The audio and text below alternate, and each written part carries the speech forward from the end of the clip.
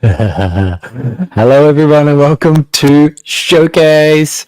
We made it. We are here. And look at this chat going already. You guys have been here for a while. The first person in the chat was Liz, and that was like 5 hours ago. That's how long you guys have been here. What an amazing day this is going to be for everyone. Oh my God, I'm super, super excited. Thank you so much for everyone being here with us today. Oh my God, we have such a big day. Hope everybody has got their water handy. We're going to be speaking about grounding a lot throughout this event. So hi, everyone. Yeah, make sure you got some snacks. Might be a good idea. I don't know if you have thought about this, but because it's on this YouTube channel, you can put it on your TV, so you can watch me and the other facilitators in the big screen, and yeah, enjoy from the comfort of your couch rather than your phone or your laptop. Anyway, oh my God. So, without further ado, what we're going to do first is we're going to just doing this in real time, guys. We are going to bring up our first facilitator. So, our first facilitator is Derek Condit, right? So, Derek is a clairvoyant, medium, seer, energy worker, but is also a hypnotherapist. He's going to be sharing his unique gifts with you. You might know Derek from many, many different podcasts. He is also the Shungite Beehive guy. So yeah, I can't wait to bring him on and share him with the world. You are watching on your TV? Excellent, excellent. Oh my God. All right, cool. I'm going to bring you up. Just give me 1 second. G'day, buddy. Hi, Jay. Happy to be here. Oh, mate, welcome to Showcase. Look at all the love in the chat, mate. Can you see the? I can. I've got the chat up, and I can feel the energy already from it, the excitement. I can feel it on this end. That's awesome. It's amazing, hey. Okay, so as I said, guys, Derek is all those things, but doesn't want to put a label on it, and you can understand. Oh, Sage is in here as well. Yep, we're all hanging out to see the gifts that you can share with the world. Stacey's here. Excellent. So I'll leave you to the floor. You got a good handle on everything, mate? Yeah. Actually, I'll jump right in, and I'll try and do my best to watch for questions in the chat room there. But yeah, I mean, a little bit more background on myself, I guess.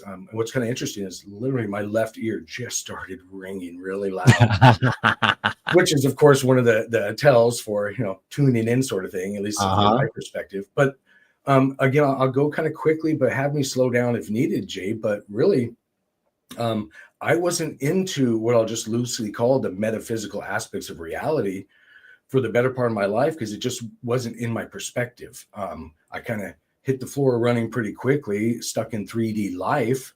So to give people a quick understanding, so the military was my first thing right out of high school. And then I was a commercial deep sea diver. Yeah. And believe it or not, a state correctional officer. Oh, wow. And now a hypnotherapist and crystal peddler, and I like to make fun of things. Crystal peddler. Crystal peddler.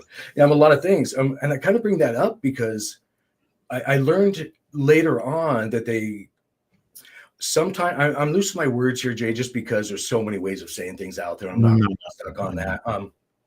But my metaphysical vision heightened. So believe it or not, when I was a correctional officer here in Washington State, and I was in maximum security prison for 16 years, my etheric sight started turning on. And I didn't know that was a thing. I started to see stuff, be it energies, and then it transitioned to entities and more. So I had to wrap my head around that. And then just, again, kind of just hit the floor running and figure it out. And so I don't really have a lot of background training on these type of things. So I'm a little neutral. So I've had a rapid expansion, and I'm no different from anyone else. We can all do these things and Yeah. any of that stuff. And I just really see it as heightened senses we use to perceive the metaphysical aspects of reality.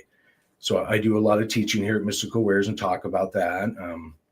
And we'll get into it because, as I told you before, that I wrote a custom script. It's a short one, everybody, so it's not going to be too long to help you. And in this case, I actually titled it Higher Self Connection and Metaphysical Activation. So, Ooh. yeah, so literally with our imagination and emotions, and those are the only tools we need, we can access those other what people call abilities, but they're senses we already have here now and instantly. And I do that sort of stuff. I'm not sure what's on video here, but I have a large chair behind me for the hypnotherapy sessions where I do things like past life regressions and talk to people, and they call them in between lives sometimes. But it's been a lot of fun to see where people wake up, you can say, and see what they perceive, especially doing those past life regressions. Yeah, yeah, absolutely. Well, mate, I'll leave the floor to you, and I'll be sitting in the green room watching you like everybody else with bated breath. Can't wait. Let's activate. Beautiful. Awesome. Thanks, mate. And so what I'm going to chat about a few things here. I did want to talk because I am kind of known as a shungite bee guy as well. And I won't get too much into this, but I'm literally holding a piece of shungite here. It's a black mineral. I'm sure most of the listeners here are aware of it, but I'm bringing it up because it is one of those tools, energy tools, that help me heighten or become more perceptive. And I may speak a little oddly because, again, I have no training in these aspects of reality. I just kind of have to wrap my own head around it. But again, that's why I brought up shungite, because when I first held the mineral or the rock shungite from Karelia, Russia, I literally had a physical sensation. It felt physical, but I definitely felt it go through me. Just think energy pulses. I later realized they were termed activations, and sometimes Kundalini activations, things like that. But remember, from a position of no background, I didn't know what was happening other than my chakras or metaphysical senses began to heighten. I would hear things. I would all of a sudden have a larger understanding or knowing, the intuitive aspects. And we're all intuitive or psychics, of course. And that's what actually led me to introduce shungite to beehives, because shungite does have an effect on harmful frequencies, and bees being extra sensitive to the energies or frequencies in our environment, they were really being affected by that. So, and this information is all on our website, but I just wanted to bring up that you can actually use shungite and think shungite paints on the outside of a beehive and form what's typically called a Faraday cage. And it stops a lot of the harmful frequencies from affecting the bees. And that's why I really wanted to talk a little bit about shungite today, because not only, and I'm wearing shungite bracelets, not just for this showcase, but I do on a daily basis and have it around, because it is one of those energy tools that are amazingly activating, you can say. So it did help me perceive more of our reality. I'm going to watch for questions as well. So I'm going to try and stay open to that, see if anybody has any in there. It looks like some of the chatters are aware of shungite and have probably used it. One of the topics I wanted to kind of get into a little bit here was to remind everybody that all of us are already all of these things. We just have to realize that and when I'm saying things, or we have these things that some people call abilities, they're understandings, and they can be activated with just aha moments or epiphanies. But it does. And then when you have these, again, you wrap your head around things in 3D reality and tie in metaphysical. Then when you get that aha or epiphany, your psychic senses, your intuitive senses, your energy perceiving senses heighten. And that's what happened to me. I do see a question in here regarding, do I prefer elite shungite compared to other types of shungite? And I actually don't. Elite shungite is the shinier type of shungite. It's really good for jewelry and things like that. but not a good idea for putting in your water for something called shungite water, because the elite or noble shungite tends to chip or shard. And of course, you don't want to consume the bits and pieces of the shungite. You want to use it energetically. So I use just regular shungite, sometimes called black shungite. If it's for water, I actually invented, well, I have a pair right here, in something called shungite water beads, but just shungite wrapped with pure silver, and you put that in your water. And that's a great question, because shungite in your water, of course, makes it living water or structured water or shungite water, but it's programmable. So if you set an intention, I'm kind of referencing my water off camera here, an intention, and you have shungite in it, it will energetically program the water, and you are made of water as well. And as long as we just have that realization and that knowing of that, it actually connects better that way. That's an interesting thing to talk about, because when I do sessions, either remote or here in my office, I get to see people's auras or biofields moving as they have thoughts. So I kind of paint the picture myself together and figure all this stuff out, and realized that when I would have a person in my office or again remotely use their imagination, and I'll just say that, let's say I was trying to get them to connect to a past loved one or something like that. So I get them to think about it. I get to see the energies around them, and it's the same, I'll just say, channel or structure of energies is when I do the psychic thing or intuition. And that's what led me to understand that our imagination is the psychic channel, you can kind of say. So I'm just making that comment so that we all stay open to it. Because early on, again, with no teachers for me or anything like that, I thought, well, I just had this impression, or how did I know that? And I would disregard it, thinking that, well, that's just my imagination. Well, that's the thing. It's kind of the psychic channel. There's some questions in here as well. Am I able to activate people? That is a thing. And when I talk about these things, we can all do these as our understandings expand. But I can do what's called energy activations. And I found that the more I perceive of the metaphysical reality, and that doesn't mean just see it, but feel it. So I actually get to see, and nowadays it's easy because it'd be kind of like what would be referred to as augmented reality.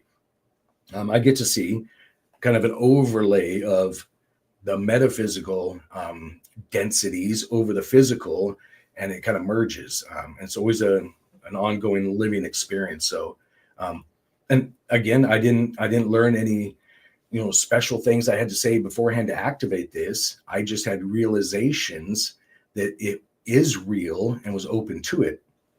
And then it started going from there. I'm going to look through these questions real quickly. Somebody's asking about shungite and moldavite. Both are meteorites. Both have what we can call higher frequencies or densities to them. And that's why I'm sitting here holding a piece of shungite off camera, because it does keep me earthed or grounded. It moves what scientists call orgone energy. So basically, I'm able to relax a little bit more. And when we can do that, we can actually heal ourselves. And that's the whole benefit of shungite. And somebody's asking about mixed powder in using with shungite in water, or mixing powder into shungite water and make shungite water. I wouldn't do that, because you don't really want to consume shungite. There have been a lot of studies done, and I've shared a lot of these studies on our website so you can see them and at least read the abstract. But basically, it's best recommended for the aspects we're all looking at in this this showcase, especially, is the energy aspect. So you don't need to consume it. You can have it around you. They have done studies to where it shows that, of course, cell phones do harm us various ways physiologically, including our vagus nerve. If you have a cell phone against your head, the studies have been shown and proven that if you then introduce shungite, you'll not only, recoup from any damage done, but overcompensate. Kind of like lifting a heavy object, your muscle tends to get bigger. And that's the effect shungite has, again, shown in labs and studies as well. But you don't need to consume it. So I wouldn't put powder in the water. I would put what we call shungite water beads or shungite nuggets, the regular ones, in the water. I'm going to just jump through the questions here and try and go really quickly. Actually, and then there's another question in there from Sammy about asking Shungite if it can help you connect to someone who's, I'll just say, transitioned. Because for me, and I have no religious background whatsoever, no training, nothing like that. So I'm kind of a blank slate. So when my sight turned on, for example, I would have a person in my office here, I'd do a session with them, and they'd want to connect to so-and-so that had maybe passed on earlier. Once I think about them, the entity standing off to their side for me, and I get to literally visually, it's kind of hard to say, see them and then communicate. And Shungite does help me do that because it gets all the excess frequencies or energies off of me. I'll just say the buildup, so then I can more clearly perceive the metaphysical reality. And that's just the best way I can wrap my head around it and describe it.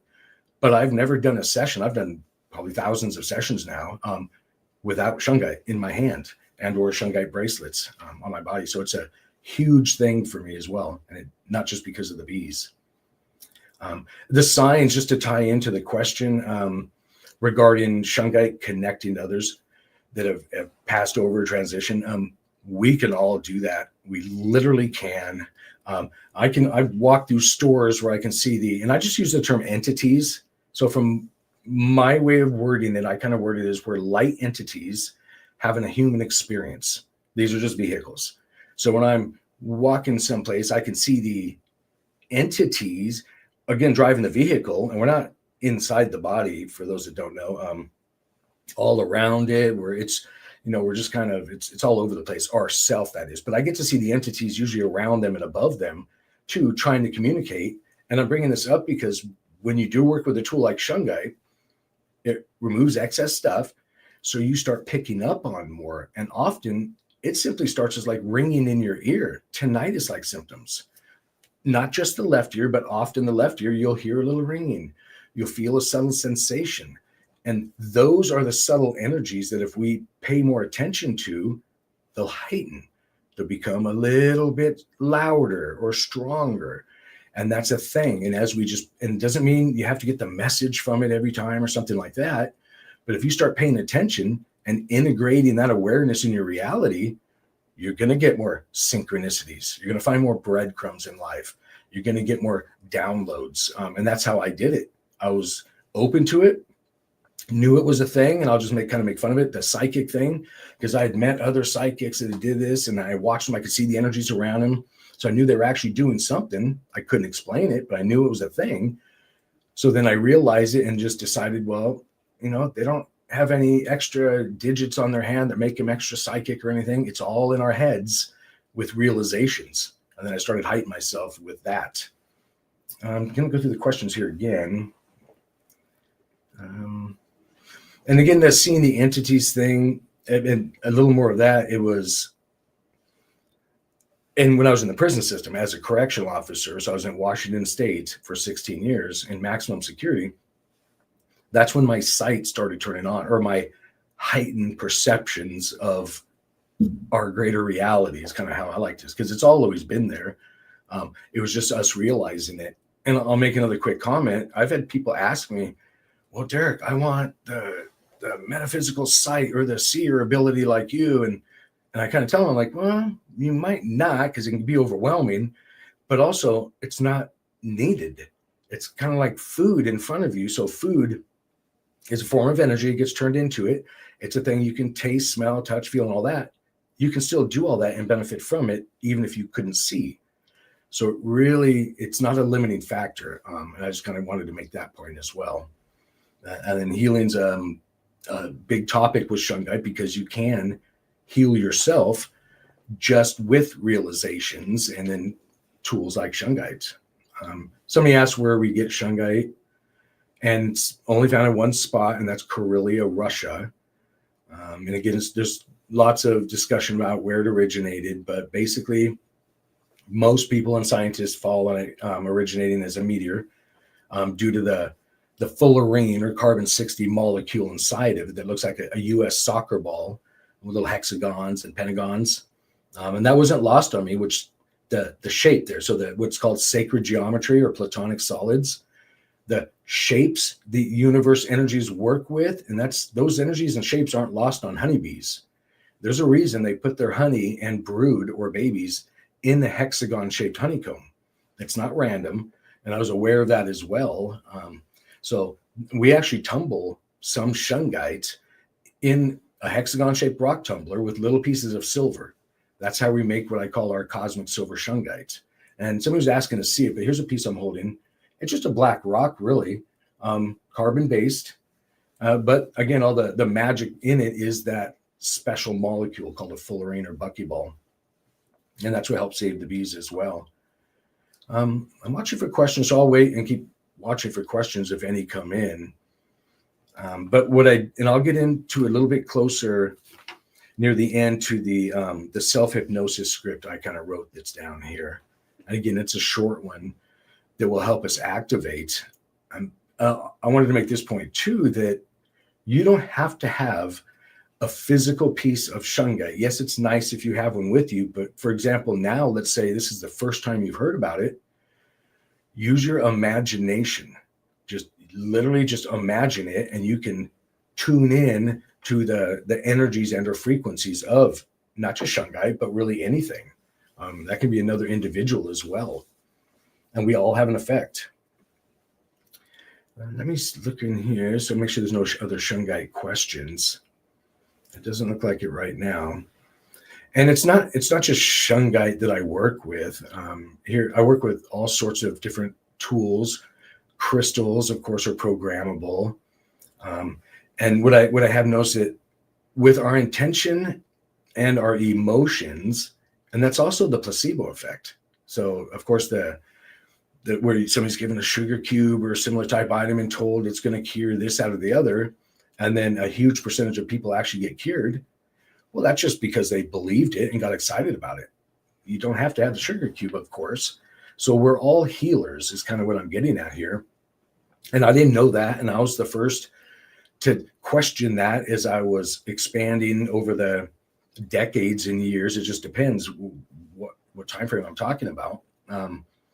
But we are all healers. And it's, again, use your imagination and emotion. So just imagine yourself already healed and get excited that it happened. So I've gone through some training. It's called Reiki Master Certification Training. I like the term energy worker, and I'm only bringing that up. And I don't do Reiki. I use love energy. I just prefer that term. I'm not a big fan of following set recipes, and I kind of term it like that. So I learned to work energies and got certain certifications, but I want to make the point that during that training, so my site was already on. So for example, when I was getting training, there was maybe another dozen people getting that certification. They were, and we all were being taught, for example, let's say I had a broken arm here.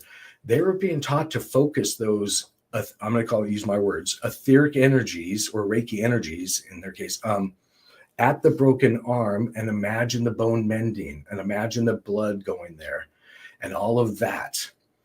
But with my site, what I got to see, and I kind of get to cheat, I joke about it, is I realized that, we should be imagining and getting excited that the bone is already healed. It doesn't need any healing. Time's not a factor we need to work into our recipes of healing. I learned that was a limiting aspect.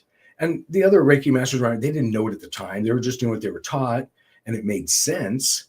But when I started perceiving, it's kind of interesting, but I'm also what's loosely called a medical intuitive. I can see into a person's body and see physiological structures, not just energetically, but physical ones. So then I would perceive things like that and realize that, we were actually programming that person's aura or biofield for perpetual healing by imagining it healing, where it behooved us to just imagine it already healed. And then your body will match that. And that was, again, these different realizations I had to have just to expand my understanding from the healer aspect. And I do want to tell this short, kind of quick story because it gets the point across. When I was a commercial deep sea diver, so I used to work off oil rigs down in the Gulf of Mexico for a time. Underwater, a lot of stuff happening. I had a drill go through my hand partially, and you won't be able to see it now because of the camera and all of that. You wouldn't anyway, but I had a scar is my point. At some point I had the realization that, and I was told during some class, who knows where, that every 7 years, the skin cells on our body have regenerated. So they're not the same cells that were there approximately 7 years ago. Your organs at a different rate, and all varies, but for your skin cells, it's 7 years. Well, then I had the epiphany or aha moment. So I had the realization. I looked at my hand and I had a scar on there from however many years ago it happened when I first started realizing this. And I realized, because my sight turned on, I could see that the injury, we'll call it, was in my aura, not my physical body. So then I used my imagination and emotions. Remember, I'm just a very blunt person, so I'm telling you exactly how I did it, to get excited and imagine that my aura was already healed from that injury. And as time progressed, there's that word time, and it happens very fast, it can happen instant, your physical body will heal off your aura. It's not the opposite. So when I first started expanding my awareness, I was told or read a certain book or heard on a podcast or something that my aura is responding to my physical body. But when I started perceiving auras and biofields, I started realizing it was it was the exact opposite. So if we actually just had that realization, and it wasn't a special code I learned to do it, I had an epiphany. Oh, I'm not my body. So I can literally use my imagination and emotions to affect the metaphysical, and then the physical will match that. So yeah, and again, you can't see, but the scar is gone. And we can all do these things. If it's a scar in your hand or a damaged liver, and this has all been shown scientifically as well. I just like to expand on from, kind of layman's terms and show that we can all do these things. I'm trying to see if there are any other questions. And yeah, it's more on the question. So if you imagine your aura and body healed, because you're not your body, that's a vehicle. Your body will manifest off your thoughts and emotions, and any energy issues you have. So I can look, when I do sessions here, I can look at I first perceive them energetically, and I'll see, for example, a disruption around their midsection. Often the energy disruption around the midsection will manifest a symptom of a tummy issue in the physical. So it's everything opposite. And just, again, by having those realizations, you can really affect yourself, because then you realize that you can have an effect on it. I'm going to look and see if there's, again, in chat there, I prefer the term energy worker too. I'm not huge on titles and things like that. We do need to get the point across from time to time. But we are all these things, every one of us, we really are. Another aspect I wanted to share was, when I had the realization that time wasn't a thing, again, it brings me back into sessions, and people would ask me about what they call a past life. And for me, in my vision, it kind of goes off to the left of the individual speaking to me. I tuned in on the past life, and I actually get a hazy, looks kind of like a video, I guess you can say. But that happened, and I'm bringing this up for a reason, because all of a sudden, when I'm speaking to the client in front of me and they're asking about this past life, and in my head, I'm already aware there's no past lives or concurrent lives. Well, that individual in that concurrent life turned around and acknowledged me. And that's where I actually had my epiphany or aha moment. I had the realization that, oh, it's kind of like video on demand. These lifetimes, we're calling them, are all happening at once. It's just wherever our focus is or perception. And I didn't know how to wrap my head around that until I started doing, what we loosely call psychic sessions, and then perceiving and kind of figuring it out. And again, when I thought I was watching a video, for lack of a better way of describing it, of a past life for the first however many sessions, until a person in that other life, again, she turned around and looked at me, and she was an intuitive in that life and started chatting with me. And then I had to wrap my head around it a little bit. And then by just having those moments, those epiphanies or realizations that everything's happening all at once, you can do that, my awareness expanded. One way of describing this, I got more radio stations to choose from when I heighten my chakras. Odd way of saying it, but it gets the point across. And there might be another way of saying it, but I just don't know. Again, no training here. And the same thing goes forward, because it's not linear, and I'm talking about time. So future lives, really, again, they all happen at once.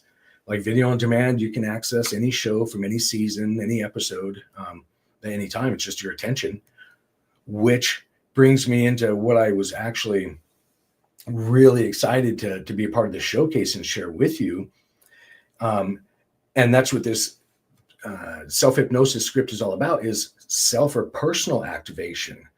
We can do these things with realizations. They're not abilities you have to learn. You don't need somebody to dub you or tap you on the shoulder and title you this, that, or the other. It's literally an awareness and not something you have to memorize. Again, I like to call them epiphanies or aha moments. And as I realized that all of our lifetimes, again, for just an easy way of me saying it, from my perspective, they all happen at once. Well, then you can integrate other aspects of yourself from those lifetimes into this one. And it's not a limiting thing like I have to bring it forward from the past and remember this or there. Nothing's out of reach. Your ingredients cabinet is there all the time. We'll just call it in your kitchen. You just have to have the realization, and you don't have to see it. Just have the thought, just decide, get excited that you're actually becoming more intuitive. You're picking up on subtle energies better, whatever it is you're wanting to do.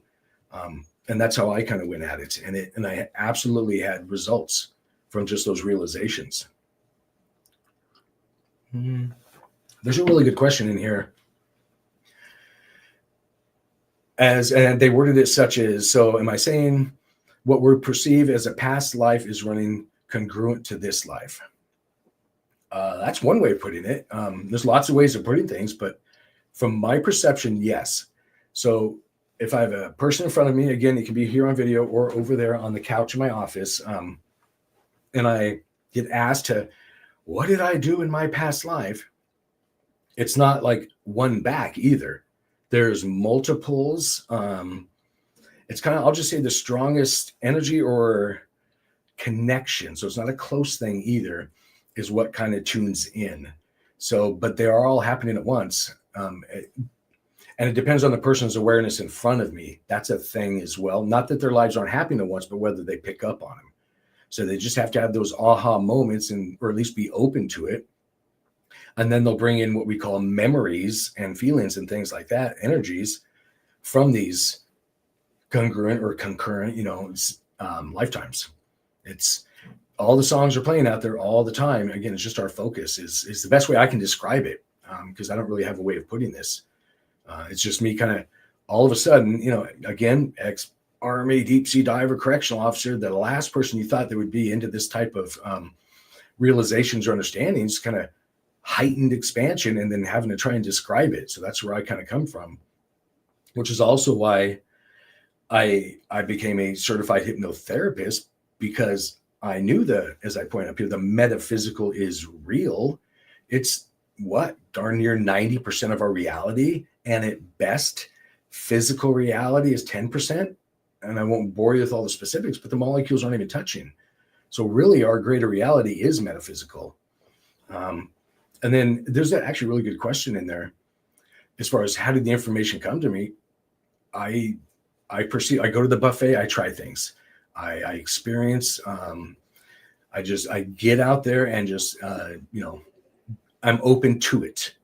And then I have certain realizations. So if I'm doing the intuition thing or psychic pulling information, that heightens as I'm more open to it, and I just get more information. For example, if I watch a TV show or read a book or something, it's almost like there's just as many hidden chapters in there that I get access to. And again, we can all do this. In the military, when I was there, we call it remote viewing. So we were limited to visually seeing things. But then again, after I got out, I started realizing, well, wait a minute, this is remote perceiving, because when I had the realization that I could focus in or tune into a concurrent lifetime that's happening right now, I didn't just view it. I all of a sudden started smelling things in there, and I didn't know that was even a thing. And that's when I'm like, oh, wait a minute, how am I smelling this? And then because I was limited in my thoughts. So now I call it remote perceive.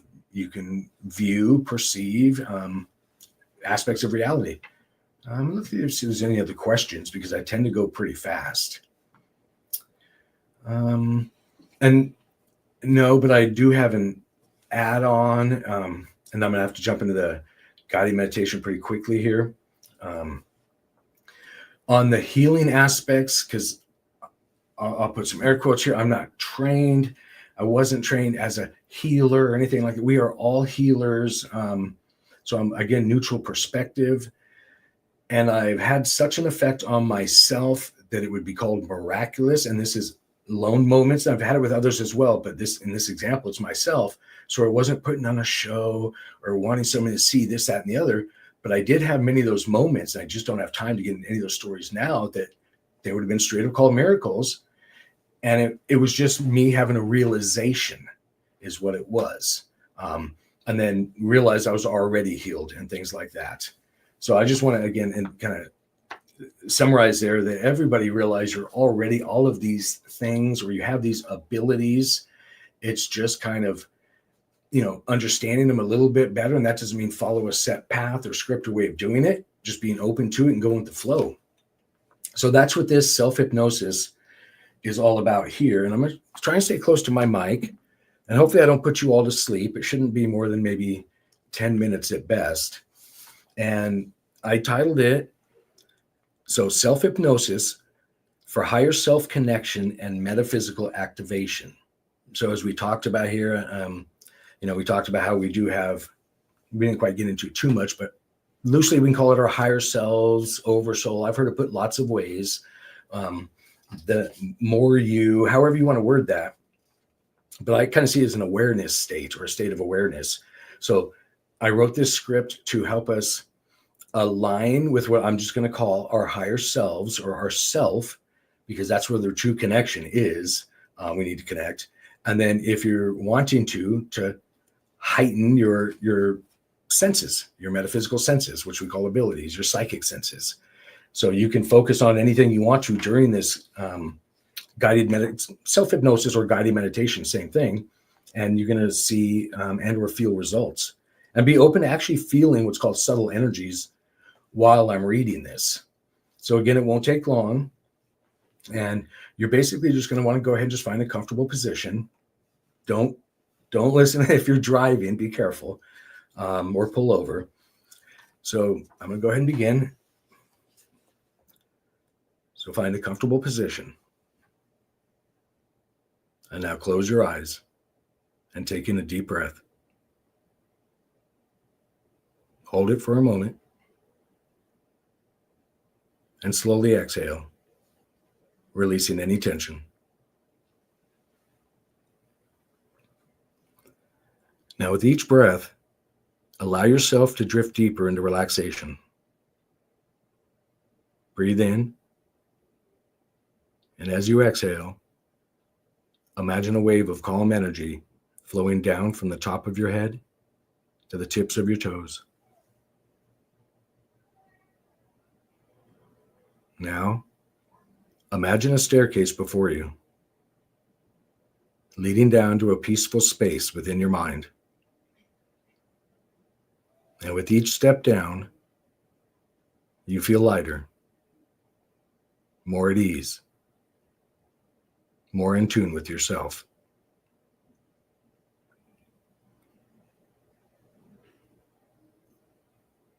Ten. You take a step down, going deeper and deeper. 9. 8. Deeper and deeper. 7. You're feeling the calm space within. 6. 5. Going inward. 4. 3. Finding inner peace. 2. Feeling completely calm. And 1. You are now in a tranquil space, a sacred place within. Here, Your conscious mind quiets and your awareness expands. In this space, you become aware of a warm, radiant light above you. This light is your higher self, your eternal wisdom, your purest essence. As you breathe, this light gently flows down, enveloping you in a warm knowing. Feel it filling your heart, mind, and body. Awakening dormant abilities, enhancing your metaphysical senses. You may begin to notice subtle shifts, perhaps a tingling in your hands, a gentle pressure around your third eye, or a deep sense of inner knowing.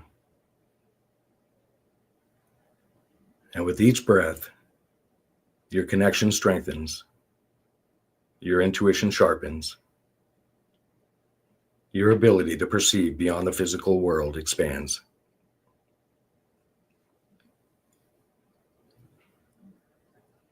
Now, in your mind's eye, see or sense a doorway before you. This doorway leads to a deeper understanding, heightened perception, and limitless awareness.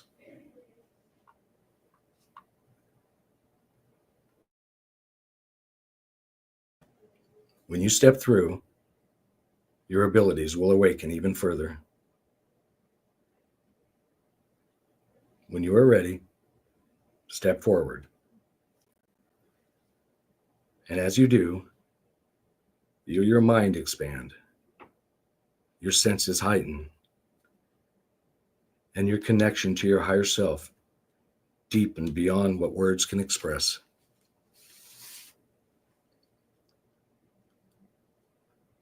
Now take a moment to absorb this energy.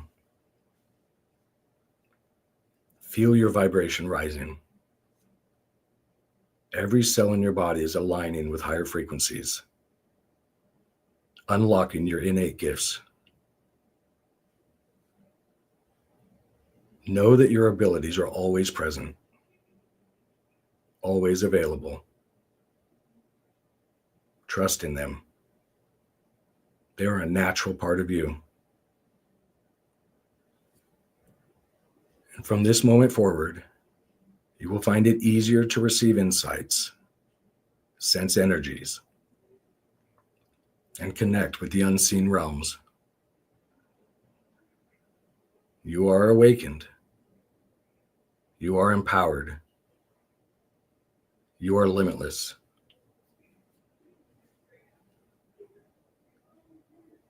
Now it's time to return, bringing with you all the wisdom.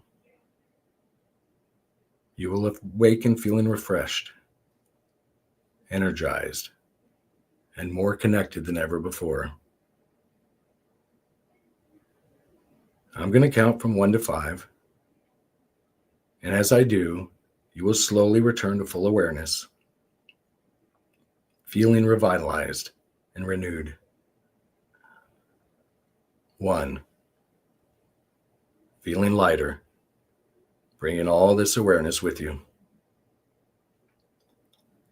2, your energy is balanced, clear, and vibrant. 3, returning to full consciousness, feeling refreshed and empowered. 4, awareness flowing back to the present moment. And 5, eyes open, fully awake, feeling amazing. And know that your higher self is with you, and trust in your gifts. So self-hypnosis recordings, and that wasn't a recording, of course, that was live. can help us each expand into our perception. I do want to mention I've made a lot of these available for free on YouTube just for that reason.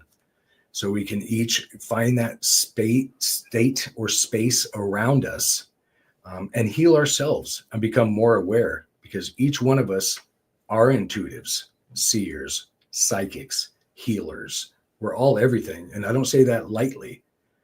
We just need to step into it. And I'm open if there were any other potential questions in chat.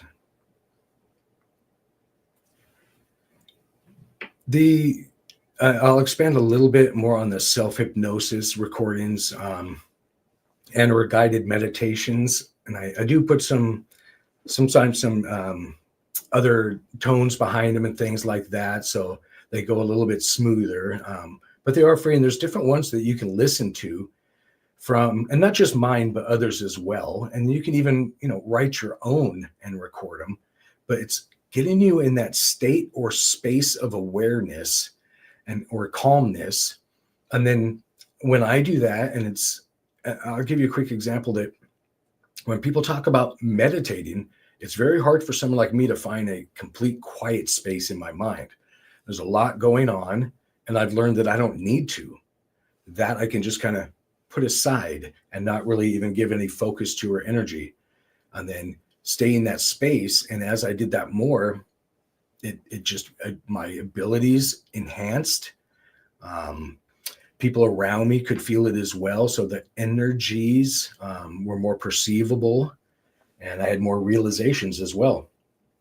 And then just, again, bringing it back into Shungite, it was a huge tool for me to heighten my subtle energy perceptions. So then I could really pick up on it. I'm looking to see if there are any more questions in here. I think we have a question from Ty as far as what might I recommend for those wanting to enhance their own metaphysical capabilities is from physical, as I mentioned, Shungite, but really it's our own thoughts. And it took me a while to really wrap my head around that myself, that really my thoughts and feelings actually affect what I call physical reality.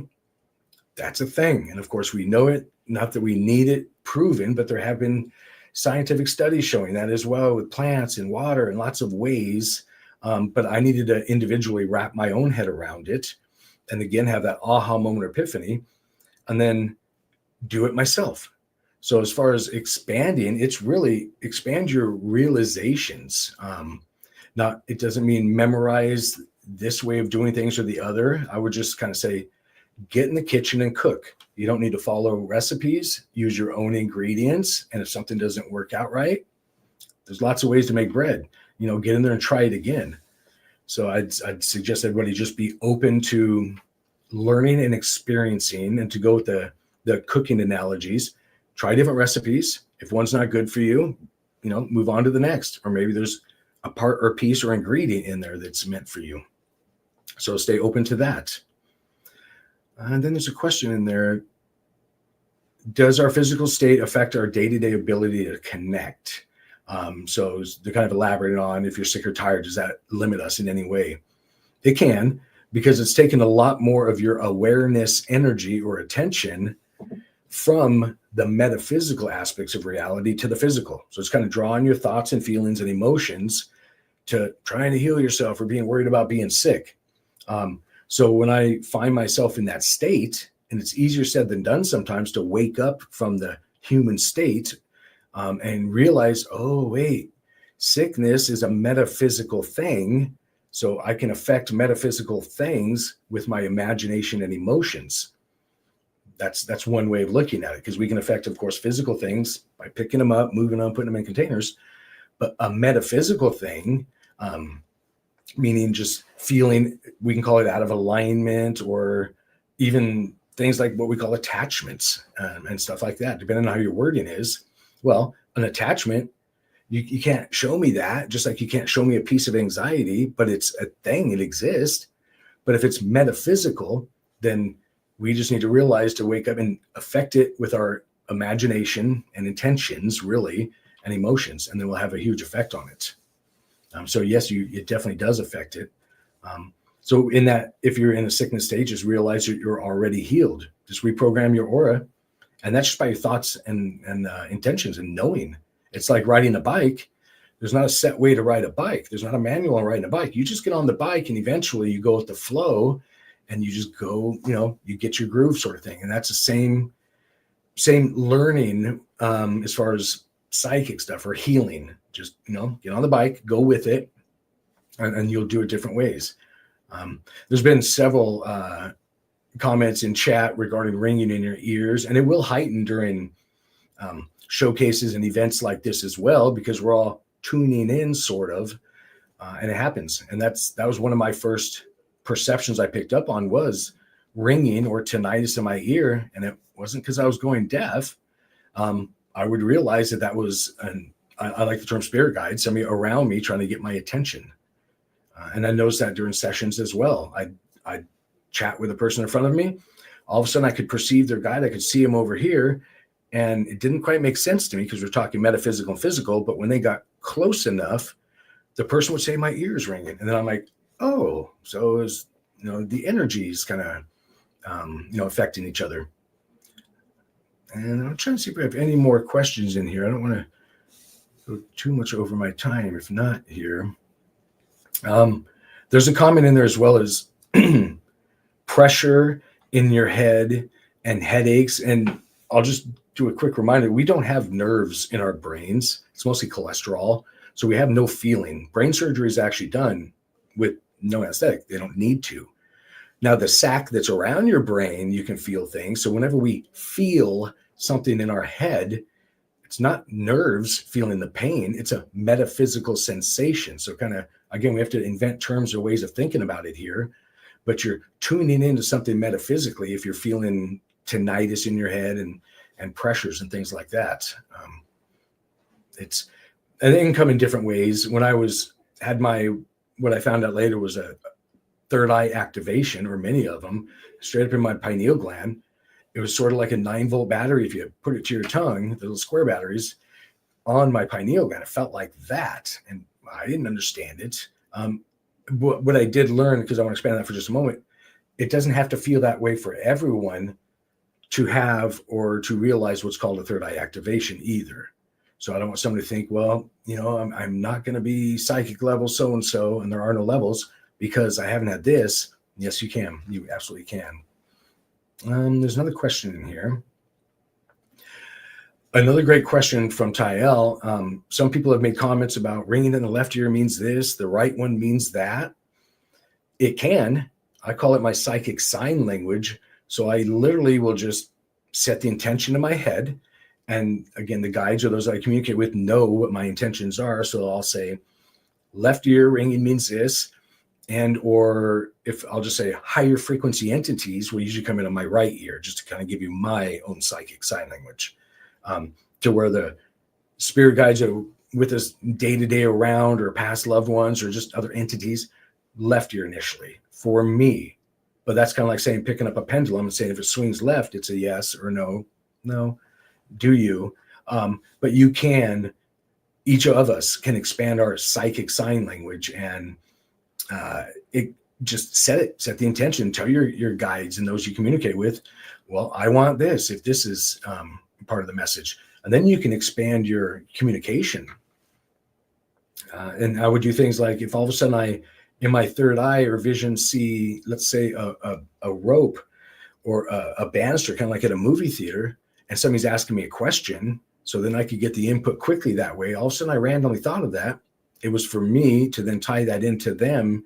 So for me, the rope or banister means kind of maybe wait, maybe you need to wait in line or something, or wait for the right moment, or to give me that kind of impression is why I'm mentioning that. So they can come in different ways. And then you can apply your own understanding to it, and then it'll start working that way. So it's not like, well, if somebody sees a hawk, well, the hawk means the same thing to everybody, or it can vary. But you can expand your own, what I'm calling psychic sign language.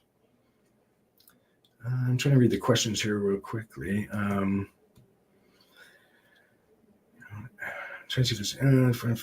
Oh, some people have saying about ringing in the ears a lot, and it happens. I have had individuals who've had ringing in the ears for the whole life and painfully slow or so.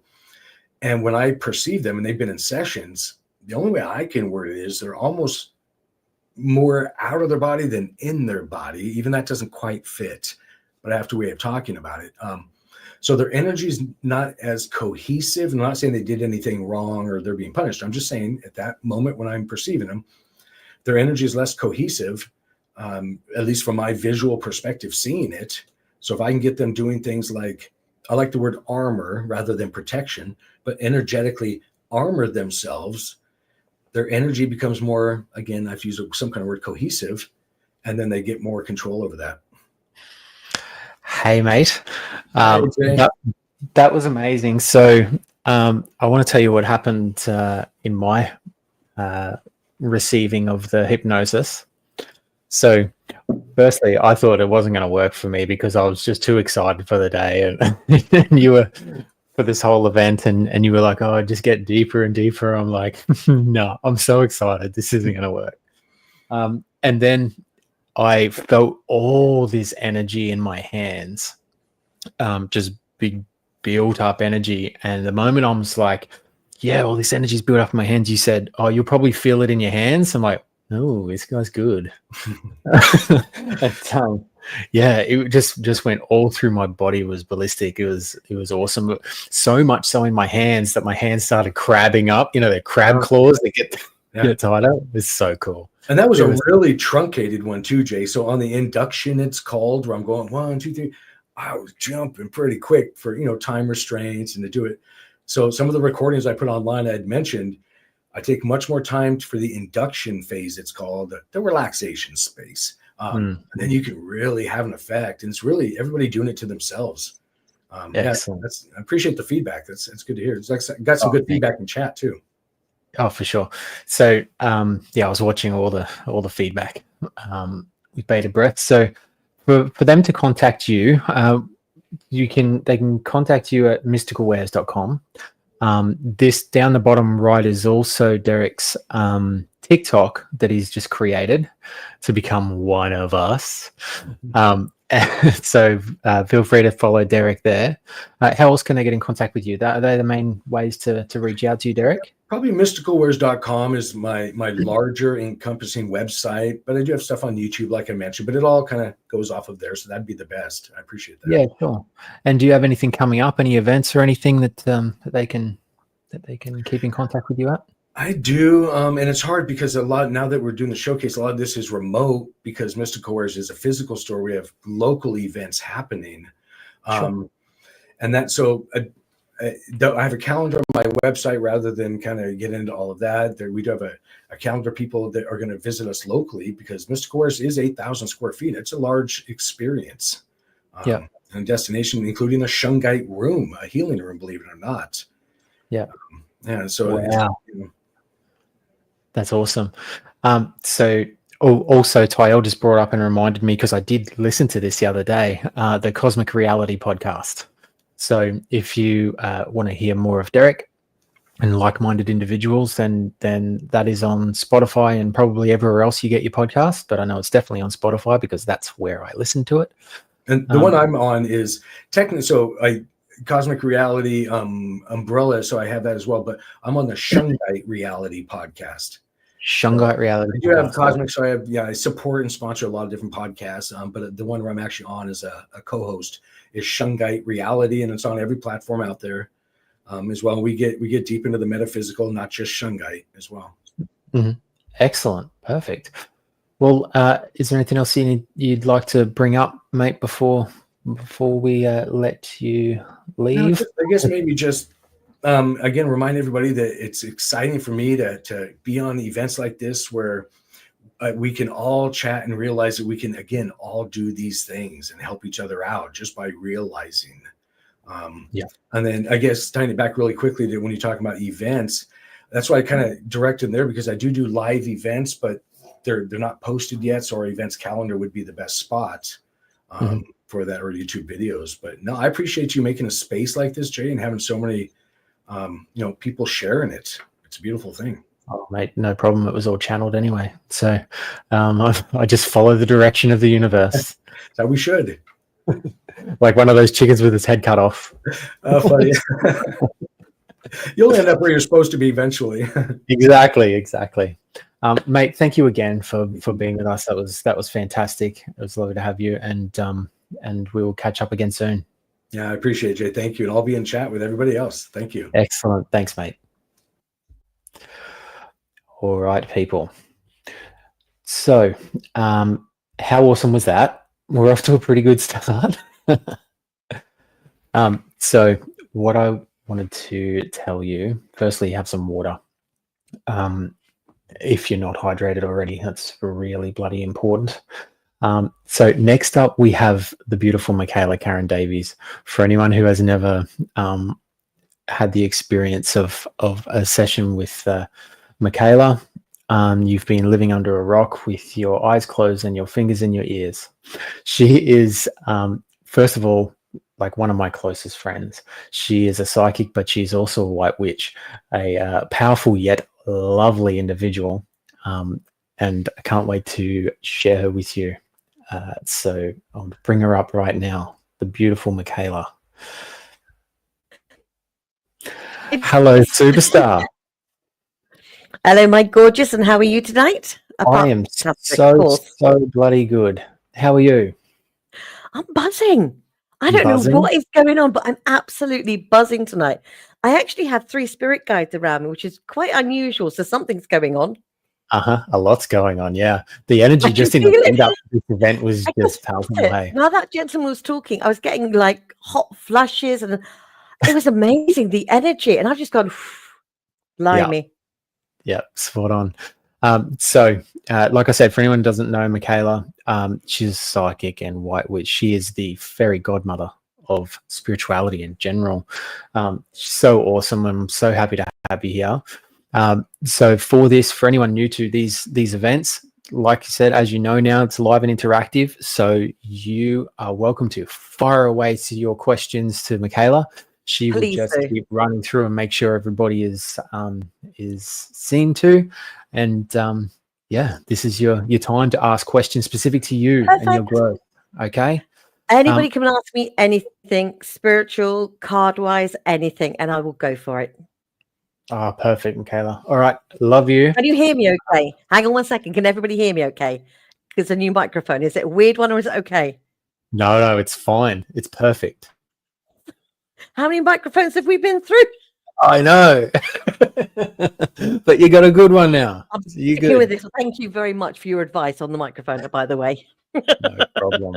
I've ordered another one too, but goes there. Right. Awesome. Let's get this show started. All right, lovely. I'll talk to you soon. Love you bits. Bye. Okay, everybody. Does anybody have any questions for me, or does anybody have anything that what I need to? Hello, Mr. Larry, my little darling, and how are you this evening?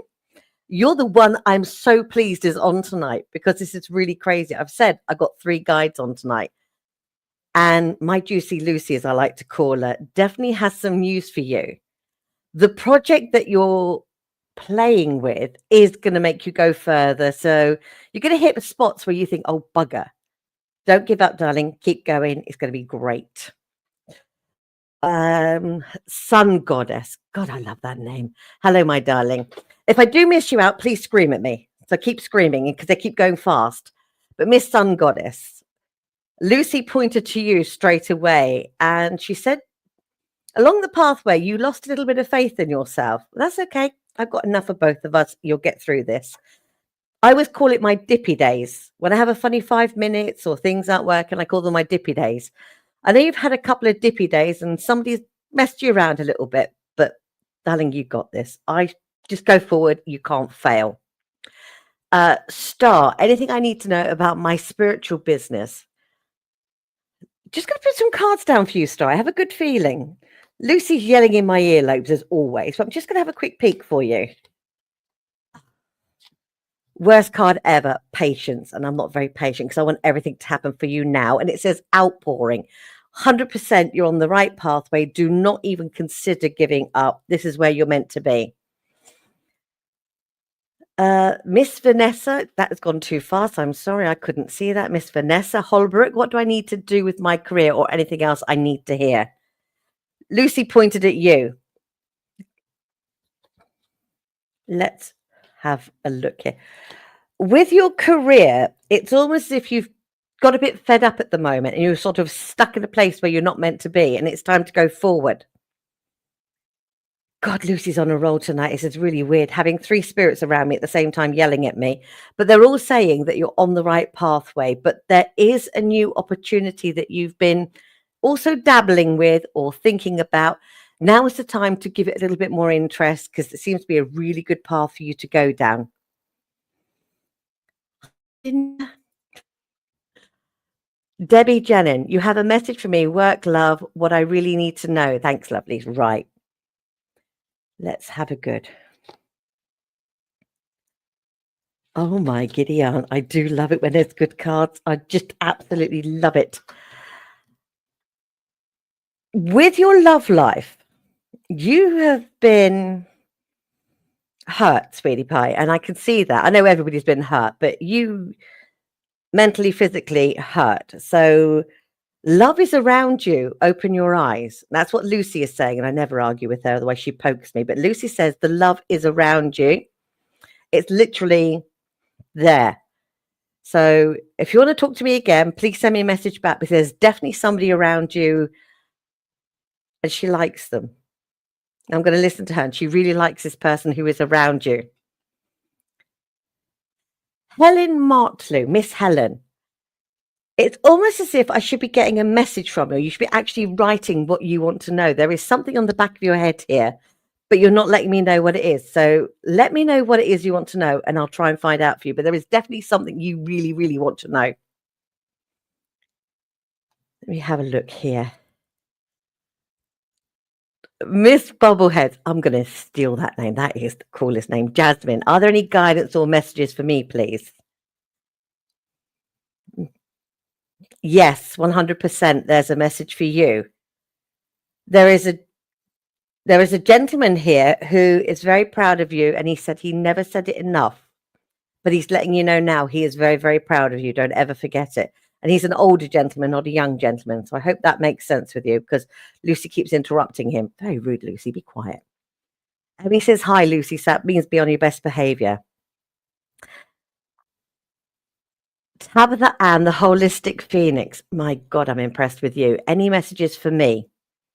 You see, you are so talented, young lady, and you're not believing in yourself enough, which we all go through this. I go through it. We all go through it. Dippy days.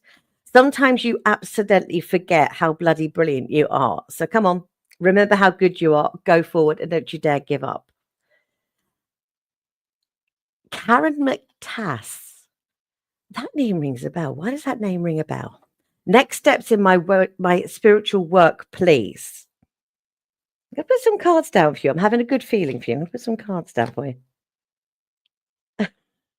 Right. I'm having definitely take some action now. Do the thing that's on your mind and go for it. I do have the chaos card here, which is someone around you has been causing you a little bit of chaos and messing with your energies. Push their energy away. You really don't need negative energy around you. You only need good energy. So push the negative away.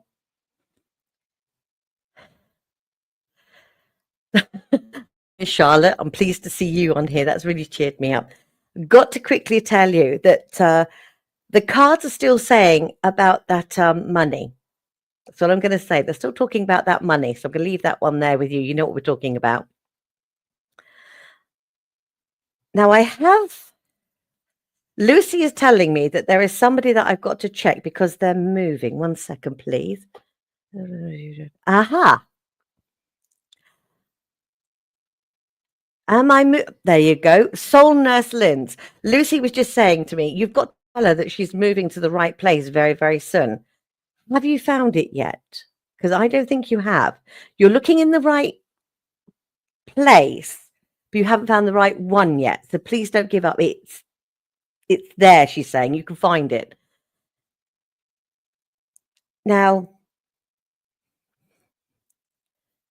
This is the house you're meant to buy or rent, whatever it is you're going to. No, you're meant to buy one. You're going to have a new house that you're going to buy in the future. And it's so special and it's so spiritual. And there's something that's on the front of the house. And I'm seeing a sun, but I don't know if it's hanging like a wind chime or something, but there's a sun there. And Lucy's showing me a sun. So just to let you know, there's definitely a sun. Goodness gracious me. I'm terrible at this. Sorry. Right. I have always at a choice, Virginia, a work update. 100% there is a new action coming your way where you've been held back from where you're supposed to be. And I don't like you've been held back from where you're meant to be. It's like you're pushing forward and you're slogging to get forward. And every time you get to a certain point, you get pulled back again. Good news is that you're on the right pathway and there's an opportunity coming your way that I want you to grab with both hands and go for it and do not let go. And I mean, seriously, do not let go. I like the idea that the position and the money will put a bigger smile on your face. Also, I can see a new animal. So there you go.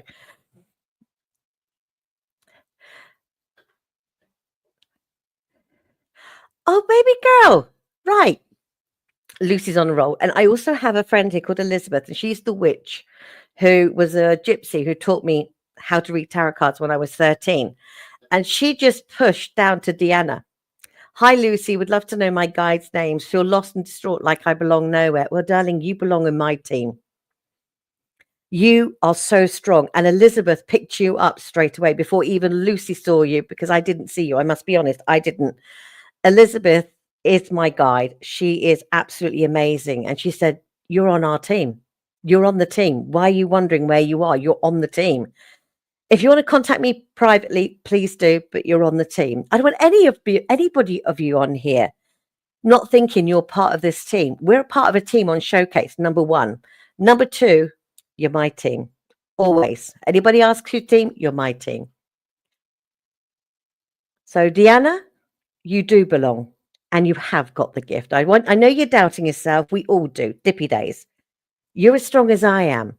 Maybe a little bit stronger sometimes. So I want you to stop thinking that you haven't got this, because you've got this. No, you got this. Don't even argue with yourself. Auntie Michaela's telling you, you've got this. Yoga Mum, any messages regarding the big changes coming? Yeah, there is.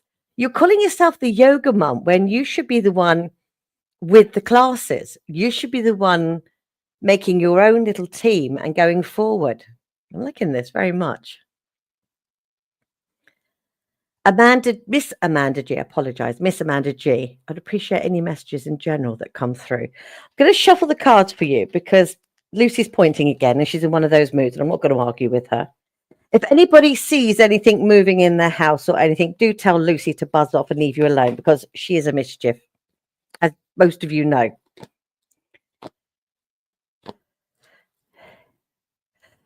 Miss Amanda.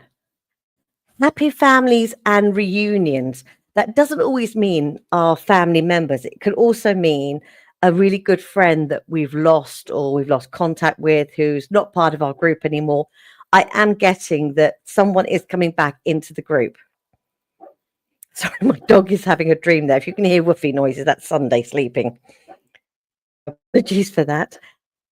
But there is a reunion with some friends that you haven't seen for a while. You need to get back out there. It's like you've sort of cocooned yourself a little bit away from people. Dippy day. Oh, IG. I don't have an iPhone. I have the cheap old Android. Sorry about that, guys. I can't work them. Old lady here. Miss Tracy Lawrence, I sure would love a message. Well, my sweet pea, you've got one. I just love it when the guys come forward and say, yes, here we go. That's your message. Whoa. Yeah, when they're good, they're good. Inspiration and power is coming your way, and there is nothing you could do to stop it. The inspiration, the power, everything is coming towards you.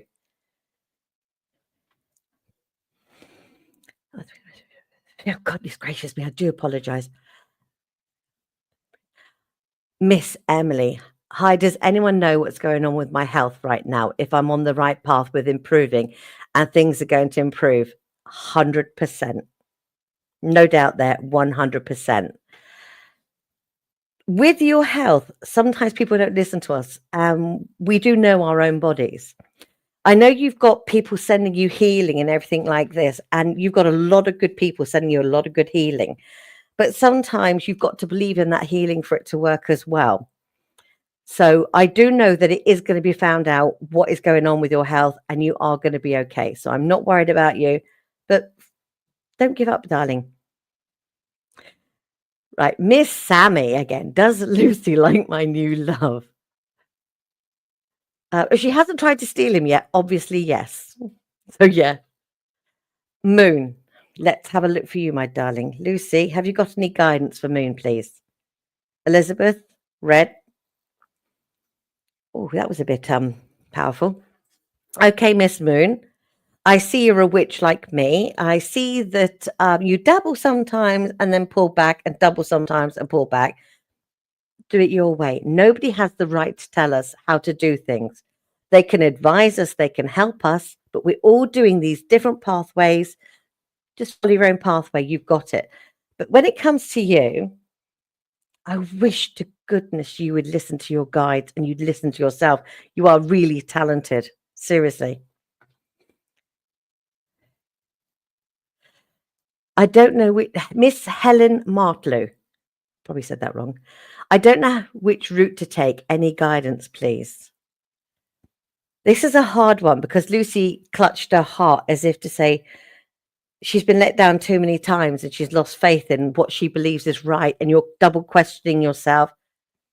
Dippy Day, you could do this. You've got this. And the message and the guidance for you is come back stronger. You get dragged down. You come back stronger.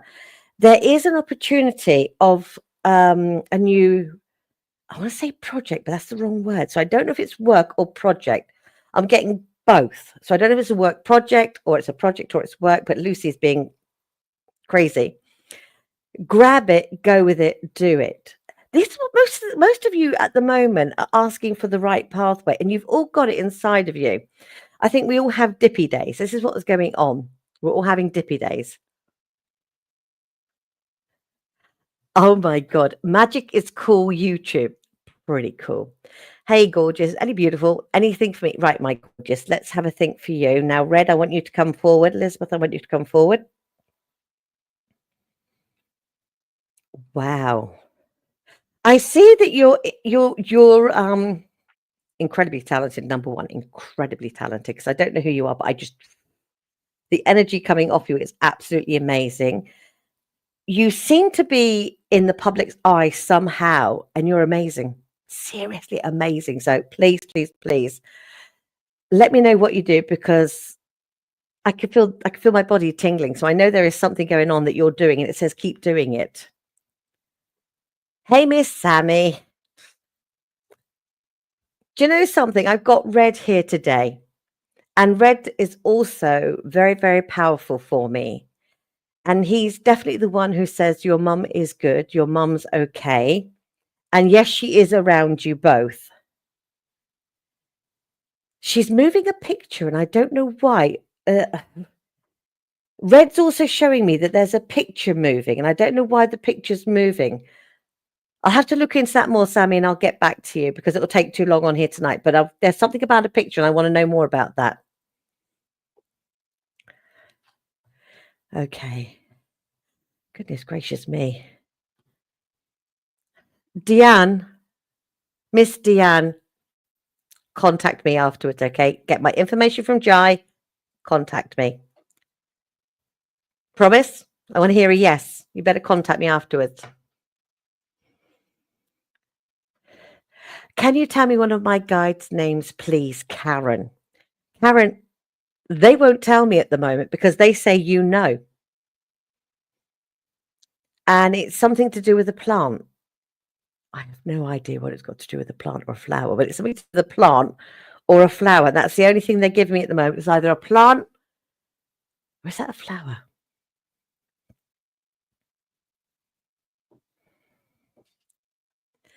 Right. You have to let me know on that one, but I'm definitely getting that. Okay. Mira B, Miss Mira B, could I have some guidance, please? Right. I'm going to put cards down for you. I keep getting the odd things. Lucy says put the cards down. Red says listen to him. The dog snoring. Oh, it's that freaking patient card again. It's also the loneliness card, which I really don't like about you, darling. You've kind of pulled yourself into a little cocoon to protect yourself again. We all do that. I do it. Everyone does it. But now it's time to come out of your cocoon and to let people back into your life again. All of you need to talk to each other, because some of us all forget sometimes that there are other people out there struggling as well as us. So we do need to sometimes kick our friends' bums and say, hey, come on, I'm still here. What can I do for you? So anybody who's having a dippy day, let me know. Mr. James Davies. Well, from a Davies to a Davis, let's have a look here.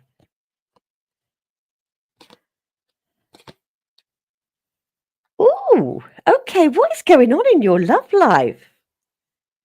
I've got red saying one thing and the card saying another. Number one, there is somebody around you who hurt you, and I think you still have feelings for that person, but I don't know if they're the right person for you at this moment. Maybe a little bit later on they'll be the right person, but at this moment, for some reason, they're not. I don't know if it's their problem or you're suffering with something, but at this moment, just for now, they're not the right person. But they better hurry up, because I can see quite a bit of love around you on its way. Kind of a bit, I like that one. Miss Vanessa Holbrook, is there love in the cards for me, or is being single a better option? Oh, darling, you're not going to be single. So sorry about that. You can just forget about being single. That's out the window. I'm trying not to laugh. They're all burst out laughing when they read that with me, and they've all said, nah. So the best advice I can tell you is be careful. There's quite a lot of love on the way, and some of them, definite no. Trust that little voice inside of you that says scammer or not quite for me or whatever, or ask people you trust. But yeah, love is definitely on the way, and you could forget about being single, because that's not happening. 100% not happening. Do I know when love is coming? Yeah. And no, I am not telling you, because they've said let it happen naturally. But March is a good month, isn't it? That's all I'm saying. March is a good month. Lucy sounds like my mum moving stuff to get attention. Sounds right to me. You can hear her. It's like I've got Red, Lucy, and Elizabeth here, so they're all going crazy. Right, Miss Yaga Mum, you're already teaching classes for 20 years. I think you're amazing. But there's something else you're going to teach. Don't forget, some of us can't do yoga because of medical reasons. Stupid reasons, but we can't do it. So if you can do chair yoga and stuff for me, count me in. But there is something else that you're going to do. I don't know whether it's something else to do with yoga or something completely different, but there's a special little something coming up. And I think you've already had the idea. Maybe it's selling something for yoga. I don't know. Whatever it is, my darling, it's extra money in your pocket. And if someone's doing well, it makes me happy. And I love it when people do well. Oh, Miss Amanda G, I adore you. Your 17-year-old daughter has been very distant. And yes, I have been a bit of a recluse. Daughters are evil sometimes. I've got one. And sometimes she'll talk to me and sometimes she doesn't. And we just go, yeah, and take another day. So it's not you, it's her. So don't worry about that. And you have been a recluse. You need to get your bum outside a little bit, please. Oh, Instagram. I was meaning Instagram. I'm a blonde, Debbie. Well, white, but I'm a blonde. What do you think? Sammy, do you both still see me having a baby this year? You know the answer to that one. And Vanessa, we've spoken to you, so I know damn well you're not going to be single for much longer.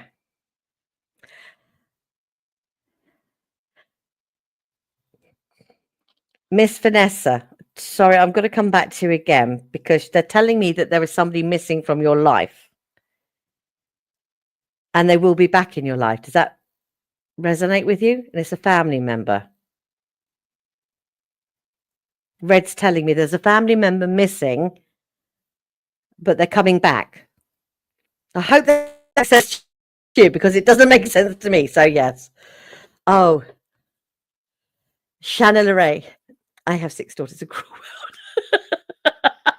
Yeah, love our daughters. Yeah, I think it's payback for our mums.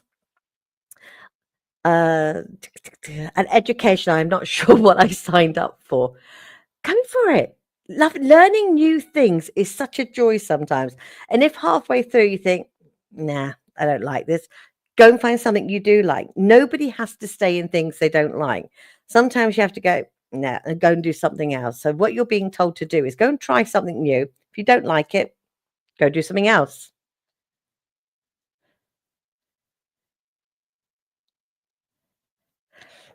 Moon, Michaela, do you see me change my career this year?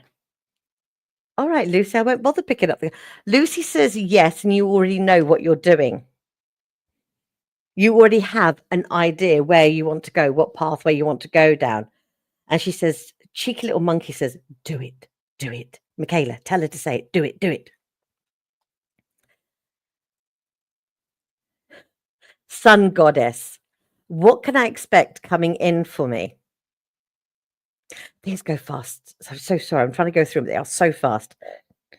What can I expect? Come on, Red. You come forward this time. Everybody else keeps talking over you. You come forward and you tell me. Miss Sun Goddess would like to know what's coming in for her.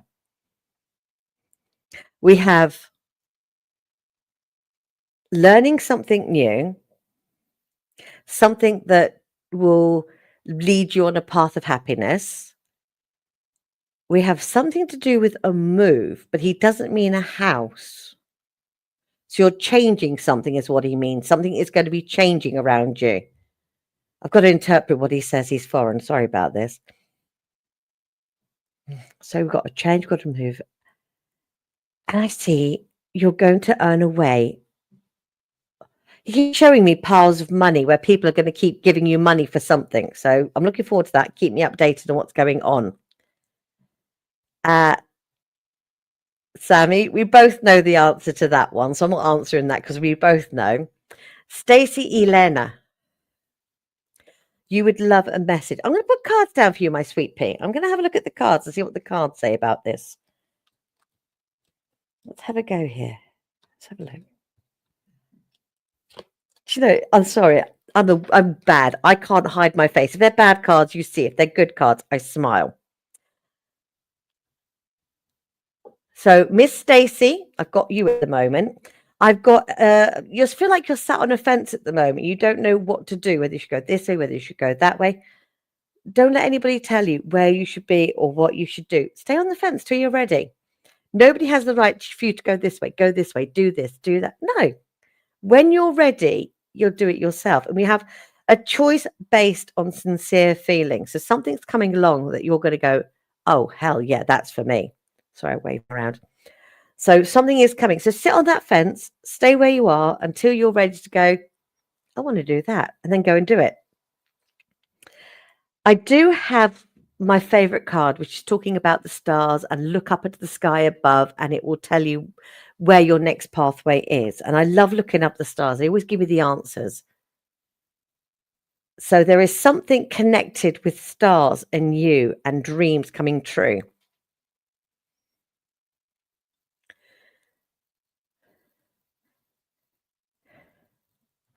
Sorry about this. So we're going to go read affairs, but you know what actual says. Have a good day. Is my new creative career I'm stepping into going to bring me vicarious opportunities? Miss Emily, 100%. This is the one for you. 100% you need to go for this. Anything, Miss Yoga Man, Yoga Mom. Anything I should know before I maneuver a 20-year marriage ending? Yes, come and visit me in Spain. There's too many men over here. We need more women. But seriously, my darling, take it day to day, minute by minute. It's not easy. Even if you've fallen apart, there are always these unresidued feelings, whether they're anger, happiness, sadness, love, whatever. Take it minute by minute, day by day. please don't push too hard on yourself, because I know you're one of these people who gets things done and you just get on with it and you kind of put your feelings at the back. You always put everybody else before you. This is the one time you're the important person. Nobody else is important. You are important. So just take it minute by minute.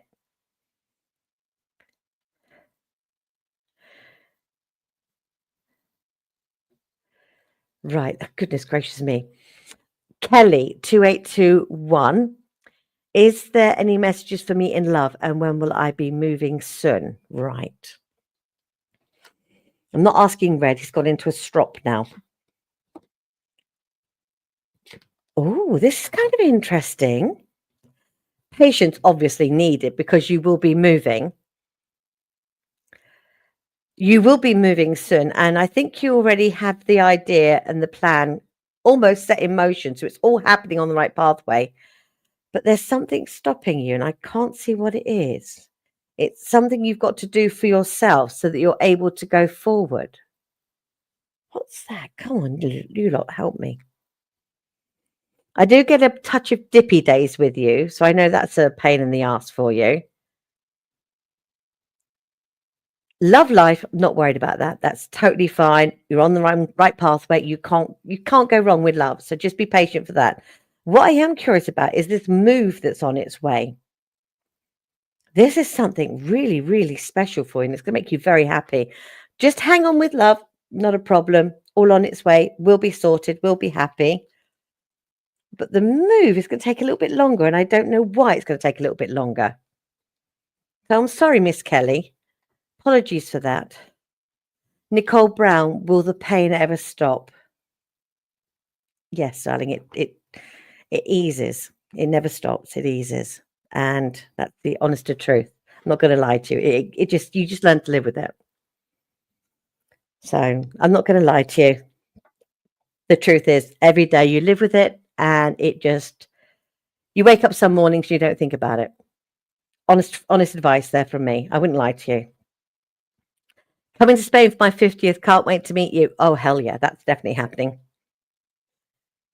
I'm so sorry if I keep missing you. I'm honestly, truthfully not meaning to. There's just so many messages that I'm trying to get through. So I feel really, really horrible.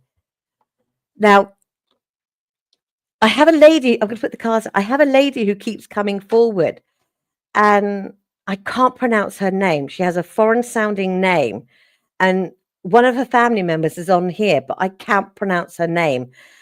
And she passed away maybe a year ago, possibly less. It was last year, she's saying, last year.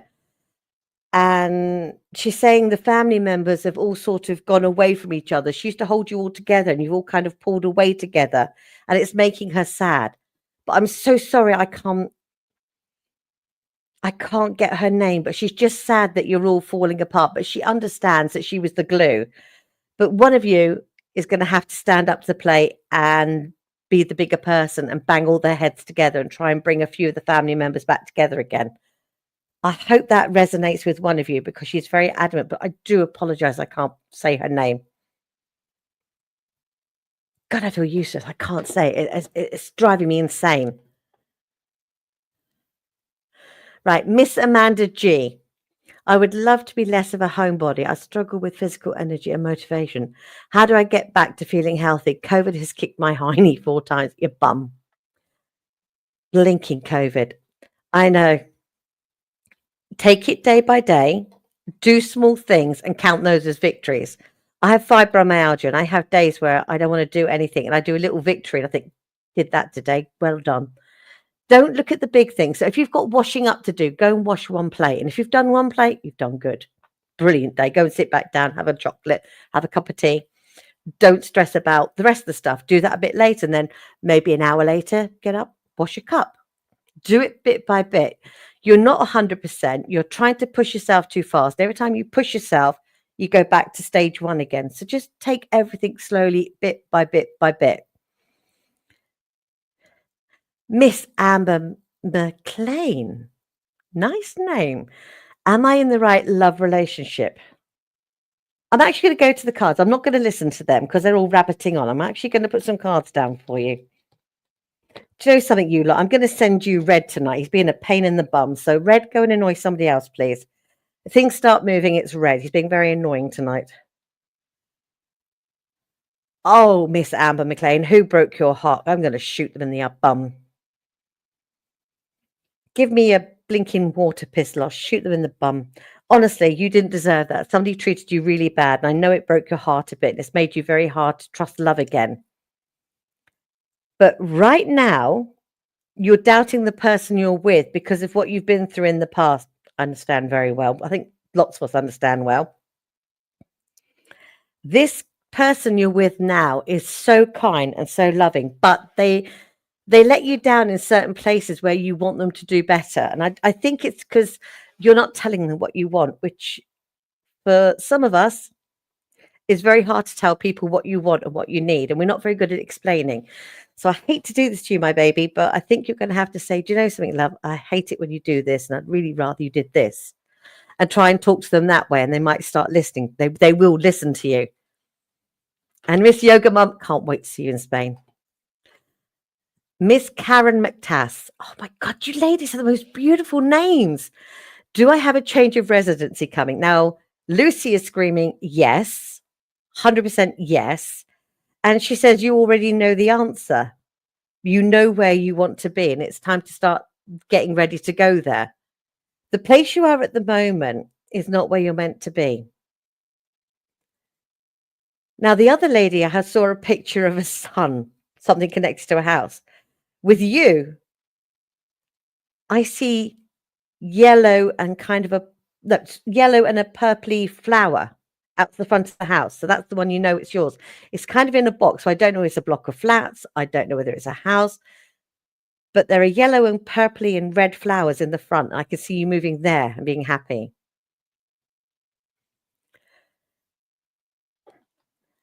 Miss Star, will we be buying a house this year or will it be longer? Oh, no, it's this year. Lucy said, new house, and pointed to Star. So I've got to tell you, Miss Star. Juicy Lucy says, this year, new house. Not going to doubt her, even though she's pain in the bum. Goodness gracious me. I've got loads of... Nick, oh, sorry, you said we're pain. Relate deeply. You get nothing. Yeah. Helps the mushrooms, 2 tens units. Deanne 63, we are so going to talk. You're not getting out of this. You and I, we're going to be a team. Everybody send her lots of love. She's going through a lot at the moment. And I'm not going to bring it up on here, but Miss Diana, because Deanna is going through a lot. So I want everyone to send her a bit of love. Miss Kelly 282, am I on the right path? 100% are you on the right path? Absolutely 100% on the right path. There is a little curveball coming your way, and I'm quite pleased about it. There's an opportunity of earning money. I love it when people earn money. It makes me so happy. Opportunity to earn some more money, and that's going to put a big smile on your face. I don't think money's the problem. I think everything else is the problem. But money will help you quite a bit. So that's kind of good news.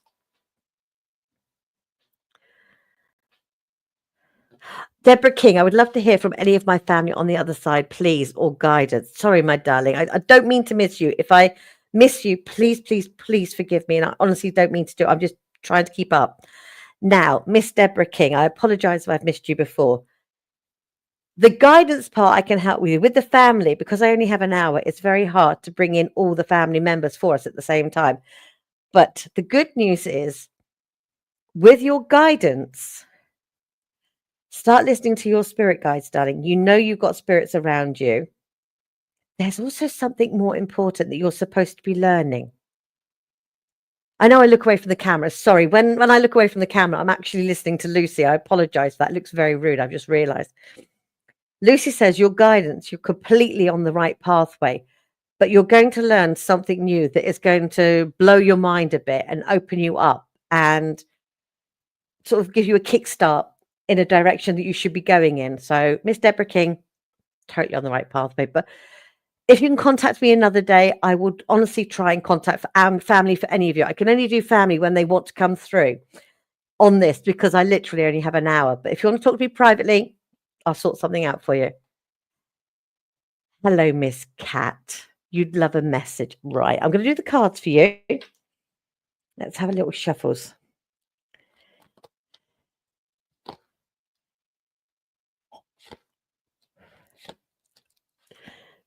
I'll be terrible at poker. Trust me, I'm terrible at it. I smile too much, but I've got a good hand. Leadership. Miss Sweet Pea, Miss Cat, you'd love the reading because you're doing the leadership card here.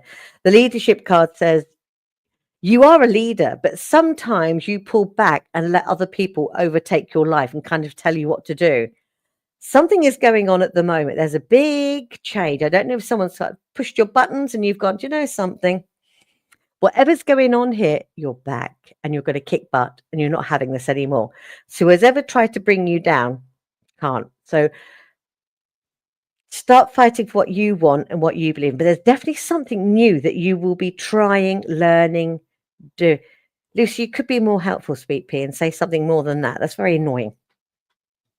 She just says, she's got it, she's got it, she's got it. And I'm like, well, give me some more information. So looking at the cards and listening to Pain in the Bum here, we think you've got it with this new opportunity coming your way, this new learning opportunity. So many more doors are opening for you.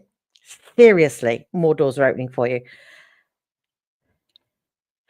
Miss Laureen Sanborn, I'm going to try and get some messages for you now.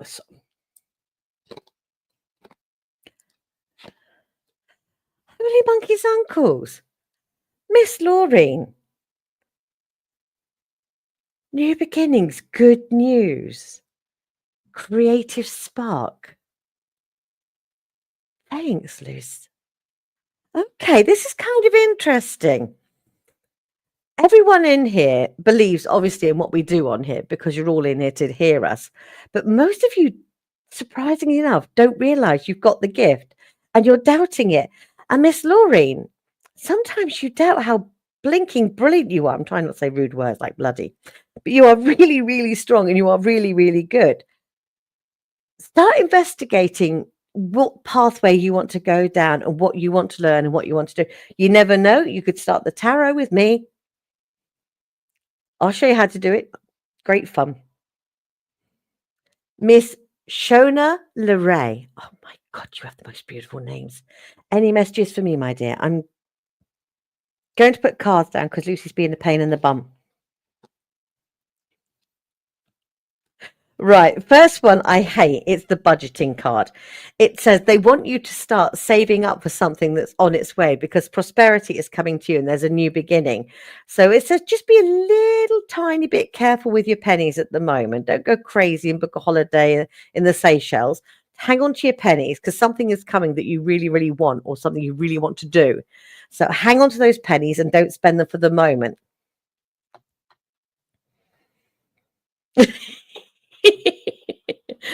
Jeepers.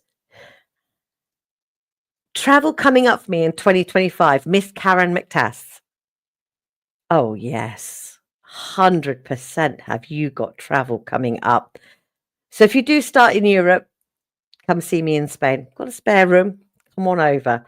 But yeah, there is definitely travel involved. But you won't be on your own when you travel. It's not a single person travel. One time there'll be two of you and sometimes there'll be 3 or 4. So I do see quite a bit of traveling. I'm not sure whereabouts you live, but I see you coming to Europe. So if you're in America, you're definitely coming to Europe. And if you're in Europe, then you're going somewhere else in Europe. I never see Europe involved.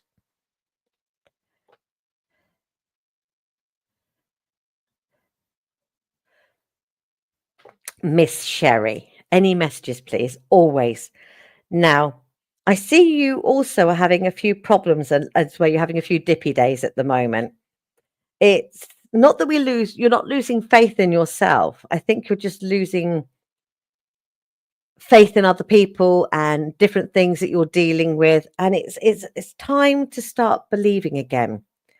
People are not letting you down. I think you think people are letting you down. They're not. They're just doing things differently than you want them to. And the communication between you and this, I think it's another female, is gone a bit skew with. So you need to sit down and try and get things back on the right pathway again, and it's going to be fine. You either decide to break whatever you've got going on and say, do you know something, this isn't working. You do yours, I'll do mine. Or you work together and make things work yourself.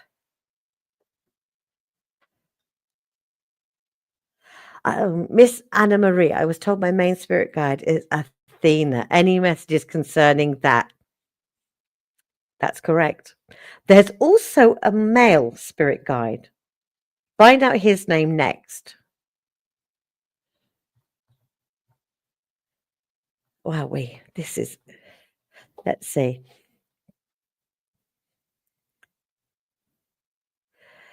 Thank you, spot on. Do you see any career changes for me? Michelle Boone. Miss Michelle, I'd like to put some cards down for you, even though Lucy is shouting like a banshee at me.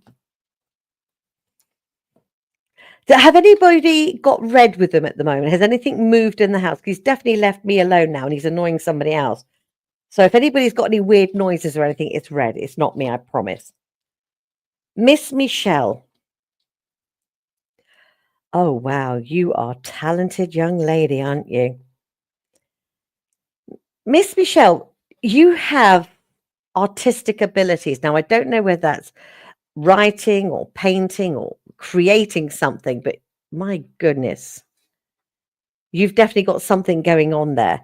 I don't say that it's going to be your 100% career, but I can see something is coming along that you're going to earn some extra pennies that way. If it is a book, I'm signing up. I want to read it. Anna Morferia. Wow, that's a hard one. Do you have any thoughts to share about America? Should I stay in Phoenix? That's a difficult one. Let me ask Lucy. Lucy, when it comes to America at the moment, she's not very happy. She doesn't like the way some people are being treated over there, basically women. So she's kind of a bit miffed with America at the moment, I must admit. But to be honest with you, you are such a strong woman. And if you want to get out of Phoenix and you want to move somewhere else, then you freaking well do that because you've got the energy inside of you.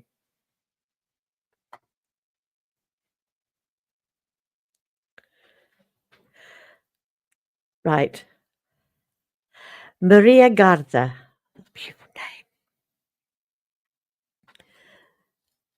Maria Garza, any messages? Why is it that is? Goodness gracious me. Okay.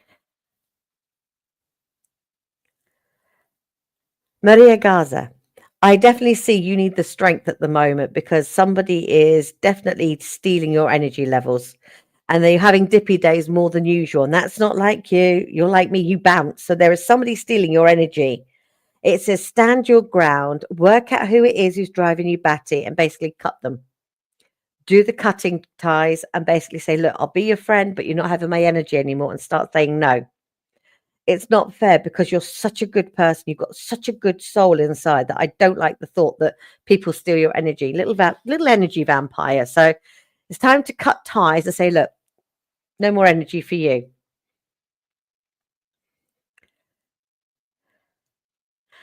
Magic is cool, YouTube. I thought I gave you a message. I apologize, darling. I thought I did earlier.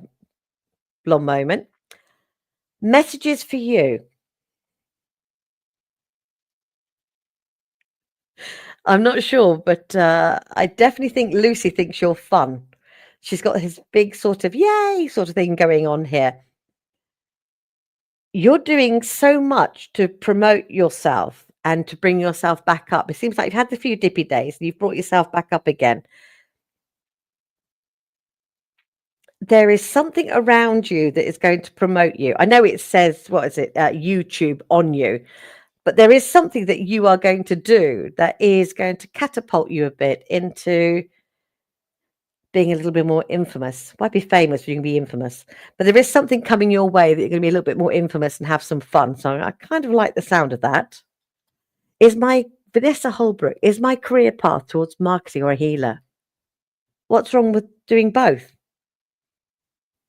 You could actually do both. There is no doubt in my mind you're a very strong woman. You could actually do both. Marketing, you're going to get your money first and have a nice safe base. And then with the healing, you can take time to heal people, get a nice little group of people up and running.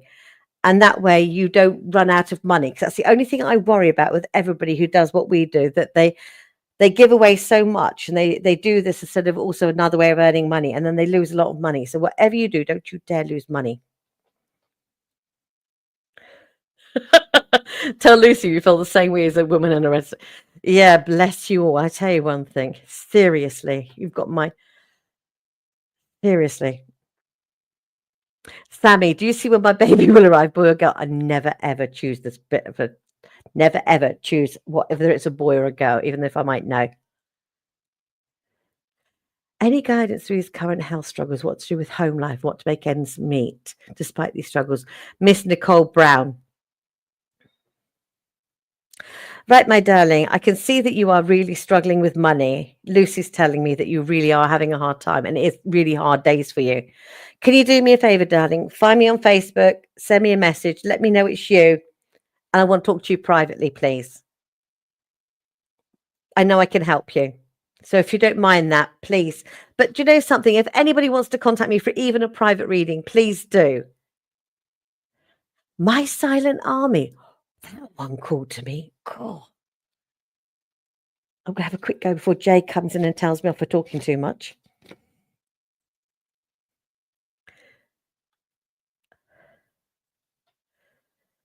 Right, where have you gone? My Silent Army, good morning. Do you have any advice for me, please? Oh, sweetheart, I do. You are very strong, energetic. When you came on, I could feel the energy even in my fingertips. Seriously. Wow. Whatever you're doing, please don't stop, because the energy in my fingertips coming from you is freaking impressive. Seriously. Oh, I'm quite impressed with you. Do you have any advice? Yeah, don't give up. Whatever you're doing at the moment, you are on the right pathway. I know dippy days are crappy and we hate dippy days. You are on the right pathway. I see money coming to somebody on here and they know who they are. And it's more money than they think. I got it wrong. It's a lot more money. Somebody I speak to privately. I've just had a look at my cards here. You know who you are. It's a hell of a lot more money than I actually thought in the first place. I apologize. Double it, triple it. You're on that. Let me see where I am. How may I best support myself and my family? Annie says connection is life. Well, my darling, I would... this is the most important thing. You have a talent that you're not using. I don't see you sort of running out the door and going to work. I see you at home working, doing something from home. And I do see you having enough money to support you and your family. So that's not going to be a problem. So Miss Anna, say connect is life. You are definitely doing something. Okay. Thank you. I'm ashamed. Great room. My Silent Army, I'm adopting you. I can tell you that straight away. I knew there was something special about you. Miss Emily, money's not going to be an issue for you. Don't you even worry about it. Relax. Don't go crazy spending your money, but just relax a little bit. You're really being tough on yourself.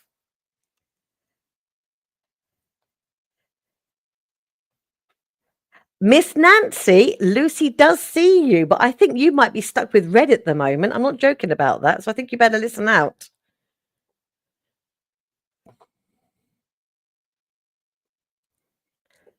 Right. I just have Magic is Cool YouTube.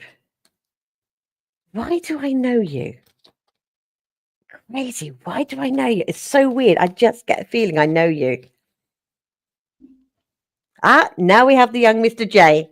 Hello, Mini Monster. Hi. That was so fun.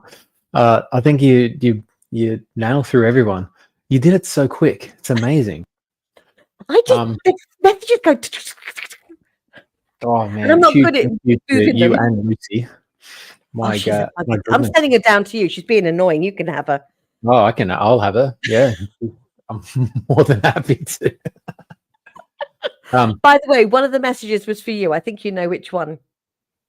I don't know. I will have to watch again. You have to watch again. I'll tell you later. Sorry. Yeah, that's true. So you can see by all the comments how much people love and appreciate you. They're amazing. As do I. So Michaela is on Facebook at Kayla Karen 1310 on Facebook. That's her. That's how I reach out to her. And I always answer. I'm a good girl. But she does. Despite the fact she's in Spain, a completely different time zone to a lot of people, she's always there. That's why she's a fairy godmother. So, Always. but I also want to talk to you about it for anyone on TikTok. Can you please follow Michaela at Michaela.Davies3, which is a different one to searching for Michaela Karen Davies. Yes, someone's made another one that's not me. Yeah, but looks more like you than you. The other one does, yeah. I know. I thought I like that photo. But anyway, so I just want to. She's relatively new to TikTok, so we just want to build up her following so she can go live on TikTok as well and Please. share her gifts. Yeah, which would be amazing. Now, if anyone wants to reach out to Karen for for Michaela for one-on-one stuff, then either do it through TikTok or through Facebook, and she will organize a special price for showcase people. Always. Yeah. I'm going to charge 30 euros, which is about 30 Australian dollars, I think. I'm not going to charge more than that, so I don't care. I'm not going to charge more than that because I know a lot of people need to talk to somebody at the moment, so that's what I'm going to charge. Yeah. Only for my new friends. Which for anyone who can work that out really simply, that is Good luck. Cheap as heck for for the amount of time that Michaela and Love puts into it. So but yes, thank you so much, Michaela. Oh, really thank you so much, guys. And thank you so much, Greg. Love you, Charlotte, and the babies, and the little babies, all of them. And you've got a girl. Good luck. Yeah, thank you.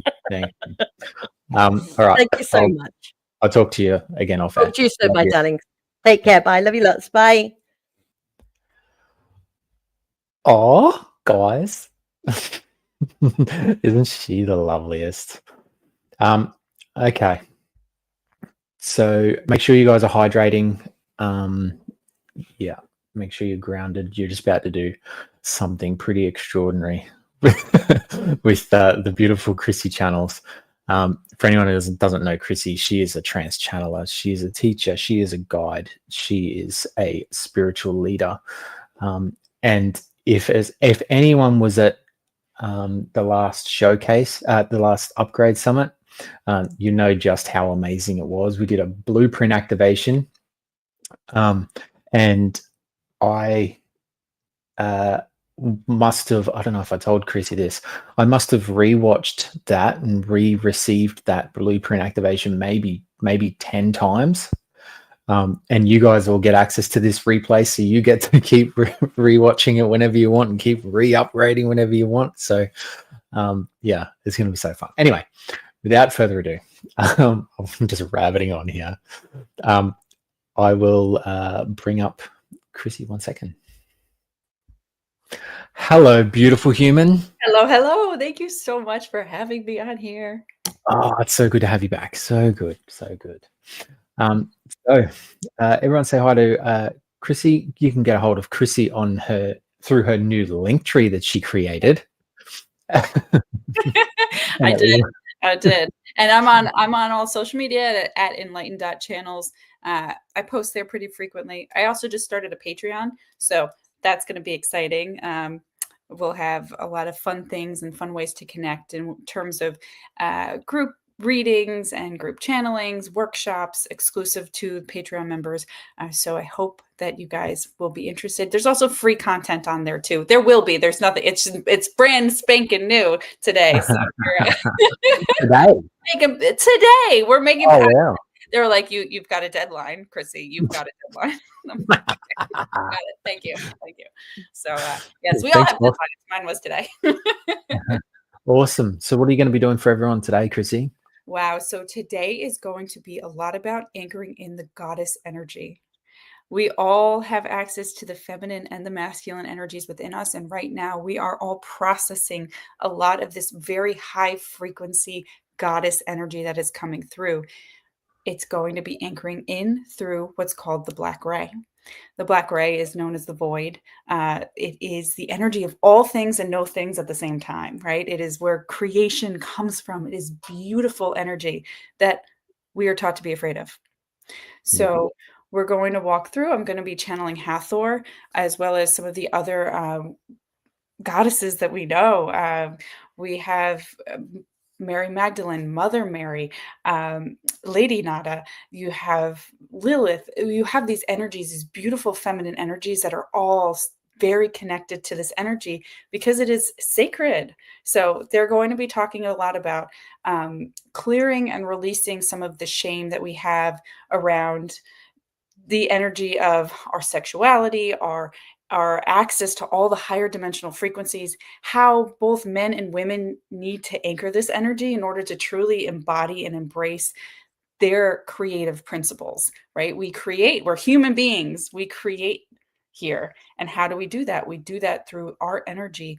And when we anchor it in without, hindrances that have been placed upon us through, sorry, I'm rambling on, hindrances that have been placed upon us through basically conditioning by people in power telling us what we can and can't do because they're afraid of how powerful we truly are. This is all about spiritual empowerment. You are everything. All of you are able to create. All of you are gods, like gods in bodies, like fractals of source. So yeah, it's incredible. So we're going to be doing some really beautiful work, beautiful channel from Hathor.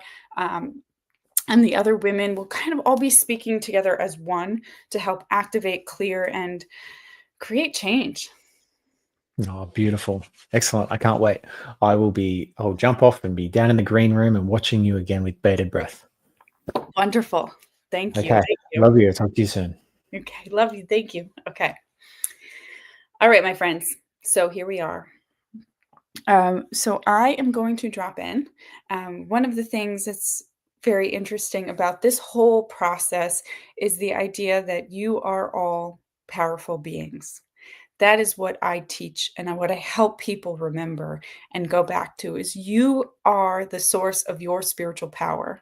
Not me. I am not. No one else is except you and your source, you and your higher self. You are all the ones that are here to create change for you, create heaven on earth for you. And we have been taught to squash a lot of those feelings, put those things down and, kind of remove them from our system. So the energy that's going to come through today is very powerful, very moving. You're going to feel it's familiar. I'm pretty confident that every single one of you will feel awakened in some way to the energy that flows through because it is going to speak to who you are at a soul level. You are the goddess. You are that energy. Men are too, right? We are masculine and feminine. We are not just one or the other. We are both, and we have to have that balance to create everything. So I am so thankful for all of you. Thank you so much for all of your hellos. I am going to exactly. It is called evil by some people. It is called because they're going to go into it and kind of address some of it. But it's the idea that when a woman, especially women, step into their true power of creation, of being able to anchor in and harness all of their spiritual energy, they can be powerful. They are not one to reckon with, right? You can create change. You don't need to be led around. You lead yourself through your intuitive senses and your strengths, and you can do these. Oh, that's cool. The crown is busted wide open. So you can do all of these things, and so this is a beautiful thing to keep in mind that. Much of what has happened in our history, what we hear in religion, a lot of the religious text that is out there is to keep us, everyone, right, on a lower level. So this is all about the empowerment of it and using the black ray and that energy of the void space to create. So I'm going to take a sip. I am a conscious channeler. I do step out though. So I remember the things, but and can kind of help connect the dots if things get lost. But we're going to go now. All right, my friends, I will see you in a little bit.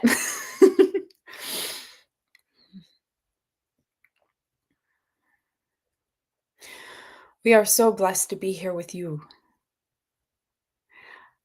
Surrounding me are the winged guides of the goddess. Each incarnation of the divine feminine comes forth with power, beauty, strength, femininity, honor.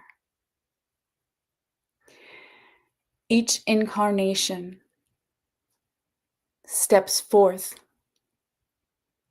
as a being capable of anchoring in the divine codes of creation itself.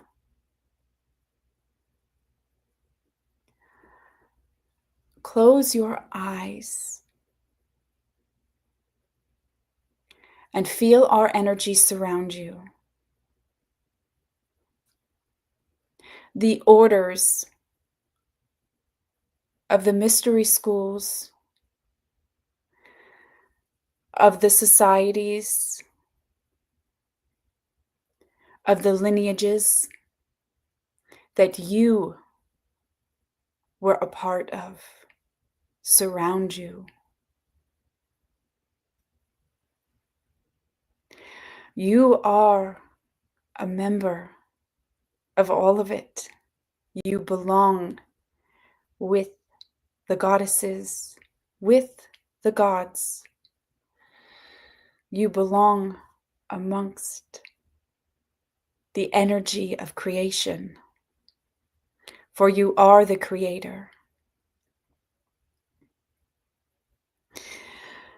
Allow our presence to resonate within each cell of your body.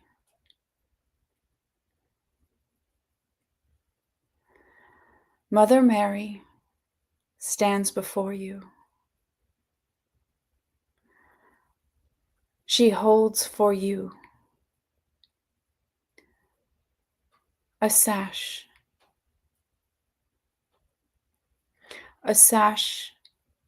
of black. It is not just black, but it shimmers with the stars of all. Everything in existence exists within this sash. She lovingly drapes it around your shoulders, and you pull it close.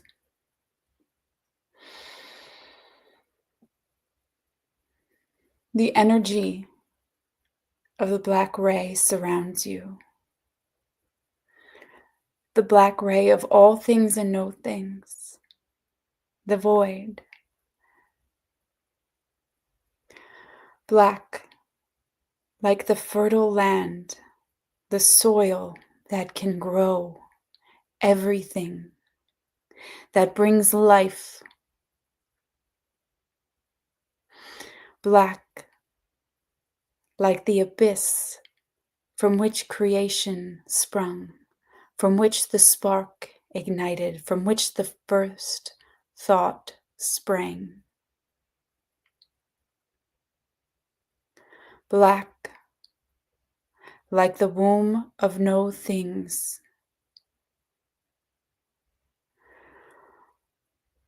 Black,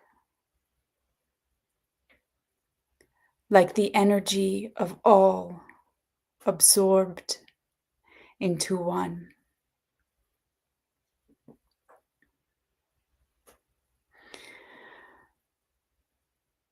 Allow the energy to integrate within you. It holds within it code that is creating and shifting each cell and electron within your system at the moment. Allow it to change the vibrational frequency of each cell, allowing it to resonate with the frequency of your higher self, Feel each version of you. Feel every sensation of you. You are source. You are creation. You are the creator and the created. You are all of it and none of it.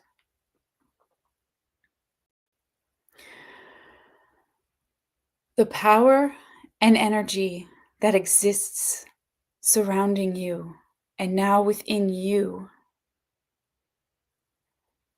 is here for you to anchor in change and elevation of who you are.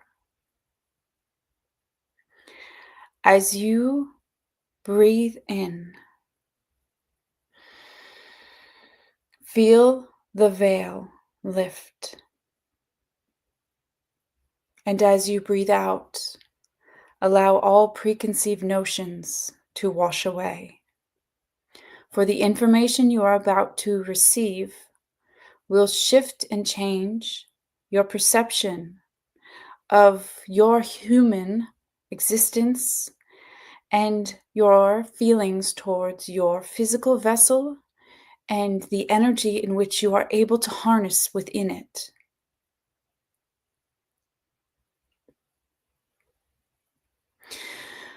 The human vessel has been given the opportunity to anchor in light code.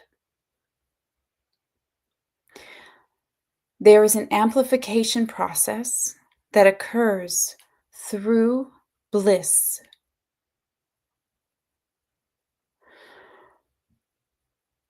The women and goddesses that you are aware of spend much time in a state of bliss, of tantric pleasure, in order to fully access the power of creation.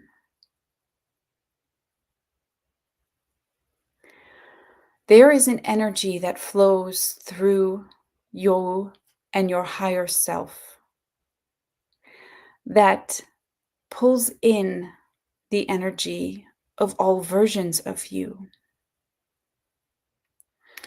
The flow of this creates a rise in what is known as your Kundalini energy. The sensations within the physical body help to harness and anchor this pleasurable sensation. It allows it to fully rise. When the energy fully elevates through the spine to the cave in your mind, to the pineal gland, and the openings within the cave of Brahma, you receive the seed of creation. This is an energetic flow that exists within you. It is in each of you. That power of creation exists in you. The seed of creation that they speak of in texts exists in you when you raise the energy. From this state of bliss, your manifestations come much more quickly. You are able to pull in and anchor the frequencies of the energetic imprints that you create through your voice and your mind into this physical reality. Because as you do this energetic practice, you are creating balance within all versions of you, bliss within all versions of you, and anchoring that energy into you through your higher self. All versions focused on one outcome, what you are choosing to manifest. There is a reason why you have experienced shame around your sexuality. There is a reason why many of the keepers of the ray have been shown as demonic or evil. It is because they existed in a state of powerful connection. They learned how to harness their own energy to create,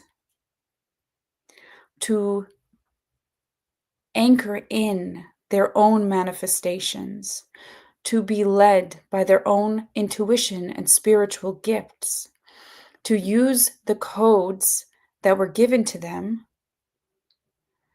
to exist in a state of heaven on earth through fully activating their own divine genome and anchoring in Christ consciousness.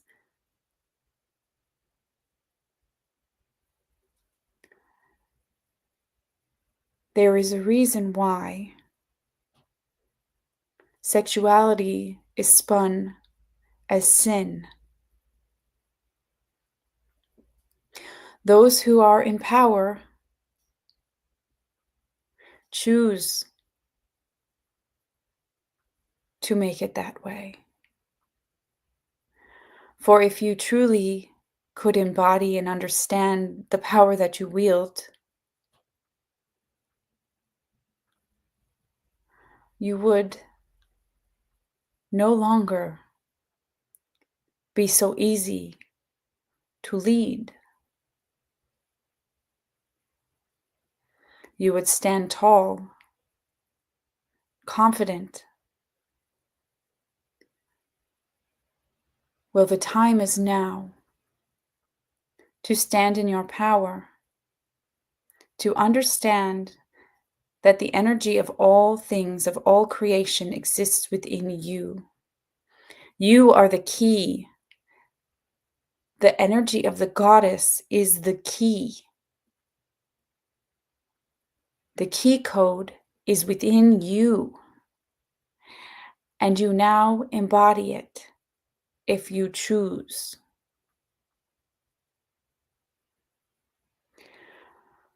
This energy is autonomous within you. It is autonomous within all men and all women, for it is an energy of balance.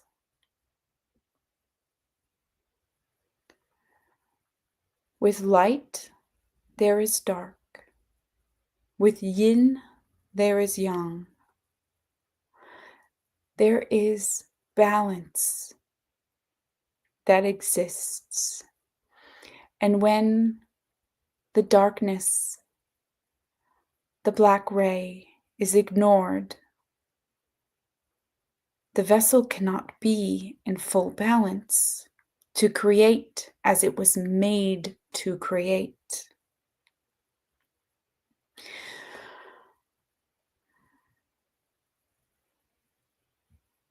These are calculated moves to remove it from the system of the collective consciousness. But it is time now for all of humanity to learn how to anchor this, how to harness it, and how to feel it.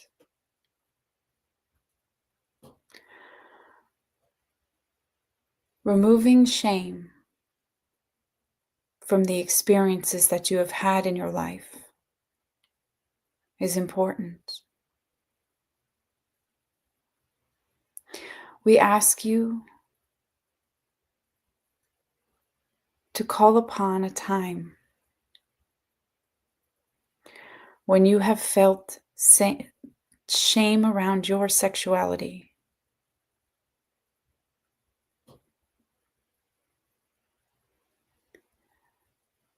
This shall be the end of that feeling.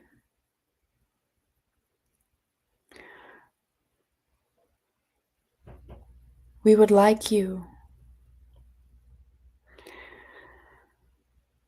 to replay the energy. Replay the bliss. Replay the love. Replay the peace of being who you truly are. This is where you focus your energy. For this is what will create those who have caused you to feel shame have done so because the same has happened to them.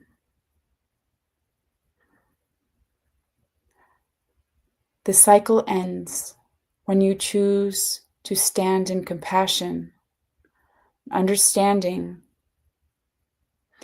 and the allowing of who you are to truly shine through. You are powerful. You are connected. You are capable of all things. No one can take that power from you anymore.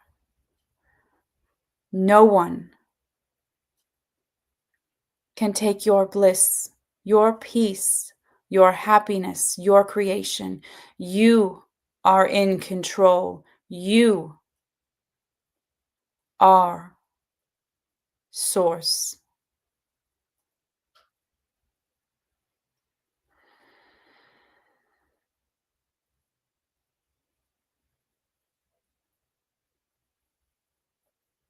The radiant beings of light, the goddesses that surround you, hold out before you an amulet. It is the shape of a tetrahedron, and it is black.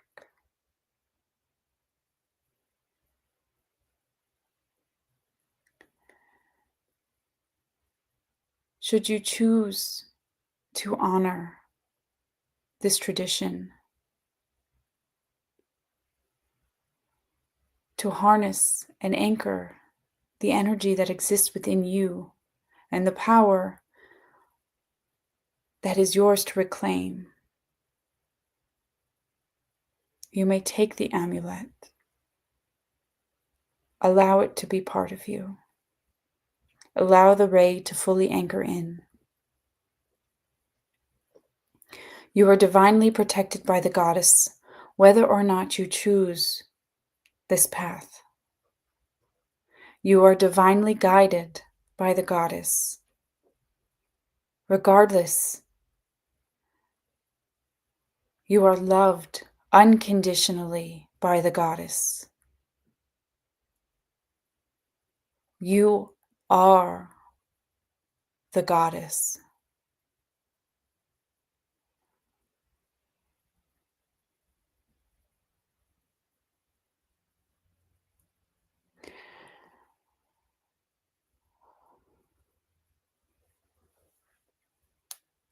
Fore tira kairo ko shkote re te kiarata e fire tiara ko poroto.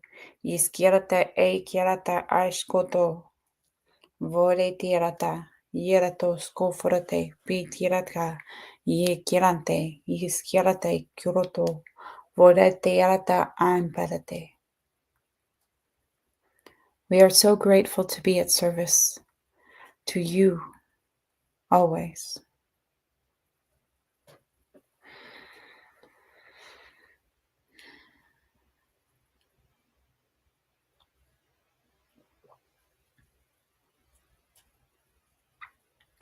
As you feel your consciousness come back into your body,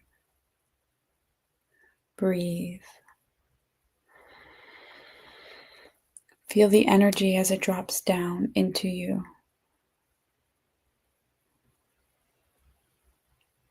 Feel your body begin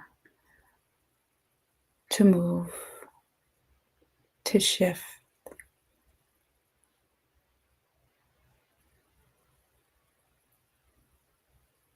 There's a lot of energy running.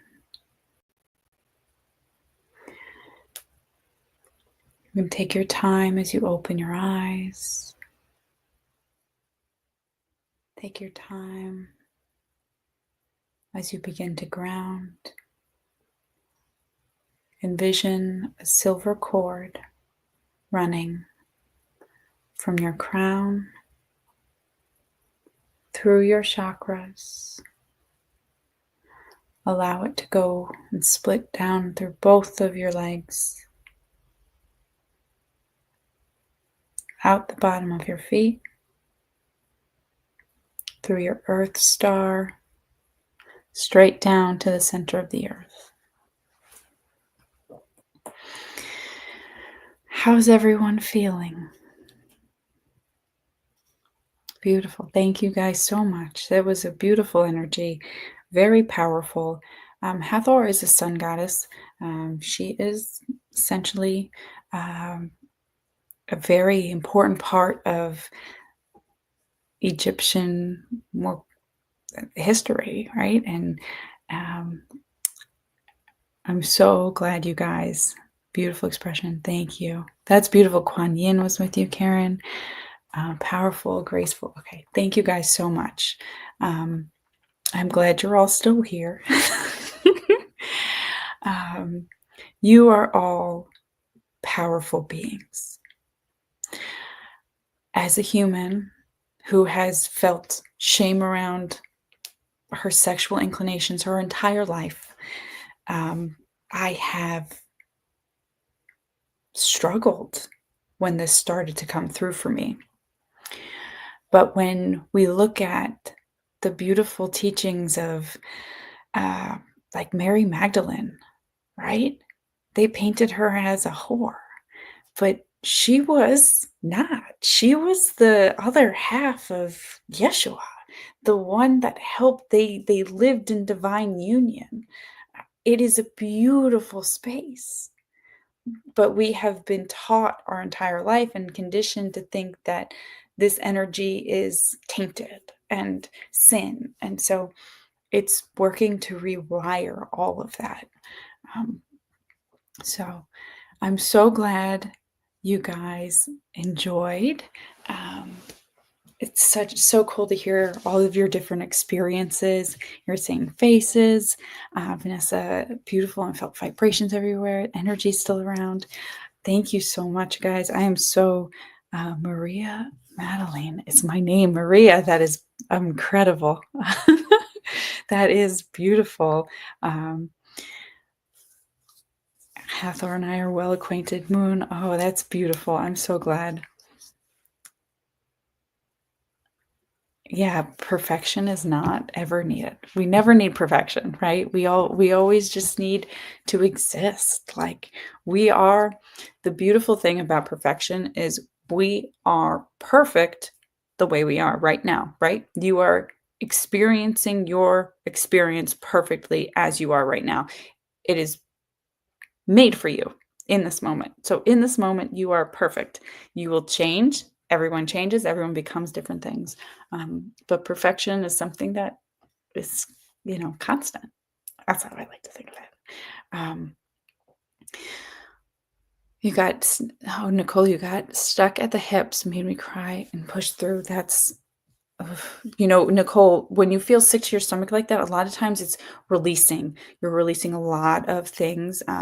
So especially when you're starting to channel more energy and feel that energy come through, some of the symptoms can be nausea, yawning, even like headaches and strange sensations within your bowels. I mean, you might even, sometimes people have to like use the bathroom because it is creating space within you, right? You're receiving more energy and more light, and it's actually like altering the cells within your body and the space between the electrons.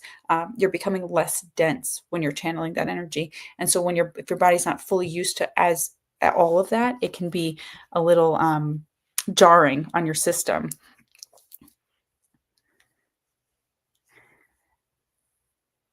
Sorry, I'm reading the chat. I should read it out loud, right? Sorry. Okay. I'm so glad that you guys are in here talking, releasing in your ovaries, hip area. Yeah, because a lot of the stuff that's being held. So our root chakra is very important for our ability to ground. If we aren't grounded, if we live in fear, if we live in shame, so shame is fear is in our root, shame is in our sacral. If those, and each chakra builds upon the next, right? So if we start with fear of like, oh, what's someone going to say about me, and then you start to feel shame about that, it becomes this very self-fulfilling cycle that we get in, about, especially when it's rooted in our sexuality or sexual energy of any way.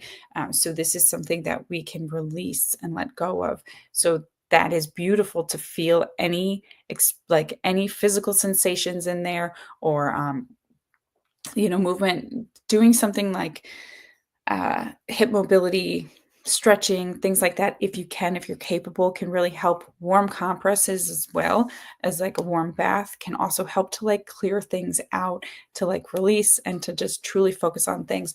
They're suggesting that when you go to sleep tonight, you can rest your hands on your pelvic region, just like this, to kind of allow the energy to flow through. So it doesn't have to be perfect, but like you rub your hands, place them on there, and that will help to really move through any of the rest of the energy in your sacral chakra and your root chakra that's still stuck. So you guys are all incredible, and I'm so grateful to you. So I'm gonna open this up to private questions, individual questions, but I would like to ask that if you have already received an answer to from one of the other two presenters, that you wait a few minutes before you drop a question in. I'd like to get to anybody who hasn't had a question answered quite yet, and then we'll open it up to anybody who has had one so far. Okay. I just want to make sure everyone gets the things that they need. Okay, so I am checking in. So we have Maria Garza. How do I know if I'm on the right path? It's like people are dropping like flies the more I raise my frequency. Oh, and so what I'm going to be doing is channeling your guides. So I'm going to pop in and out and channel your guides quickly. So we'll just kind of get through as many people as we can. Maria. They are dropping like flies because you are raising your frequency. You are actually in tune to all of the things. You understand that the alignment of what is happening with you and where you are going is different than where you were. You have to release in order to receive. If you have all of these energies still stuck within your auric field, you cannot receive what is open and coming in for you. Your life is about to change drastically within the next 3 months. You are experiencing shifts and changes. You will meet 2 new people that will become cornerstones within your existence. You do not have to look for them. They will come directly to you. Just exist as you are at the frequency you are vibrating at. Be that energy and allow yourself to magnetize the people and opportunities directly to you. You are on the right path. You are receiving our guidance clearly. Do not fret. So Maria, you're on track. Just keep going. It's hard being a human coming in. It is hard to have realignment happen because it's stinky, right? It's stinky to like say something, to let go of people or to lose people or to like have, these feelings of anxiety about things. But that is beautiful to just recognize what it is. So you already knew, like you already answered your question in it. You already knew what was going on. You're on the right path. Don't worry. You've got good things coming to you, like very soon, very soon. Very, very soon. Okay, here we're going. Vera. Okay. What does Nicole Brown? I was scheduled for hip surgery and it was canceled February 6th. Oof. You know what's Nicole? Sometimes everything happens for a reason. So it's important to remember that. Vera. What does pain in the left hip represent? I started feeling it after a recent vacation. The pain in your left hip is regarding moving forward. So the energy of this particular incident is karmic relations that are keeping you stuck where you are. So it is past life that is looking to be released. These are patterns that you have experienced many times before that have played out for you in many ways. You are working to break forward out of this pattern. Focusing on moving up is important. Rather than shifting through and the mire, how do you elevate up past it? This is going to be the way that you relieve the pain and pressure within your hip and move forward. So with that, it's like we exist as physical beings as above, so below. So we're experiencing physical pain within our body that represents what is happening within the auric field. Energy and karmic patterns that exist within our auric field from past lives are very strong. We're also like releasing a lot of stuff right now. We're in a shadow period for the Venus retrograde, and that can be a little yucky at times, like in terms of especially relationships and things like that, and any like wounds that we have, especially around like abandonment or mother wounds and things like that. So like any patterns, especially with in the feminine that is being released, can come up in terms of like, especially like on that left side. The left is feminine side, that type of energy. So I hope it clears up. Also, again, like I'm a big proponent of hip mobility and ankle mobility, things like that. I'm hypermobile and have always been. I used to like sprain my ankles all the time, have like problems with things, but between hip mobility and strength training, if you're capable of it, I'm telling you what I've done that has worked for me. Between hip mobility exercises and strength training, I have actually been able to move forward more in my life and have like more success, like pushing through things and getting past things because of the lack of physical pain within my body. Is it the chicken or the egg? We don't know. Well, I guess somebody up there knows, but we can all benefit from that type of help as long as it's within our capabilities. Okay. Tiffany, any messages for me? Tiffany, your strength is something that you should be so proud of. We have watched you grow and become more confident in who you are as a person. There is nothing that you can't handle anymore. Where you used to shy away, you now thrive. You have found the importance of putting your focus and energy on what makes your heart sing. Keep going. Keep chasing that, feeling that, receiving that. Because when you do that, you begin to amplify this energy more and more and more, and more becomes magnetized to you. You should experience beauty in this life, unconditional love.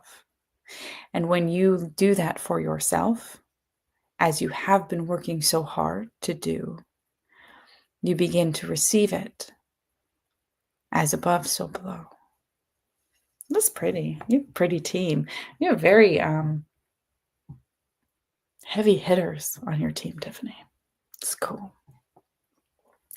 Star. Anything I should know about my spiritual path? Okay. What does Star need to know about her spiritual path? It is lit up. It is guided by the stars of all that is, all that was, and all that ever will be. That is you. You are following a path right now that is helping you to ascend. You are being called to help others on their own journey. You will heed this call more and more every day, every year. For the way it fills your soul, the way it makes your heart open, will ultimately lead you to a place in this life where you will be truly ascended. We are watching and so grateful and here to help you in all ways. Thank you for your service, Star. It feels like you're doing beautiful things to help people. So thank you very much for that. We all need a lot of light workers here. As you all know, you're all light workers. So anyone who is out there doing things to help people, and even if it's just, this is for everybody, even if it's just saying hi to the person that you feel called to say hi to, right? On the street. Maybe they just need a smile. Maybe they've had nobody say anything nice to them for 3 days. You know, who knows? Like maybe they're in an abusive relationship where they go home and they like just lock themselves in a bathroom. You can be the person that compliments them, makes them feel good, shines light on them in some way, or just gives them human connection. You are here for human connection, everybody. We are all here for that. It is beautiful, and it is a way for us to ascend as well. We are all going up together. Collective consciousness raises together. So the more we can do for others, the more beauty food we can bring here. Jasmine, is there any guidance or messages for me? Okay, Jasmine, what do we have?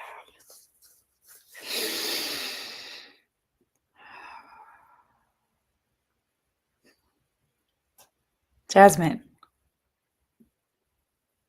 you hear so clearly. You feel everything.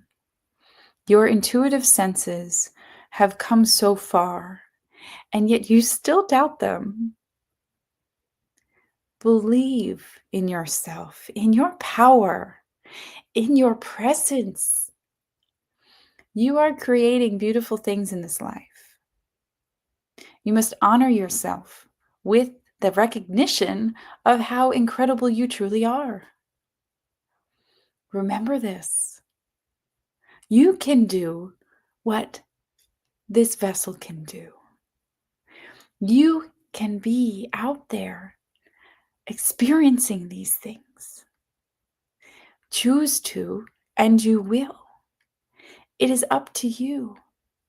But trust. We ask you, trust. Trust in your majesty and your magic. We love you. Wow, that was cool. That was like Merlin Morgan Le Fay kind of thing, like just like a beautiful, I don't know, Knights of the Round Table type feeling. So that was cool, Jasmine. I like that. I like your guides.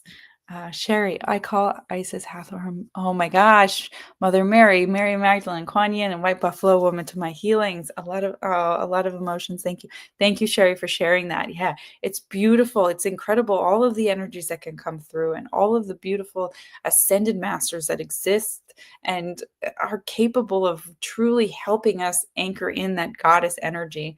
So thank you for that. Okay, magic is cool. YouTube. All right. We're going to go. What does Magic is Cool YouTube need? Let's see. Oh. Stand in your power.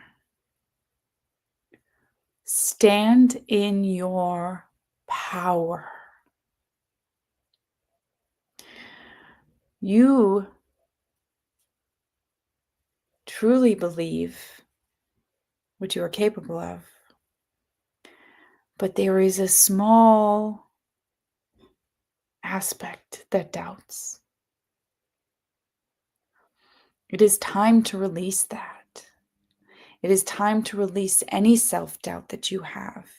Because as you begin to step forward more and more every day into your path, on your path going forward, you are creating opportunities for many people to access what they are capable of. There is no need for you to feel any doubt in you. You are so capable. You have many new opportunities that are coming to the surface. One will arise shortly. The next, within the next 6 months. These are life-changing opportunities. Embrace them. Take them, please. Cool. So Magic is Cool YouTube. It feels like they're one of them feels like it's not even they're not it's not super obvious, but then like it's not a super obvious thing like someone handing you $1 million and you're like, oh wow, that's awesome, thank you so much. It's like it's this more like understated opportunity, and you're like, I feel like I need to do this. This feels like a fabulous opportunity for me to like leap and jump on. I think I need to do this. Do it. That's going to be the one that's going to like launch you and like take you even further than you're expecting. So definitely do that. Okay.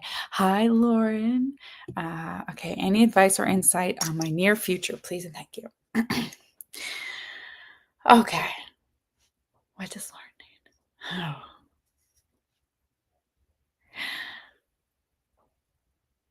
You are stepping into your true power. You are stepping into who you really are and what you are capable of. It is time now to begin putting yourself out into the limelight, we will call it. Putting yourself out there to be seen. You are a channel. It is necessary for you to continue pushing forward if you choose to fully walk this path. You have all of the capabilities, and it's a matter of trusting that you are the channel. You are the energy. It exists all within you. We are so grateful for your service. We are so happy to see you blossom and accept. It will be important to remember to care for the physical vessel as the energy that you are channeling becomes higher in frequency. Creating, clearing regiments will be important for you. This will help you to alleviate any additional symptoms that can be caused through the vibrational frequencies that you will begin to move through your system. So, Lauren, it feels like as you channel higher and higher frequencies, I call it the sonic care of, it's like a sonic care for your body, for every cell in your body. You like release the debris and garbage from your, like, since you were born, right? Since day one, that we've been accumulating within our system, since even before day one, since when you were like, your body was in your mother's womb. Like, we have been accumulating stuff within ourselves forever. So, for instance, I started getting acne when I started channeling. Like, my body doesn't tolerate food the same way, anything the same way, because it's higher frequency energy that's like, like, this is dissonant, this food you're putting in your system. So finding ways to open your pathways and detoxification pathways and clearing things out is going to be super helpful. And that's kind of what they were getting at. Yeah, but that's cool. This is cool, sister. I mean, that's awesome. My silent Amy, do you know a timeline for us to get back to non-EMF energy? And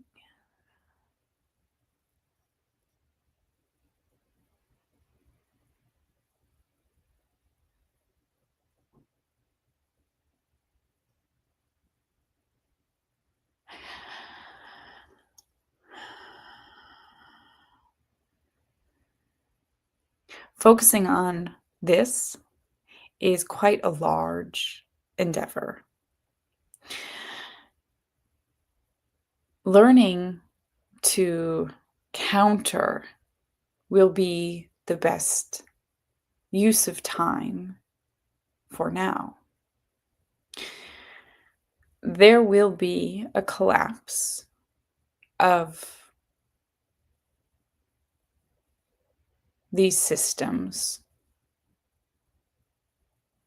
and a shift into other types of communication, with the focus being on satellite. When this comes, many of the additional technologies that have been instituted through nefarious ways will become limited. You are already on the path for that.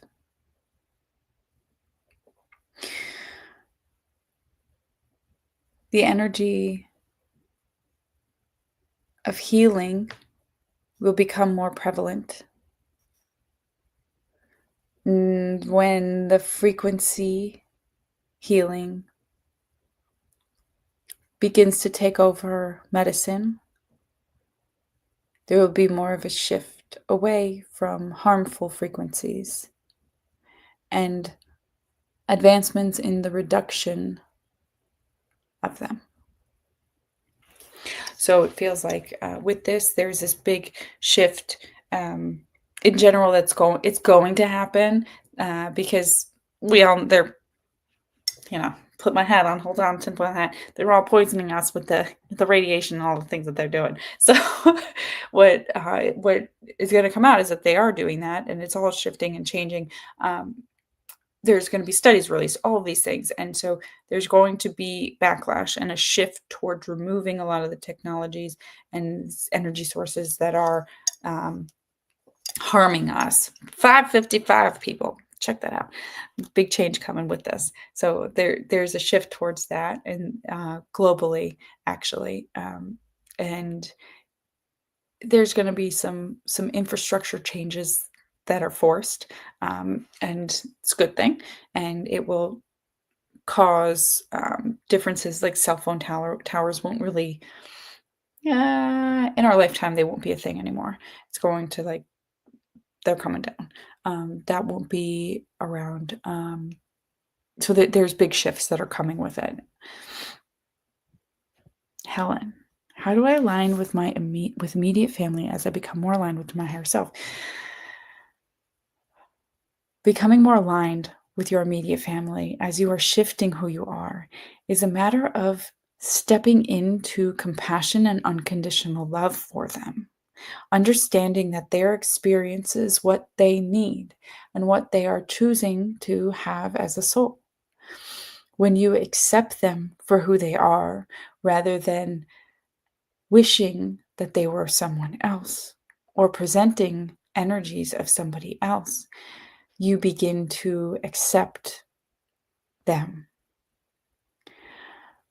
When you set boundaries and intentions within your own being about how you will proceed and the conversations you wish to have or do not have, this is how you can accept where they are rather than forcing yourself on the seesaw up and down of aligning and misaligning. So it is hard to deal with that and have that energy. That dissonant energy can be challenging. So I'm sorry for that, Helen. A lot of us have that in that journey, but it doesn't make it easier, right? It doesn't make it easier.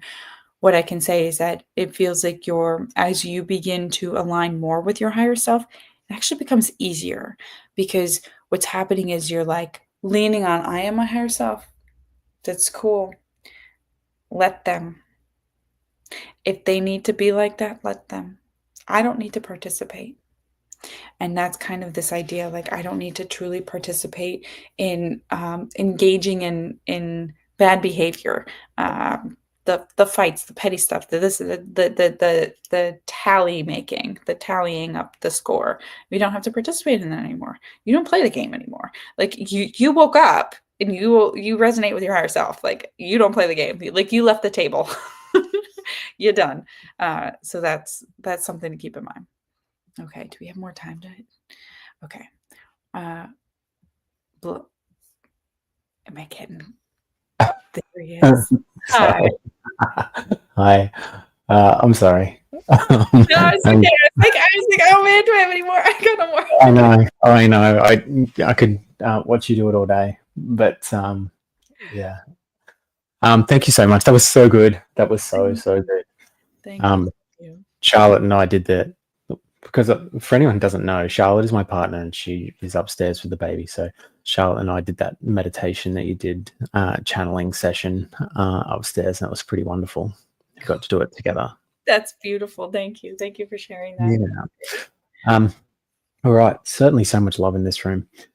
So for people to get a hold of you, Chrissy, it's obviously a link tree there, which is enlighten.channels, and basically on every social media platform you could probably think of at enlighten.channels as well. Super simple. Now, if you would like to book one-on-one session with Chrissy, which come through on the ticker as well, then you could use, what's the code again? The code is MEGA 10%. Okay, just for showcase people. So if you book, use that code, and by the sounds of the name, you get 10% off. Exactly. That's it. Cool. Thank you so much. Thank you. My pleasure. Do you have anything coming up in the pipeline? I know you've got your Patreon. Is that Enlighten Channels as well? Yeah, that is Enlighten Channels. I will be at Sedona at the Sedona Ascension Retreat doing in-person readings. I host donation-based workshops that I typically post on social media. And so, yeah, follow me on Instagram. That's where I'm most active. Actually, TikTok too. But yeah, follow me, and that's where you'll get your news. Or join the Patreon. Join the Patreon. No, the percent symbol. Yeah. Oh, yeah. Sorry. Here, I'll drop it in the chat. Oh, can I join the chat? Oh, I can't join the chat, but I'll join the chat later and I'll write it here. Okay. All right, beautiful being. Thank you so much for always being here and helping us and helping raise the vibration of the world. You do such beautiful things, and I am absolutely blessed to have known you. Thank you. Thank you. Likewise. Thank you so much, Jay. No worries. Bye. Bye. All right.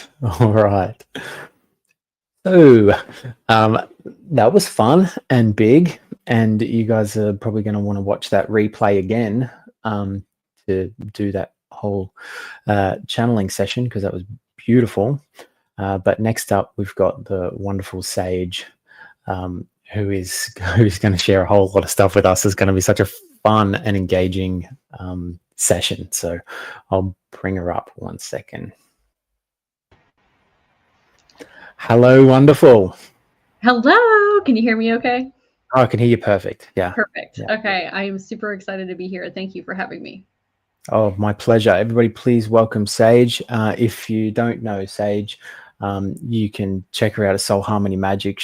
It's Soul Harmony Magic on all socials. Yeah, also isn't it? Soul Harmony Magic. Yeah, perfect. And yeah, Sage goes live a lot as well, so you can check her out. And to book anything with Sage, it's the stan.store/Soul Harmony Magic. So check her out there. Yeah, what will you be doing for us today, Sage? And I already know the answer, and I'm super excited, but I really want you to. So for today, one, I want to thank everybody for coming together and just being really focused on self-awareness and our growth and evolution, not only for ourselves, but for everybody in the collective. That's a huge honor to be in y'all's presence. So thank you. And for today, what we're going to be doing is a collective soul retrieval. So we're going to be receiving, we're going to be receiving channeled messages from everybody's higher selves. And then we are going to talk about the Akashic records, and I'm going to give everyone tools and techniques to make that an easier process.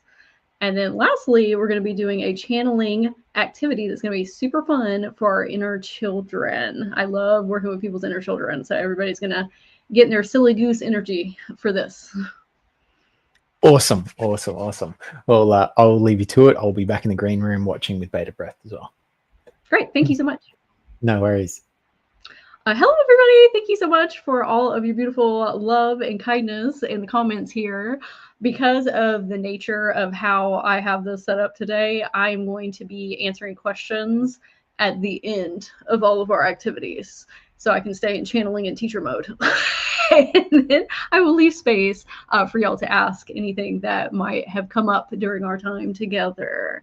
So as my energy is buzzing from all of the beautiful healers here today and everybody in the collective, we're going to do a grounding activity really quick. So we want to either keep our eyes open or closed, whatever you're most comfortable with. And we are going to take a moment to take a big breath in through our nose and breathe out through our mouth. And take another big breath in through our nose. And breathe out through our mouth. And one more big breath in through our nose. And breathe out through our mouth. Okay, everybody feel a little more grounded and centered. So we are going to be talking about soul retrievals and what those are exactly. It is a form of Akashic record healing, and it leans more towards shamanic practices. It is finding lost or dormant aspects of yourself or things that are ready to be re-remembered. It's the process of accessing multi-dimensional information and integrating it into your 3D human experience, into your daily life to help support you on this journey, or, you know, whatever journey you're taking through the cosmos. And so it also helps you embody the insight, wisdom, and medicine that you have carried throughout all of your lifetimes. So one of the beautiful things about working in the records is you can receive a lot of guidance from your different incarnations, or your inner children, or your higher self. We're going to talk about how that works, those processes, when we get to the Akashic Records part. So for soul retrievals, when I am doing them for individuals, they are very hyper specific to the person. When I am doing them for a collective, like we're doing here today, what my process looks like: this morning, I sat down and connected to everybody's energy fields and asked all of your higher selves to come forward and meet me in the ethers. Then I ask them to all merge into one soul so that I can speak to them more easily. So that's a pro tip if you want to get into soul retrievals or shamanic healing for large groups of persons. What that ends up doing is finding commonalities between everyone, so the messages will resonate with everyone. And so that is the intention of this one today. And so I wrote down all of our beautiful notes that I will be reading from. So if you see me looking down, that's what's going on. Because I wanted to make sure I stayed on track. Okay. With soul retrievals, there is a lot of symbolism because that is how the human psyche works. We do well with stories and narratives and analogies, interpreting and deciphering. So you're going to see a lot of that in this story here. Oh, yeah, everybody's excited. Okay. Okay, here we go. And I'm going to say when I went into your field, I am going to be speaking as if I am talking to you personally, because that's how it works with the collective soul retrievals and your higher self. When I went into your energy field, I saw a big sheep. And when I walked over to them, it all of a sudden grew these really big horns like a ram. And I said, okay, ram is what I was trying to perceive. The sheep is how I got there, but a big ram. And I said, oh, how are you doing today? And I pet it on its head. Rams in shamanism are typically representative of pushing through challenges. And that's something that we're currently experiencing in our life, some type of challenge. I said, okay, well, what kind of challenge are you working through? This is when you were holding a ketchup bottle. Very random. That'll make sense in a minute. You're holding a ketchup bottle and you turn it upside down and you start drawing something on the grounds. And when I looked, it was a flower. And I said, what kind of flower is that? And you said, a daisy. Beautiful. Afterwards, you and I astral projected into a field full of daisies. Okay, you manifested that through your drawing. The ketchup was the drawing medium in order to get us there. And this is when you calm down a little bit with your central nervous system, because when we started talking about a challenge, we got a little bit of anxiety of, oh no, what is this going to be? So the field of daisies was centering us. So I said, let's go and sit down next to one another and talk about this challenge that's coming up. I said, what do you want to discuss with me? This is when I saw a tank of piranhas, the fish that have like all the little teeth and are in big schools and eat, like meat and things of that nature. And I said, oh, well, that's a little spooky, scary. I wonder why that came up in your field. So the tank, your higher self was telling me, is representative of bottled up emotions. And when I was looking at this tank, they will eat you. When I was looking at the tank, it was like a 50-gallon tank that you would have in your house, okay, for like your pet fish. So the tank is representative of bottled up emotions, and the piranhas are things that are eating your energy. And we're going to talk about what those are. So I said, come here, I want to show you something. And we both walked over to the tank, and I stuck my whole entire arm in it, and piranha could not come up to my arm. Like there was an invisible shield around it. And you said, how are you doing that? I said, my aura is stronger than theirs. Okay, my energy fields. And you said, well, how did you learn how to do that? And I said, by focusing on the realities that I prefer. I looked at you and said, you have been in this tank with the piranhas. However, you are an angelfish, okay, that has been swimming around in here. And you know you are an angelfish and not a piranha. So I recommend after today, y'all go onto Google or Pinterest and look at pictures of angelfish, because it's going to have a deeper resonance for you afterwards. Or look up angelfish spirit guide meanings. So I said, you know you're an angelfish, not a piranha. Said the piranhas in here are programming, conditioning, trauma, others' expectations of you, negative thinking, negative people, or your own self-limiting beliefs. You have cleared the level of thinking that those things are you. We now know that those are falsities. Those are illusions. That's not our true core essence. We have become the observer of those things. However, sometimes we're still being surrounded or swallowed up.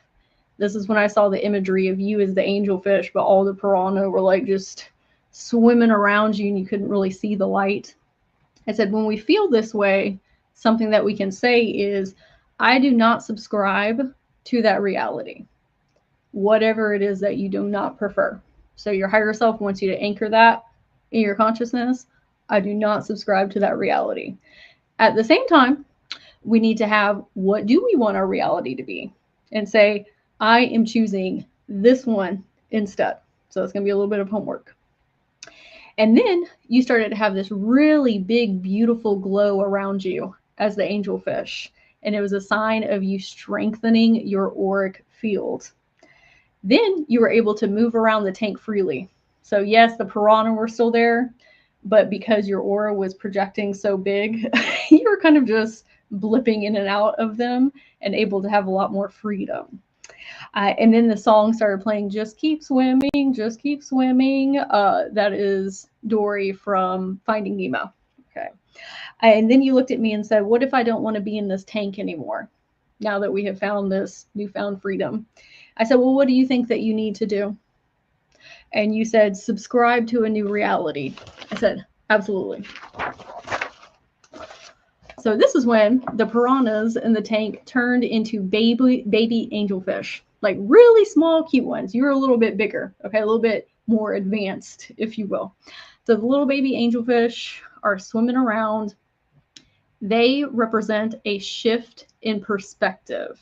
That is how they were able to change their form from, wow, there are so many unawakened people on the planet.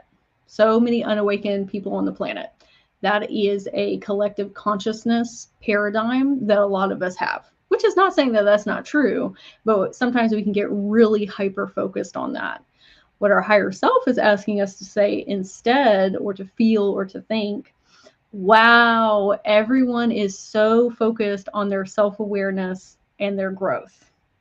That is what is going to change your environment, i.e. the tank, and the paradigm that you are living in. This is when you asked me, well, how, or asked, why did they change into angelfish instead of piranha? Your higher self said, those are people that you are meant to lead. You said, well, how do I do that?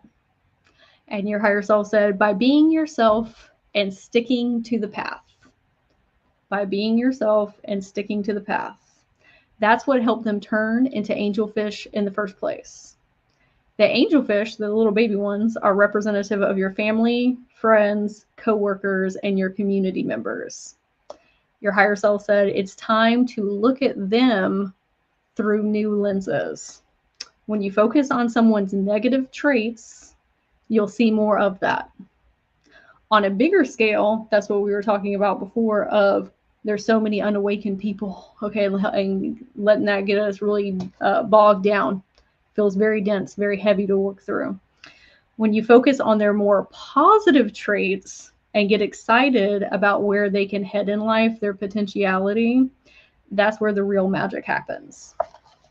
You will start to pull forward people's best attributes and reset your entire reality. You will see those people turn into a new form of themselves to match your frequency and vibration. This is when we moved out of the tank and went into the sky with all of these really beautiful clouds, very open and airy. And you looked at me and said, where are we? And I said, the vast open skies of infinite possibilities. Normally, when we would come out of the tank, we would go into a bigger form of water, whether that be a creek or a stream or an ocean or a lake. However, you and I completely bypassed over that and went straight up into the sky, which is representative of you clearing out a lot of emotions through this soul retrieval and through these analogies that your higher self has for you here. And this is also so you and others can fly with more clarity. Okay, kind of going back to the symbolism of an angel fish. You know, angels have wings. So you looked at me and said, what do I do now? And your higher self said, join your school for the next grand adventure. And what they meant by school was the school of angelfish. They said, you are going to be their leader. Yes, I saw a wow in the comments. Okay. So, do we have anything that really stuck out to us as far as symbolism? Whether that be the ram, the field of daisies, the angelfish, being in a tank and swimming around, or flying through the sky. Let me know in the comments if any of that resonated with anyone, or if you felt any energy moving in your fields, or if that's a message that you really need to hear from your higher self. And then I'll get my notes here for our Akashic records. Okay, angelfish, great. Seeing piranhas and an angelfish. I thought that was such an interesting symbol they came up with, the piranhas. I was like, ooh. Okay, the tank, needing to process through some emotions, some trapped emotions. Angelfish, great. Seeing the piranhas as a baby angelfish for sure. Okay, good. The family reference, perfect. Yeah. You know, we cannot ever change somebody else, but we change within, and then things around us change. And so that's why they're saying, like, this is not your higher self saying that we don't need to keep people accountable and hold really good energetic boundaries and speak our truth and be an authority figure in our own lives. This is more so if we are hyper focused on negative things in our reality, especially with people or the generalized state of the worlds, we're going to get regurgitations of that. So where can we shift our perspectives of positive attributes of everything in life, and then everything around you will shift. So for the Akashic records, again, a soul retrieval is a type of Akashic healing. But for Akashic records, if anybody is new to that terminology, they are a energetic, vibrational record of all of your thoughts, feelings, emotions, and actions across all space, time, and dimensions. It is the wholeness of you throughout multitudes of timelines, whether that is you as a person, or a magical creature, or a being, or a cosmic entity, or a rock, or a turtle. This is if you subscribe to the ideology of reincarnation. A lot of times people are getting tripped up because they think that there is a specific location that they are meant to astral project to in order to reach this information about themselves. What I like to shift that perspective to is it's consciousness levels. That's all it is. Your Akashic records are within you. They're held within your vibrational templates. And the more trauma and conditioning and programming and all of these falsities and illusions that we clear out from ourselves, the more access you have to more information. But everybody can access their records. I think that there is some rhetoric about, oh, you have to reach a certain level in order to see certain things. And I'm not saying that's necessarily right or wrong per se. It's more so the more that you heal and grow and evolve, the more access you have, but that doesn't mean that you cannot have access right now. Okay, everybody has different levels in different areas. I know that self-love and finances and some other areas were ones that were really difficult for me. So I was kind of starting at level 1 and level 2 there. But then there's other areas in my life that I was much further ahead and I had a lot more access. So it is relative to what you were trying to learn about yourself, but it's available to anyone at any time. And so when we're talking about the locations of the records, it can look different for everybody. What is in the collective consciousness right now is that it looks like a library. That's true for some people, because when we think of libraries, they're holders of information. So it would make sense to see it in that lens. However, with all of the Akashic record readings that I've done for myself and other persons, they can look wildly different from one another because we all have different perspectives and experiences. And even if I read somebody's records 2 days in a row. Like, let's say I read the same person on Monday, read them again on Tuesday, it might look completely different. It's just depending on where they're at in life and what they're trying to find. So I wanted to give some examples of the different records that I have seen so that it can kind of open our awareness of what this could potentially be. So I've seen it be a hall of mirrors, and each of the mirrors takes you to a different timeline.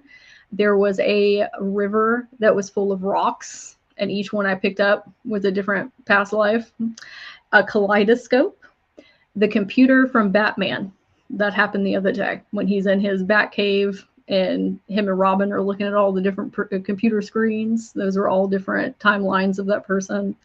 I had an alligator, massive alligator come up, and all of the different scales were representors of timelines. And then a filing cabinet in a boardroom, okay, where CEOs would be.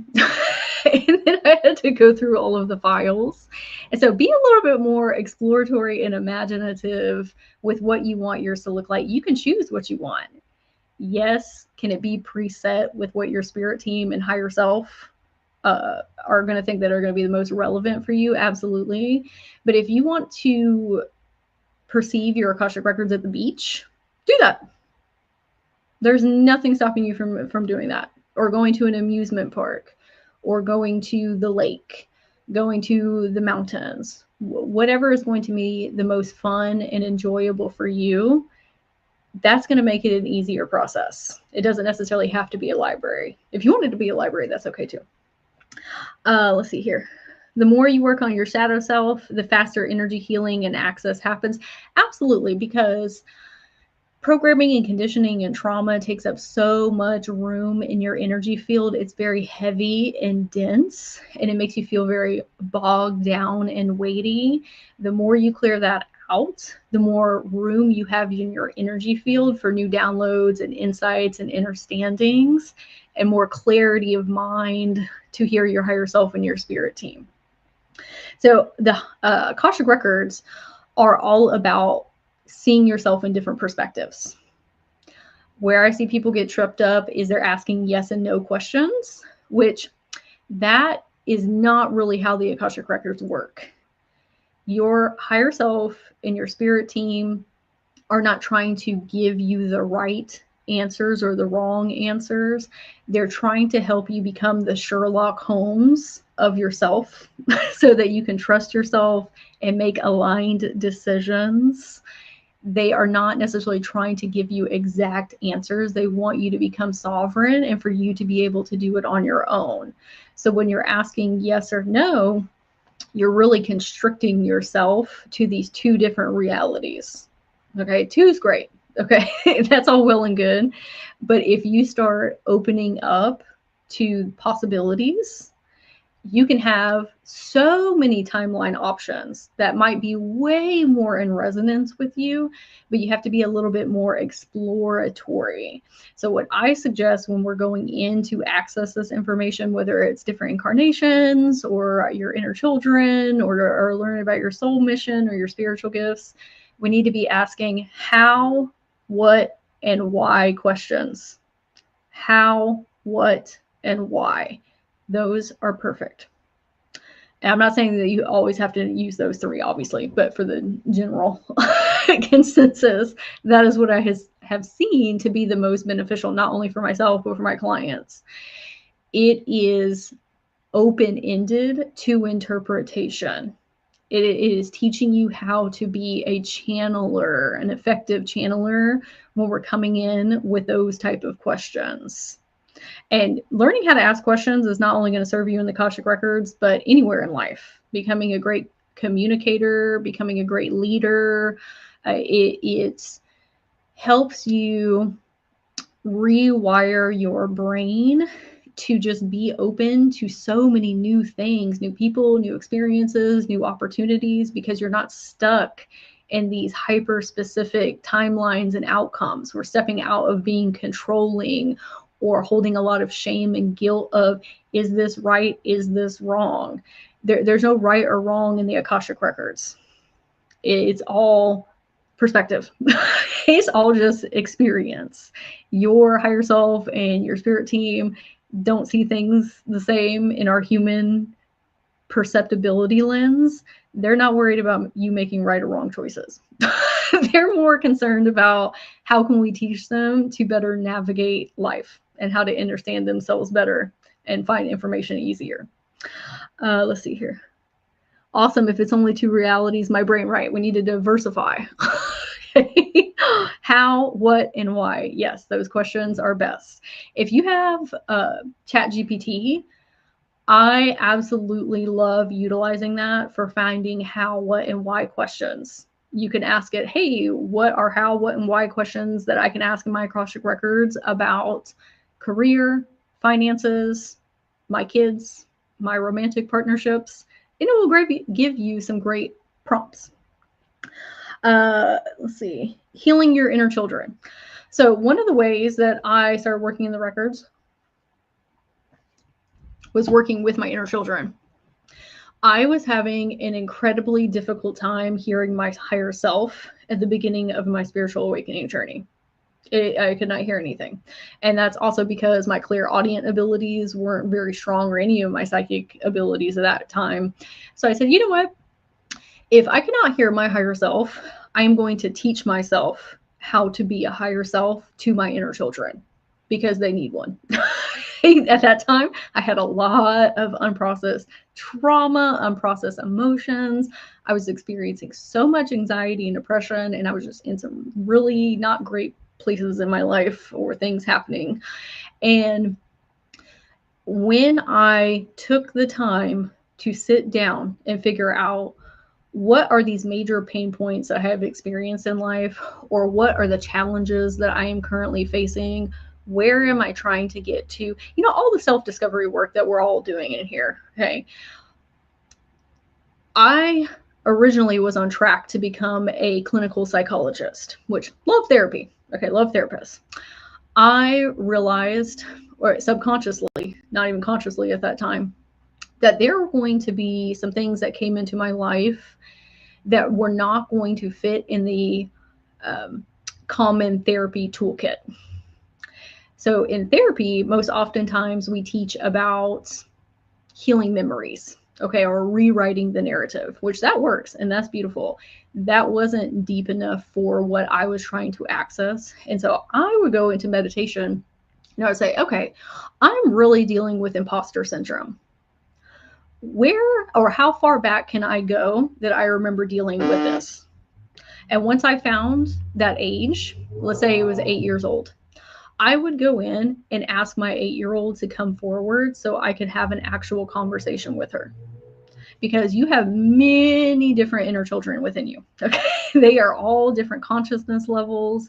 They all need different tools and resources. Just like a 5-year-old, a 10-year-old, and a 15-year-old that are outside of you, you would have to speak to them differently. They would need different levels of support. Where people get stuck is they are trying to heal their inner children like they would try and heal themselves. Well, you are much more in your logical and analytical mind, and you're better about being the observer, and you're going to work things out differently than a 5-year-old would. Like, you literally have to go in there and talk to them like a 5-year-old. And what I have learned through those journeys too is that sometimes it's not about the trauma healing even with them and like digging up old stuff. It's more about holding safe space and helping them feel seen, heard, and validated, and having fun. That's one of the reasons that we're about to do this channeling activity with one another, because people take trauma healing so seriously, and it is, okay? But when you are dealing with children, you are not able to come in and just blast them in the face with, oh my God, we got to dig up all this stuff and I need to tell you all the reasons that you're messing up my life and everything is wrong. And that's doing the same thing that your parents did to you. Okay? That is regurgitating trauma. We cannot change things with the same consciousness that created them. Okay, you need to be the parent, the teacher, the mentor, the guide that your children needed, that you needed when you were little. And so I would go in and actually have healing sessions with these children. Sometimes it wasn't even talking. It was just they needed to cry. They needed a hug. They needed to feel safe. What I realized that I was doing was not just healing a memory. I was actually astral projecting into their timelines, like back in time and space, even though time doesn't work linearly, but I was actually speaking to a whole real consciousness form that was different than me. When I learned how to do that, it was so easy to connect with past lives. I taught myself how to timeline jump just by working with my inner children. It is such an easier process to do that because people are often having a difficult time connecting to past lives because it's not tangible to your now experience. That is way further out in your records and you don't know anything about them. But you know who you do know about? Your inner children. You got all those memories, even if some of us have a hard time remembering our childhood. Okay, you just keep at it. You'll discover all of those things. But your inner children are so closely connected to who you are right now. And if you work with them to learn how to timeline jump like that, one, it's going to help you heal anyway. It's going to clear out all of that stuff that is keeping you stuck or weighed down, bogged down. But it's also going to allow you to figure out what that frequency is within you of astral projecting through timelines. And then it's way easier to do that type of Akasha healing on yourself or even reading for other people's Akashic records. What a gift for your children you have been. Oh, so sweet. Thank you. That is one of the things I will talk about all the live long day is inner child healing. It really is the root of almost all healing that people go through. It all starts in childhood. Programming, conditioning, trauma, all these things. So let's just go straight into the root of it. Okay. It'll save us a lot of time and energy. Okay. For our channeling activity, as the Akashic records are here to help you figure things out about yourself, oftentimes people are making it way too serious. Okay, let's lighten it up. Let's make it more fun and magical and whimsical because it's going to be easier for you to perceive things. Take the pressure off. And imagination is a much safer place for your inner children to start. When I first got into channeling, I was very scared and nervous because of programming and conditioning from religion or movies and TV shows. I thought the ghosties and the goblins and the ghoulies were going to come and snatch me up. And so I was not able to do any type of etheric work. And not to mention all of my abilities had been cut off for so many years and we're told magic's not real or being a witch is evil, persecution fears, all those things. So the Akasha realms are a much higher frequency and it can feel a little disconcerting when you're up there because you're just kind of floating out in the cosmic space, the cosmic realms. What is safer is to start in your imagination because it is connected to your mental body, which is denser. And you usually start out in some type of location and your children feel safer because they feel tethered. When you are out in the Akasha and the ethers, you are experiencing something, okay, as it is happening. Kind of like I did with the soul retrieval. I didn't make that up. That was happening in real time, coming from your consciousness and your higher self. Imagination is different. You're curating that. Is whatever you want it to be. You are in full control. So I had to start there before I started going out into the Akasha fields. And so that is a type of activity that we are going to do today. And I'm not saying that you necessarily have to work in your imagination for 6 months, a year, 15 years. I'm just saying like, hey, let's play around up here with our inner children a little bit more, go into Dragonland, Unicorn Land, Fairyland, pirate adventure in the sky, whatever that means for you, so that when you do go out into your own field or other people's field, they're like, it feels a lot safer doing this because I know you got me. I know we're tethered. I know we can get back. Okay. Let's check the comments really quick. All right. So we're going to do a screen share here. Let's see if I can pull up the slide.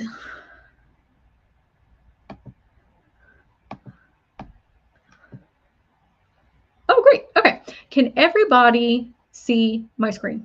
Yeah, Legoland. That's a great option. It can be an amusement park, whatever you want to do. I mean, ask your inner children where they want to go. Sometimes if I'm working with teenagers, they'll be like, I want to go to the mall. Because teenagers want to be cool. Yay. Okay, everybody can see my screen. Great. I'm going to light this incense really quick before we get into it. Okay. That's okay. If you see white, that's fine. That's where we're starting out. And this is going to reiterate why it's important to start with a location to begin with so that they feel more grounded and centered before we begin. And I'll always recommend that for anybody. Like, start somewhere that's familiar to you. Look at pictures on Pinterest or Google before you try and do any type of astral work. And then you're going to feel a lot more safe and secure before you head out on your cosmic travels. Okay. Can everybody see this picture? It should be a fantasy land. Swim under the sea at deep levels with sea creatures. That sounds like so much fun. My instructors were like, yes. Okay, we can see the picture. Okay. So I'm going to read this to you, the story that I put together. Okay. Congratulations. You have been selected to participate in the Magic Olympics. The Magic Olympics. An extraordinary event where your abilities will be tested through a series of diverse and unpredictable challenges. To aid you in this competition, you have the opportunity to choose any magical partner from fiction or nonfiction. This partner can be from a TV series, anime, cartoon, movie, book, a historical figure, or someone you personally know. Given the variety of challenges you'll face, it'll be wise to select a partner with a broad range of talents and abilities. So again, you're going to the Magic Olympics. You do not know what challenges there's going to be. You get one magical partner. It can be a non-fictional or a fictional person. And I'm going to give some examples. Okay, you do not have to choose these. I just like to give some references in case your mind is drawing a blank. Okay, so we have Sailor Moon, Merlin from Sword in the Stone, or, from mythology. Oh, Tinkerbell, that's a great one. We have Doctor Strange, Yoda, Gandalf from The Lord of the Rings, Scarlet Witch, Hades from Hercules, Poison Ivy, Mary Poppins or Raven from Teen Titans, Elsa from Frozen, and Harry Potter. All right, so what is everybody's options that they are choosing, and why are you choosing? Oh my gosh, what a beautiful answer with Robin Williams. I was talking about him earlier today with my son. Wow, synchronicity. Tinkerbell, we got a couple Tinkerbells. Wonder Woman. Oh, Luffy from One Piece. That's great. Love, okay. I picked Doctor Strange originally because he's very grounded and centered, and he has a vast array of talents. Okay, we're picking Elsa from Frozen. Love. Hecate, beautiful. Wonderful, strong, beautiful woman. Can do it on her own. Pink from My Little Pony. Love. That's very cute. The My Little Pony character. Okay, we're going to go to our first Olympic challenge. Okay, so I'm going to read this intro for y'all. Oh, I love that you picked your former employee. That he was very humble and smart. I love that. Dorothy from The Wizard of Oz. Love, Sabrina the Teenage Witch. Merlin. Great. Okay. Okay, here we go. So this is going to be the first challenge, the Potion Brewing Extravaganza. Alchemy is the art of transformation. And today, you are the alchemist. Your cauldron is ready, but the potion you create isn't just about magic. It's about revealing something within you. Every ingredient holds meaning, and every choice shapes the final outcome. Your partner, your Olympic partner, is here to assist, but their insights might surprise you. What are you truly ready to embrace? Oh, that was the end. Okay, skip to the next one. Okay, so our first question here is, your Olympic partner picks an ingredient for the potion that they feel best represents you. What did they choose? So we're looking through the eyes of our Olympic partner and what they think would best represent us as an ingredient for the potion. So I'm going to give everybody a moment and we can share in the chat. What ingredient best represents you?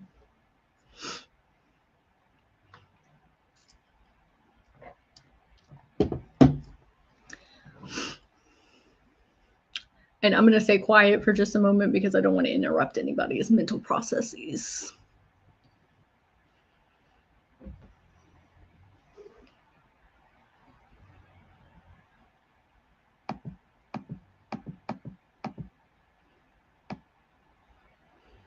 Oh, these are great answers. Okay.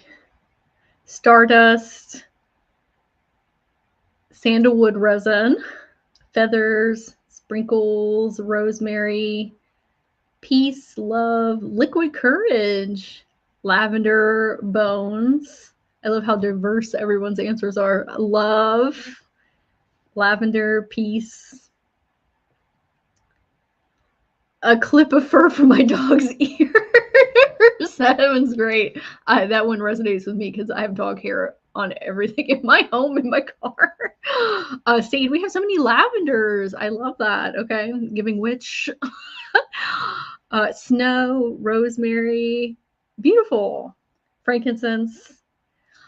Okay, I want us to ask ourselves, why did they choose this to represent us?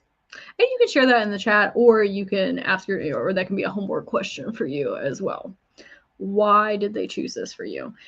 Peppermint oil, a white feather. Great. Okay, for our next challenge here. Okay, we have a couple mirrors. This is the mirror reflection quest. You step up to a mirror, a portal that reflects not just your appearance, but the essence of your true self. As you gaze into its depths, you'll see your partner's reflection intertwined with your own, your magic Olympic partner. It is highlighting the qualities you share and those you admire in each other. This experience is designed to celebrate your unique strengths and the powerful connection between you. So when you look in the mirror, you can also see your partner reflected. Okay, let's see. Connection, because everyone loves me. Horace chose salt, probably because I can make things taste better. Salt. I love that with the salt. I'm a child at heart. Oh, love that. I swear we all need to be working towards that as a goal, being a child at heart. Okay, so for our first question here with the mirrors, what qualities do you recognize in your partner that you also see in yourself? So think about your Olympic magic partner. What qualities do you see in them that you also see in yourself? So if you'll put in the comments who your partner was and the quality that you see reflected in you.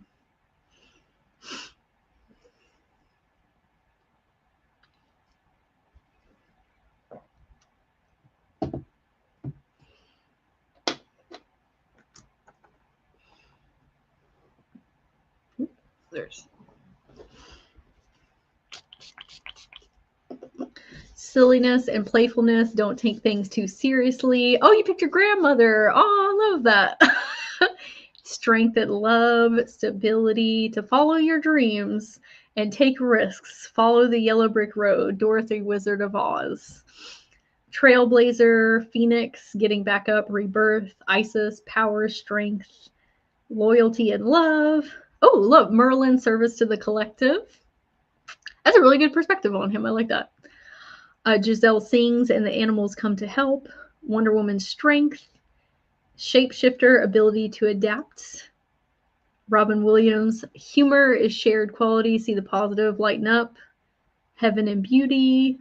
Captain Marvel, resilient, cosmic, powerful, protective. Oh, you picked your mom. Sweet. Humble, sweet, and lovable. Tinkerbell loves to fix things. She has magic dust. We both loved and lost Peter. She can fly. Oh, these are great answers. I'm glad that everybody was able to see something reflected from their partner. Okay, for our second question here, we have... Okay, we're going to peer into our mirror, okay, or our mirrors here. The mirror shows you a child holding a cherished object. The child is one of your inner children, okay? They are holding a cherished object.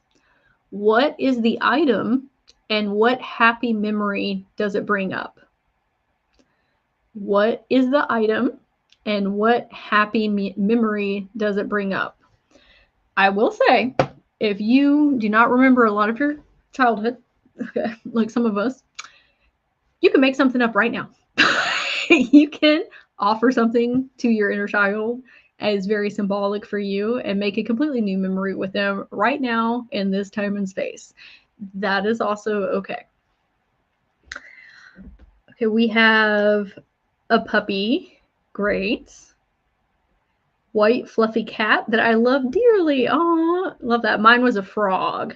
When I originally asked myself this, I used to go frog searching with my sister, and we put all these frogs in the bucket, and then at the end, dump them all out and watch them all jump off. Pet cat cuddling in bed. My cat Garfield. Oh, cute with the name. Cabbage Patch Kid. When my childhood dog had puppies. Oh, your dog Buddy. A doll, Miss Beasley, Raggedy Ann. Oh, cute, lots of dolls. Barbie. Strawberry shortcake, a little pony toy. We have a couple Raggedy Ann dolls. Toy dogs that I took for walks. Oh, I love. Bubblegum machine I got for Christmas. Dragon's blood. My teddy Beto.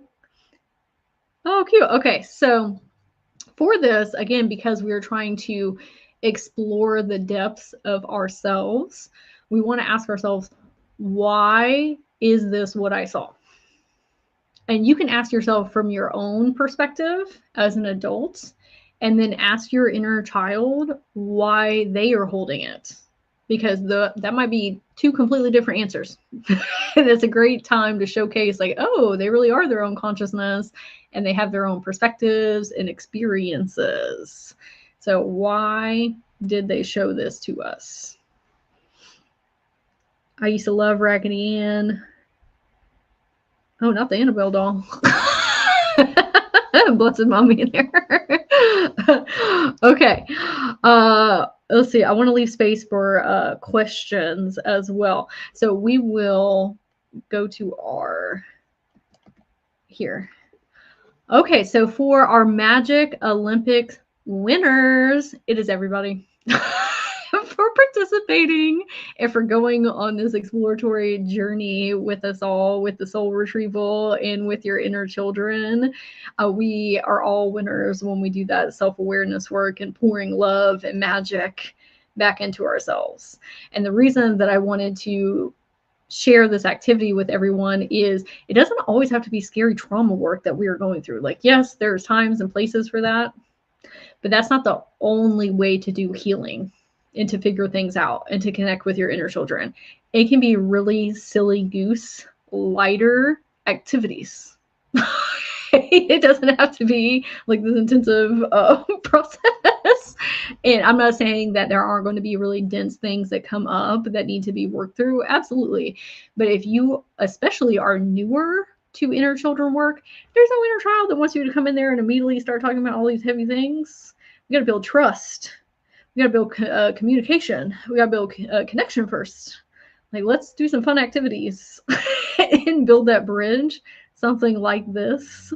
And that will open up those lines for you to be able to connect with them in the future when it is time to do the kind of deeper shadow work versions of healing. Yeah, gentle approach. You got to think, these are children. Okay, yeah, you can go hard in the paint as an adult, but these are little babies. Okay. You gotta grace and compassion and softness and nurturing is what they need. Okay, I did want to leave space in case anybody has questions about soul retrievals or Akashic records. One of the things that and I'll say this while I'm waiting for everybody to put comments. One of the things that I wanted to mention is we don't always have to call them past lives. Past lives works on a very linear plane. And as time is not linear, that puts us in a very tight constructual box of here's me, here's all this information that I can access back here, or information that I can access forward, my future timelines. I just like to call them different incarnations. Because when you do that, you're able to access so much more because you're not working on that linear plane. I know that we all like to say past lives because it's a key word. And everybody understands what is being said when we say past lives, but open it up more to I can access the all. I can access everything. When people ask me, hey, how many past lives do I have? I say, okay, well, I can give you that number if you want, but it's going to box you in. It is going to put you on that linear timeline. Whereas if you say, I am source, I am the all, I am everything, then you have access to anything, anyone's Akashic records. You can resonate with anyone and anything. Everything has medicine and messages and downloads and insights to give to us. So if you say, okay, I have 800 past lives, that is all that you will have access to.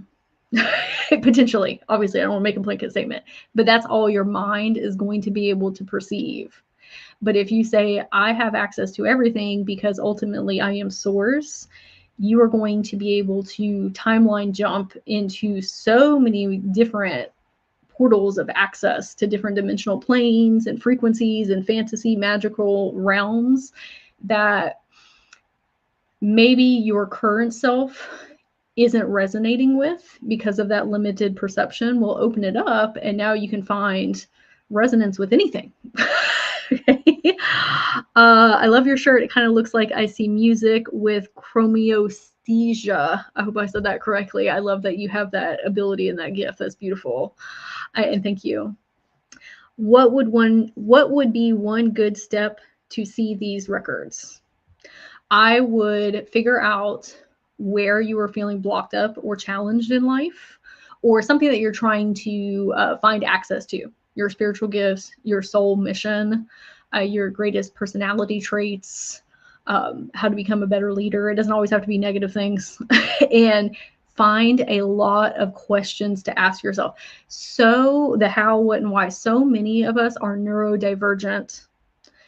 Our brain does not exactly work with sitting in the silence and trying to access things because we have a high level of brain connectivity and the thoughts are just thoughting. Okay, well, you don't always have to sit in silence. You can just learn how to direct your thoughts and have them work for you instead of against you.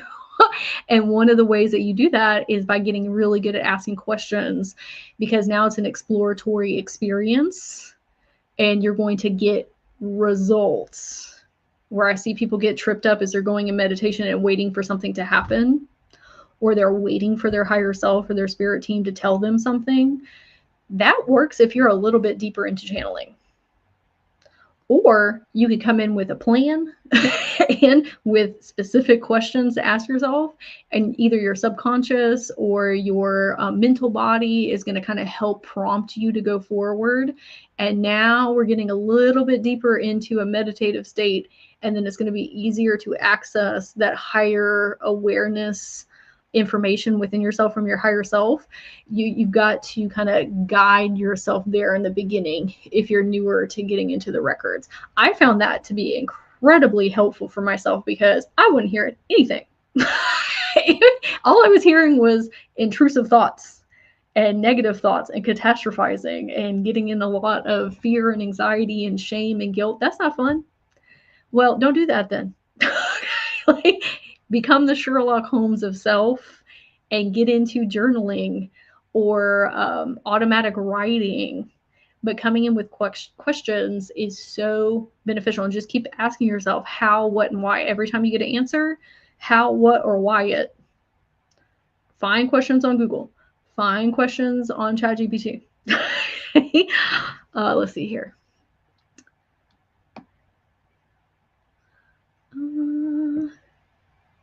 Do you have to say something to access your Akashic records? That's a great question. So if you are learning from other Akashic record readers, they will utilize what is known as a pathway prayer. And that's something that I did in the beginning as well. Do you ultimately have to have that? No. What that is more about is a ritual. It is prepping and preparing your mind of, hey, we are about to do really intentional channeling work that is going to be much higher frequency.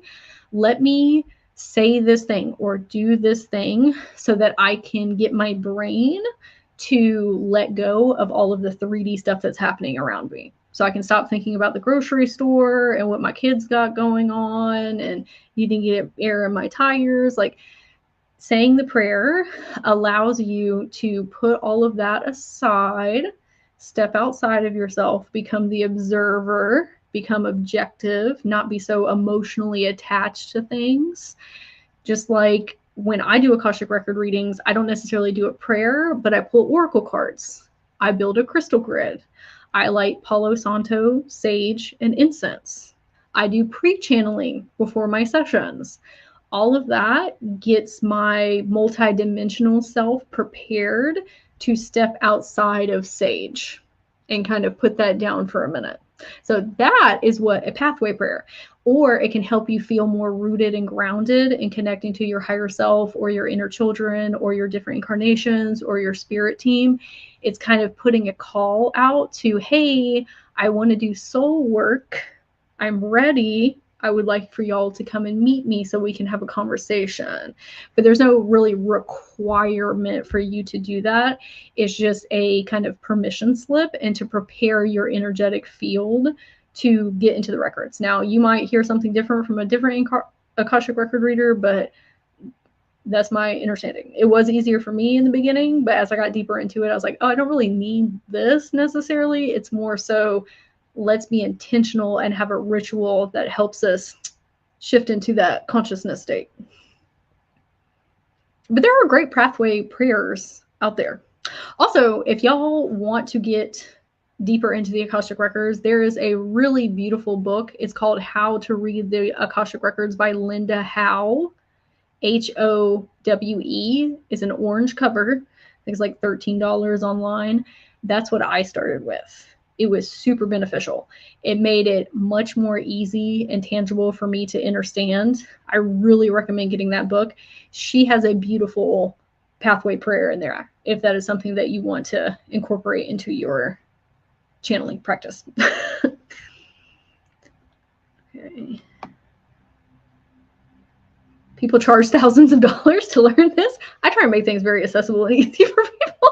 Like, no gatekeeping here, okay? Like, I want everybody to feel successful when doing astral and etheric work. And if y'all have any questions about this, you can always feel free to reach out to me on my social medias. I love, obviously, talking about inner child healing, the Akashic Records, quantum physics, connecting to different incarnations. Oh, y'all are so sweet and kind. Thank you. Let me see if there's any more.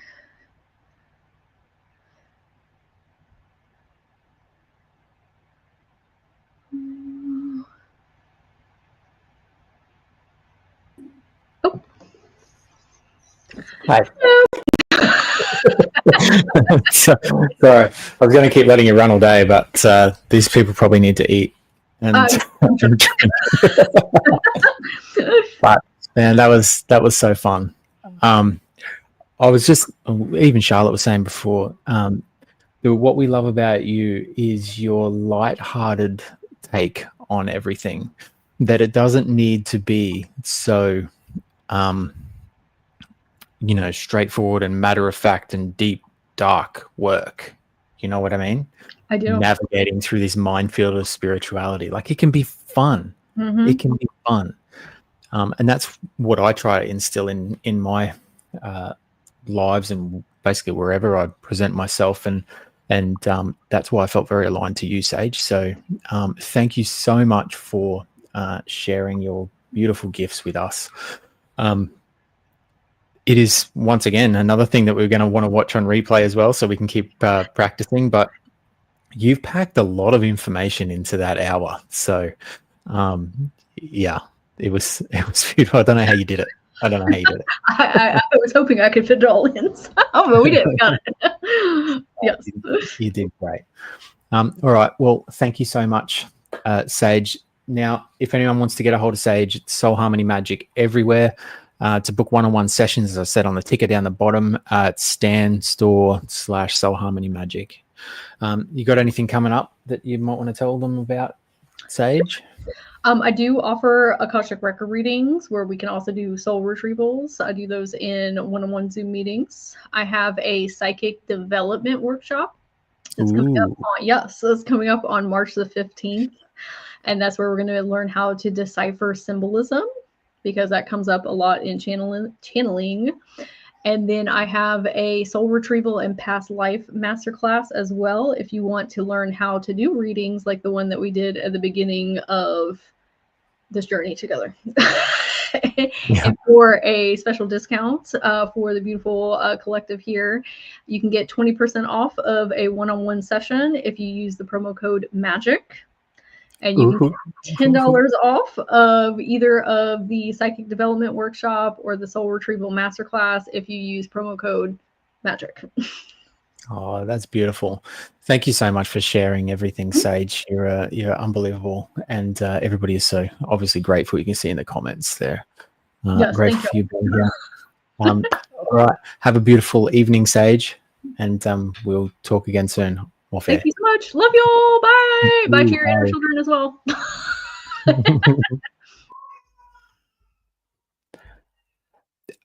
So you can probably hear Willow, and sorry about that. Yeah, the 4-month-old babies, I think they don't really operate on the same time schedule as the rest of us. But all right, it's time to get into a food and hydration break. We're going to break now. I'll be back in an hour. In an hour's time will be yours truly, and she does need a snack. She always needs a snack. Will be yours truly, and we are going to be doing some energy work of like this full here. It's going to be wild with White Cloud. This is something that I haven't even done on Activation Station yet. So yeah, can't wait. This is going to be fun. Anyway, plenty of water, food, go on ground, please, if you can. And we'll see you back here in an hour. I love you, and thank you so much for being here.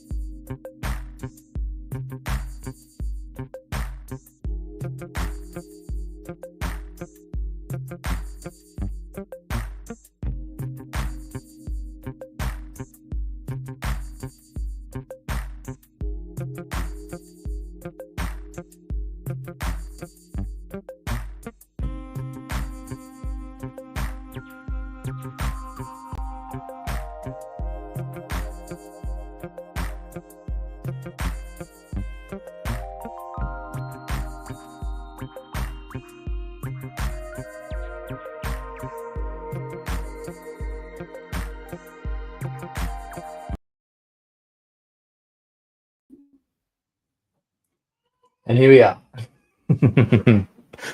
Back for part 2 of this beautiful event. Thank you. How's everyone feeling now? We all hydrated? We all fed? We all grounded?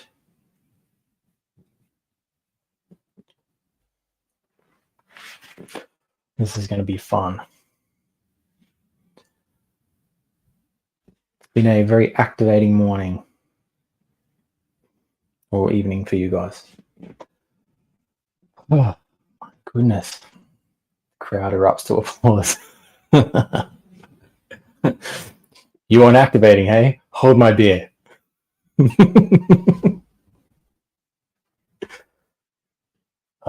is going to be great. All right, just wait for a few more people to get back.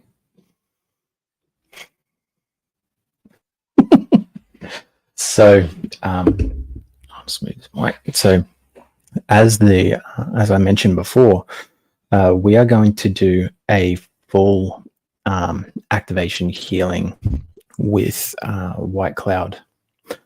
White Cloud is a Native American Indian that I've been working with recently, that has basically thrown himself in my path and demanded that I use his skills. I have been very successful through him at removing heavy metals from people's brains and bodies. But I have never done a group session. This probably won't involve heavy metals, but I've never done a group guided session with White Cloud. But apparently I have to, because this is all about activating, right? So let's get amongst it. Still on break on the phone. So on the phone, you're just going to have to go down to the bottom, the scroller, and just scroll all the way to the far right. And that should bring you up to date. Hello, Neve. How you going?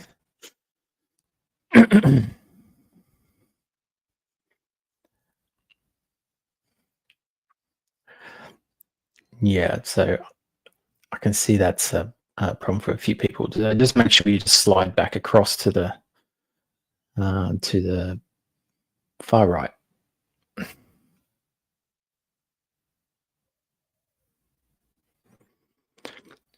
Refreshing your browser might also do it. That's a good one.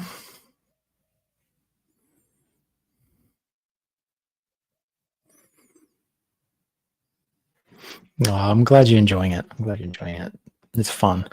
This has taken a lot of man hours to create, like from top to bottom. So I'm really proud of what I've created. And I really, really appreciate you guys all being here and sharing this dream of raising the vibration of the world. So that's what it's all about, because when we activate you activate others just in your frequency. So that ripple effect is how we raise the vibration of the world. Okay. So let's get into it. Now that you're all replenished, we can get started. There's going to be no music to this. You're just going to have to hear my sultry voice. Hey, when Derek was on, did anybody think that in his hypnosis thing, he sounded like the guy from the Gateway tapes? I reckon he sounded just like him.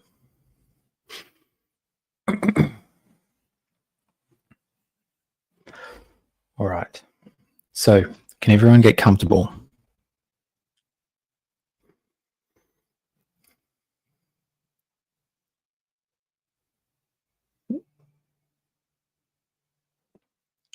Perfect. Okay.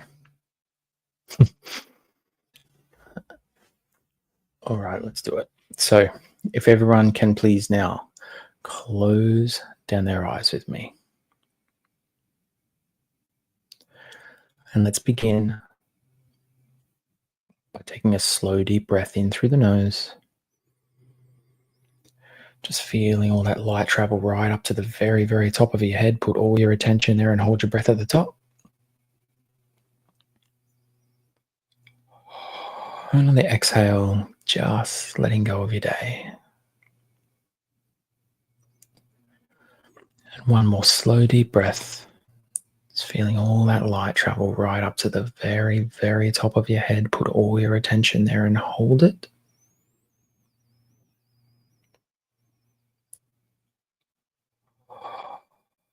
And on the exhale, just feeling that awareness just gently drift down to your heart.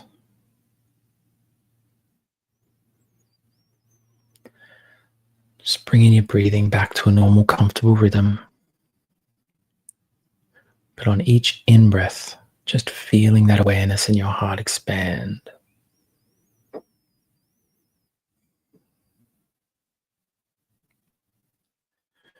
Just noticing any tension in your shoulders, just soften, relax.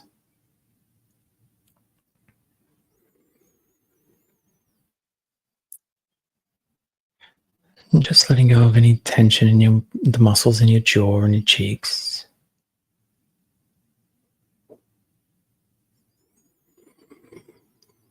And just becoming aware of how your hips and tailbone are connected to the chair or to the bed, wherever you are.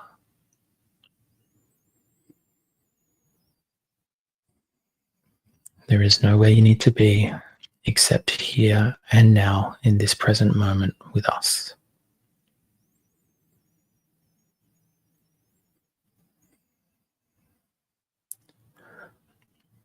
Now I'd like you to repeat after me. I am open.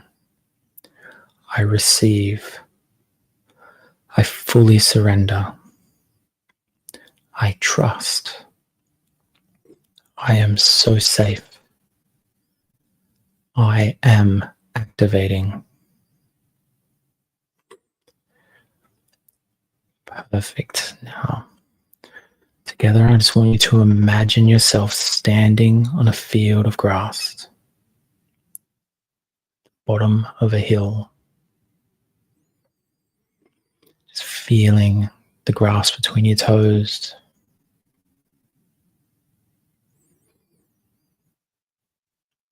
Gentle breeze brush past your cheek.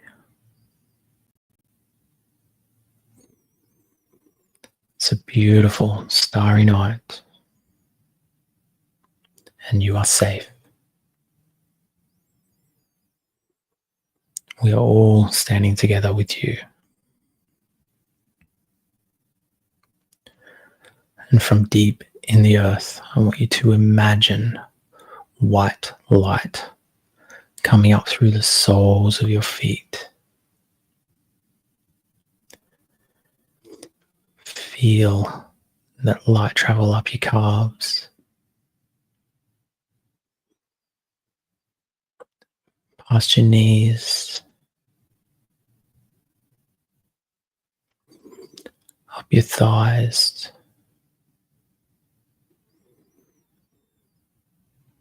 and into your hips and abdomen.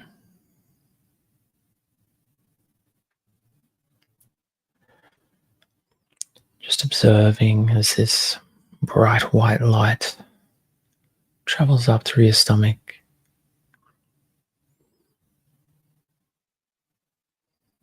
and up into your chest and shoulders, and falls effortlessly down your arms and into your hands.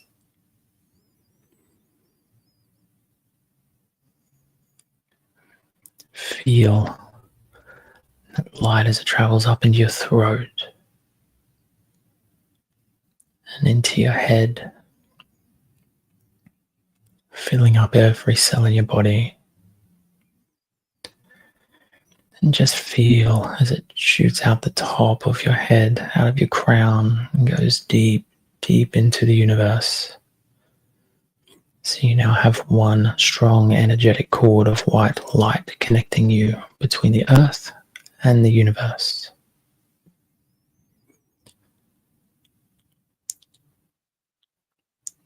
Now from deep in the universe, I want you to imagine purple light traveling down into your crown.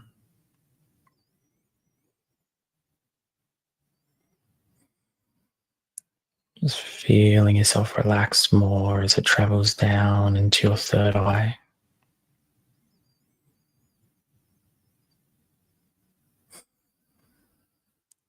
Just feeling yourself get deeper as it travels down into your throat.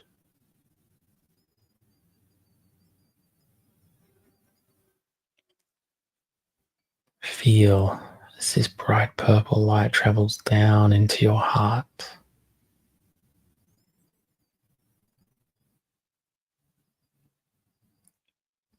And feel it travel down into your solar plexus.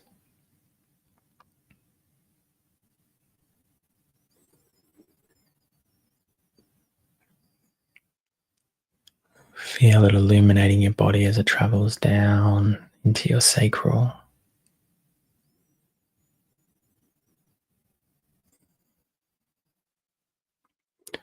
Just washing away anything that is not needed as it travels down into your root.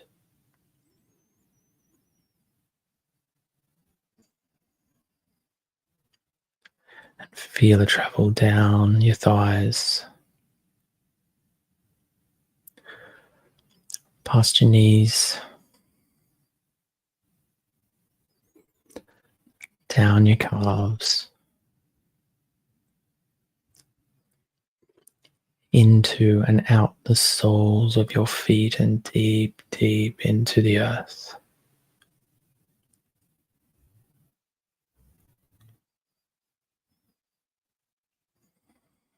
Good. Now I want you to imagine pink light, bright pink light coming directly into your heart space. Just feel as it filters through your heart and fills it up with this beautiful pink light, instantly raising your vibration as it ripples through your whole body, expanding as more and more pink light fill you up, making you feel lighter and more energized.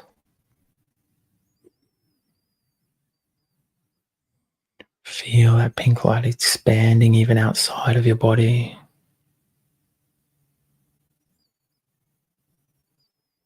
Filling up your whole energetic field with that beautiful pink light.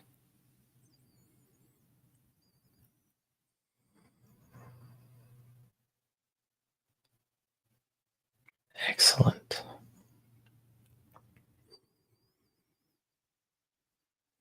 Now back on that field of grass, you see a hill in front of you. And together, always together, we're going to start walking up this hill. Just taking it step by step, feeling your feet as connected to the earth. Getting higher and higher. And feeling yourself getting lighter and lighter.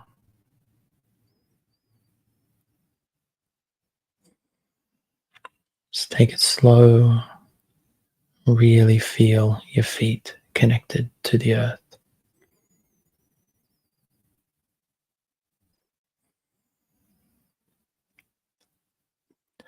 And as we reach the top of the hill, you'll see a clearing. And as we walk towards that clearing, you'll see a huge tan teepee in the middle of the clearing. Tan teepee with a red stripe down the bottom, a red stripe up the top, with a bird totem on each side.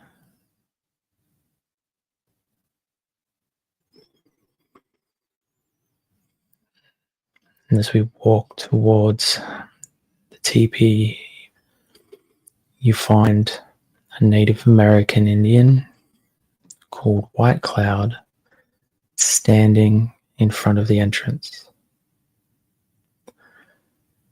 And if you look to the left of White Cloud, you'll see a wolf sitting right next to him.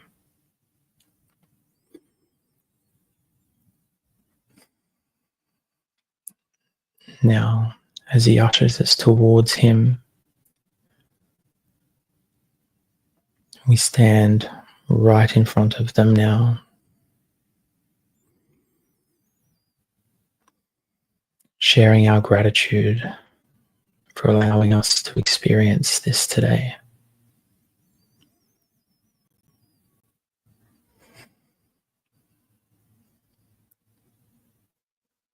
And I want you to feel as the wolf comes towards you and smells you. You are safe.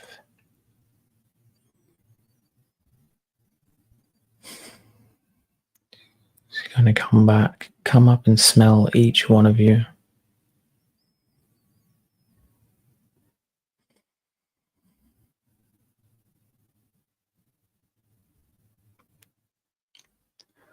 Beautiful.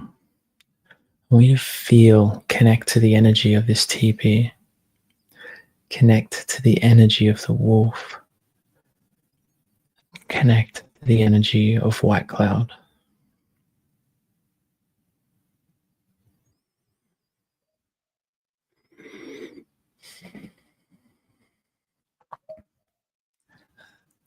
And as they step aside, they open the entrance to the teepee. And we together step into this teepee, and you'll notice that it's full of this black smoke like a cloud.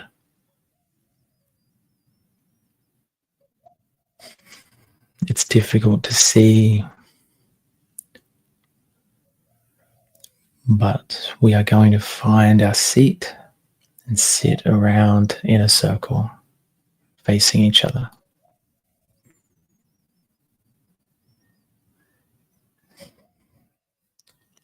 And I want you to notice that if you look into that cloud, you'll see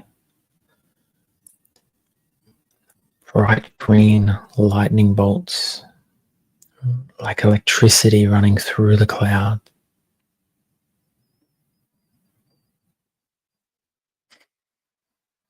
It's thick and strong, but you can breathe just fine.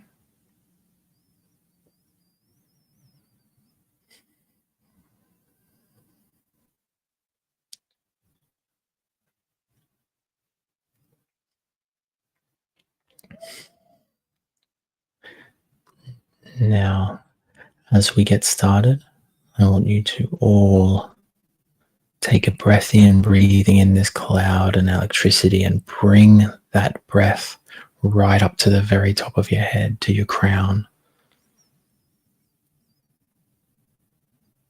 And keep your attention on your crown.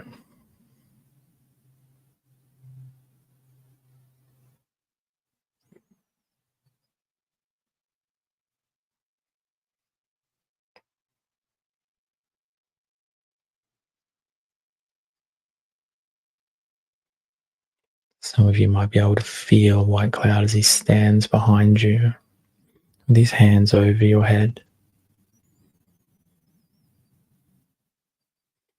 Just keep breathing in that cloud, that smoke.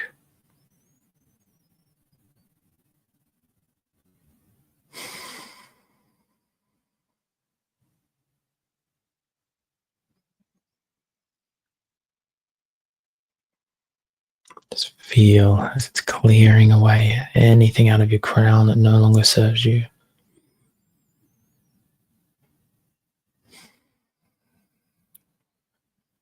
Feel the tingles.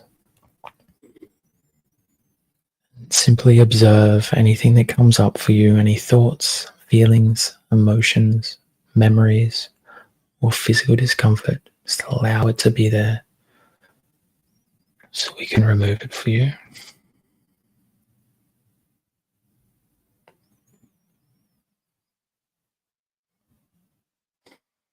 And as that smoke and green electricity fills up your crown, I want you to feel as it opens, activates, and amplifies.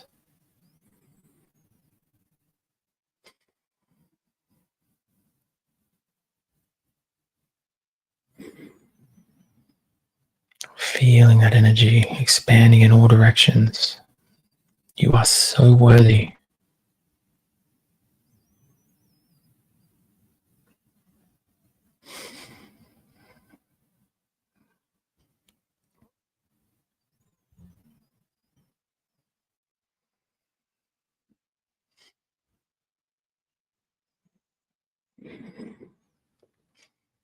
Good. Just let it keep expanding.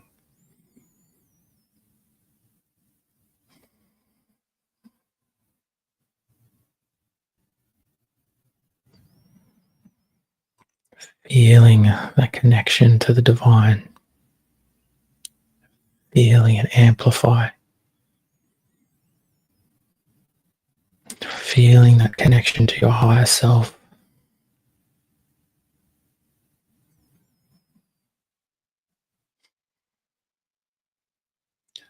And then second, we're going to take together another breath, breathing in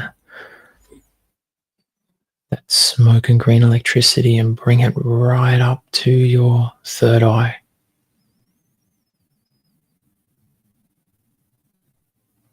And keep your attention on your third eye as you keep breathing in that electric smoke.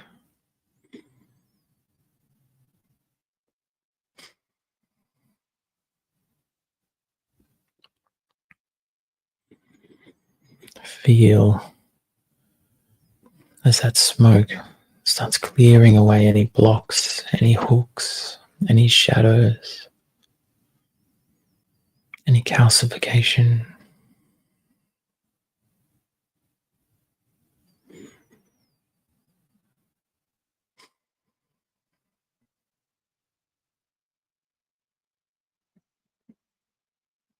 Just keep breathing in that smoke into your third eye.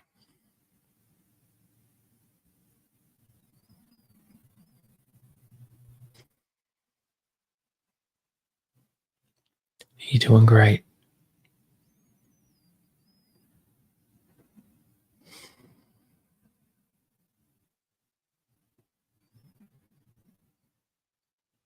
And then just feel as we open, activate, and amplify your third eye. Feel light and energy expanding in all directions.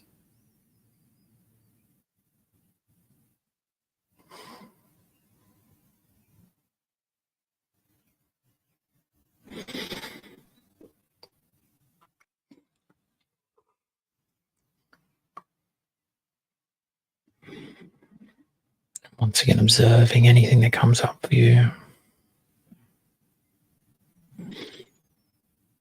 Don't push it away, allow it to be there.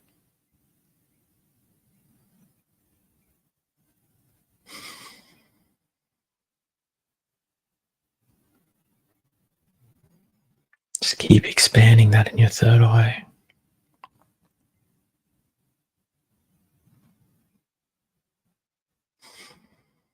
Good.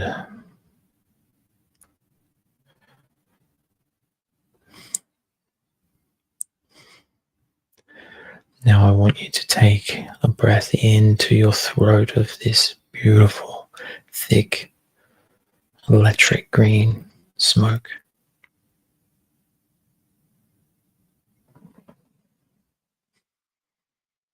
Feel as it fills up your whole throat and clears away anything from this life and any other across all timelines and dimensions.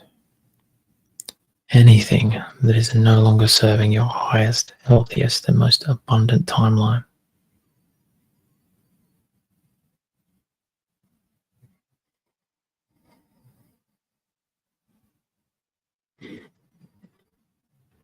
Just keep breathing in that smoke with the green electricity right into your throat and keep all your attention there.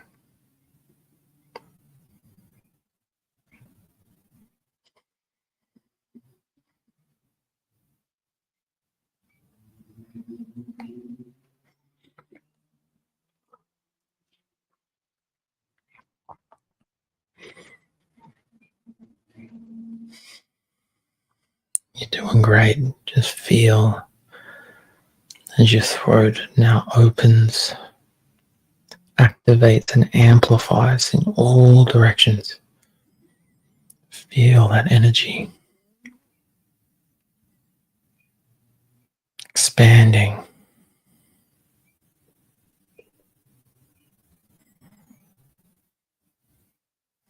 Filling up your whole energetic field on each in-breath.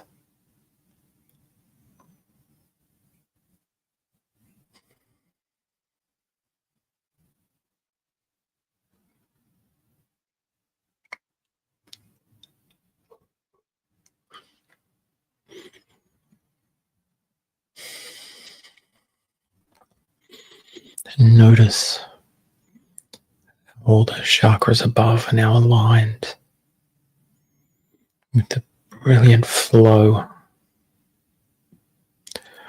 of that bright green electricity.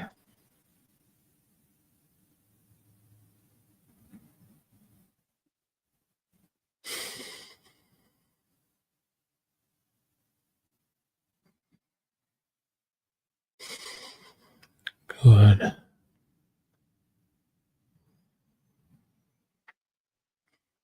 Now I want you to take another slow, deep breath of this smoke all the way down into your heart.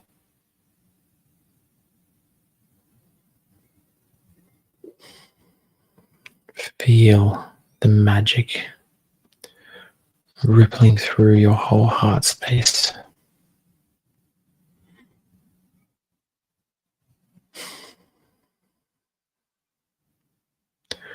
Feel those little green electric charges releasing anything out of your heart that is no longer needed.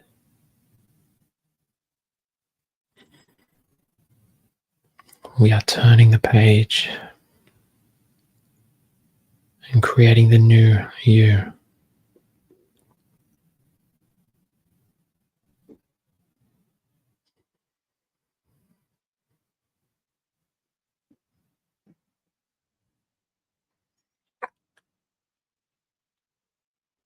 Just allowing anything to come up.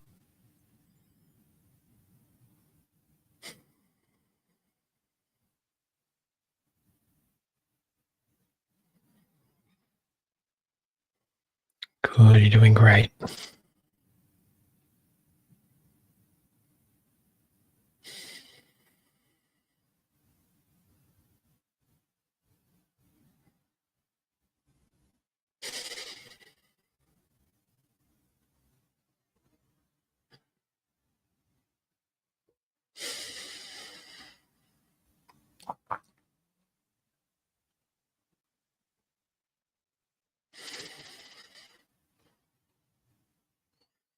Good, and as you keep breathing in this beautiful smoke,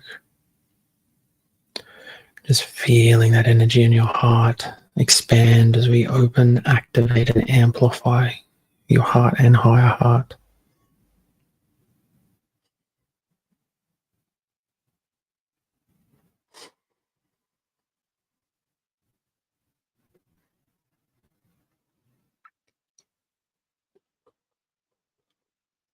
Just feeling the love as it expands in all directions. Feeling the oneness in this TP.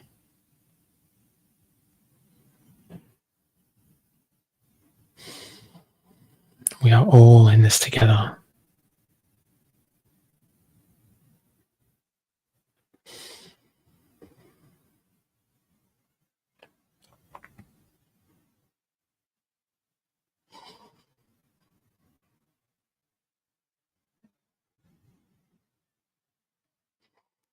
Just keep breathing it in and expanding that heart space.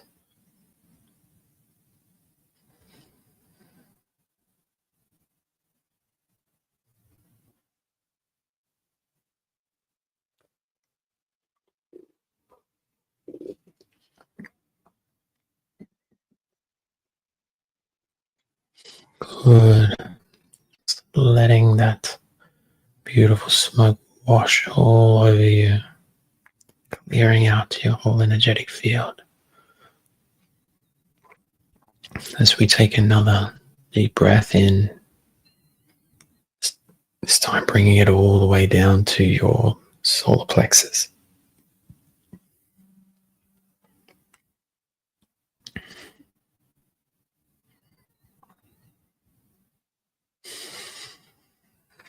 And just feeling as it releases any old patterns,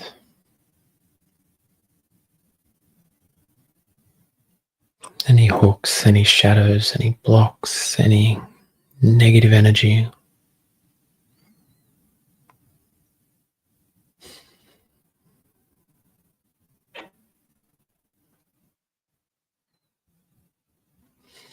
completely shifting you to your desired timeline.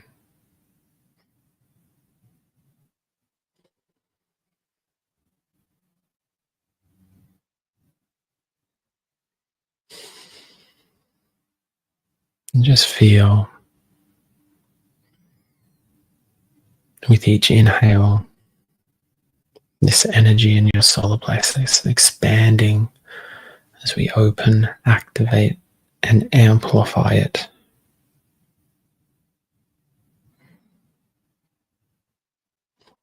Just allow your body to do what it needs to do. Don't judge it.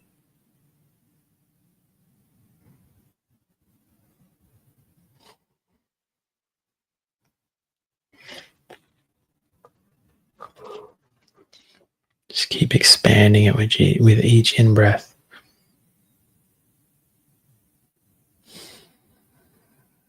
You're doing so well. You are so worthy.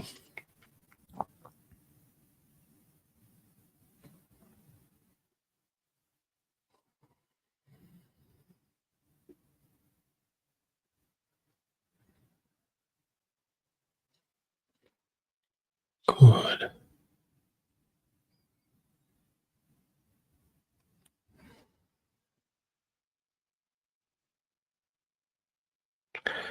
Now just feel with me as you take another deep breath. This time breathing that smoke all the way down into your sacral. And keeping all your attention there.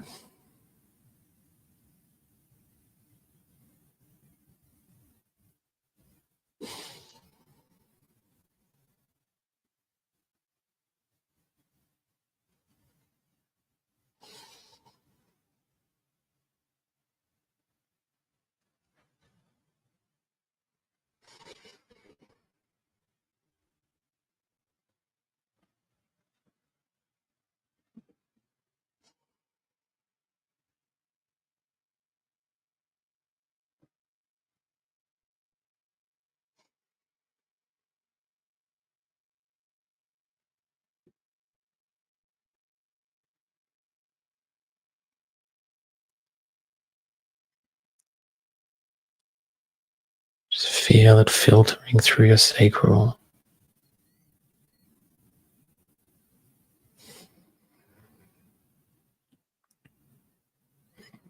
Feel the warmth.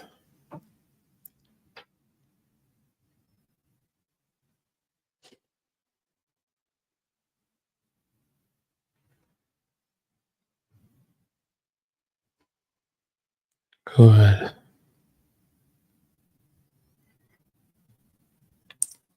Once again, allowing anything to come up. Don't push it down. And just feel this green electricity transmuting those issues.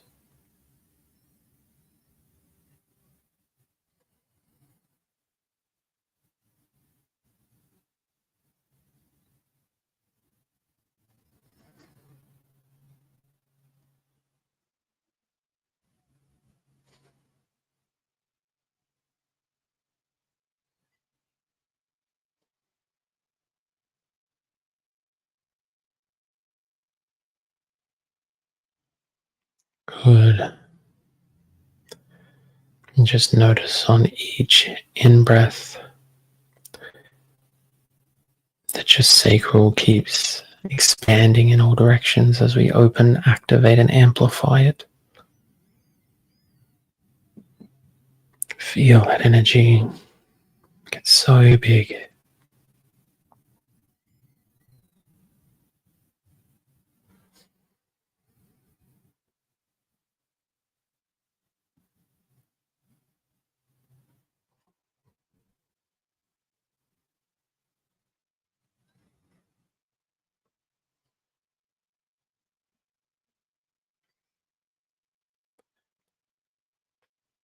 Keep it expanding. You're doing so great.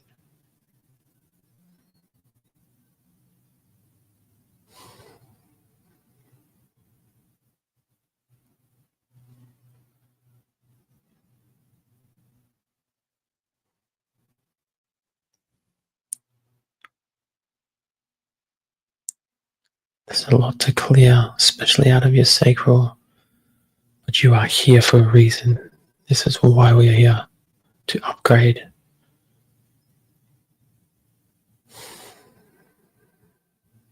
To create the new you.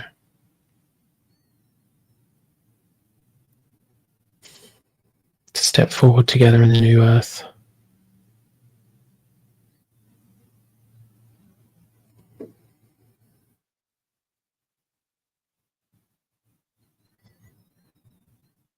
And just feeling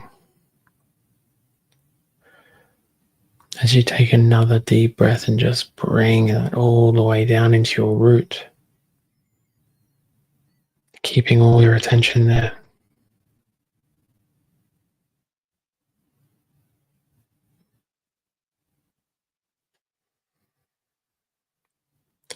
Just feeling that smoke with green lightning or electricity just filtering through your whole mood.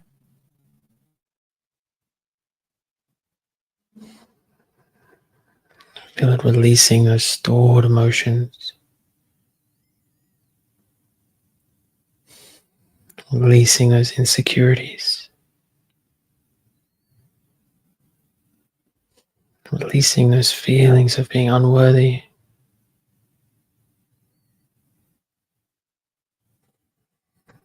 And allowing you to stand in your power.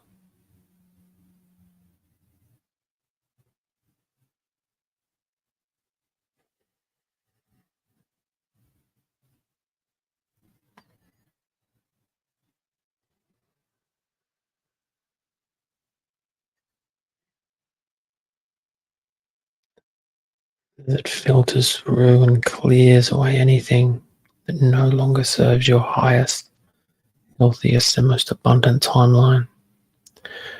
Just becoming aware of the alignment now with all of those chakras above, and feel that green electricity moving through each chakra, up and down.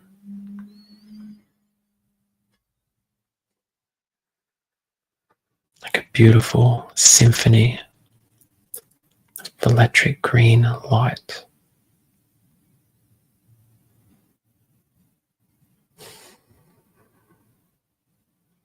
Good.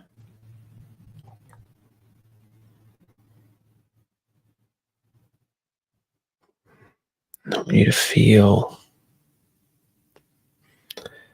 on each in-breath as that energy in your root expands in all directions.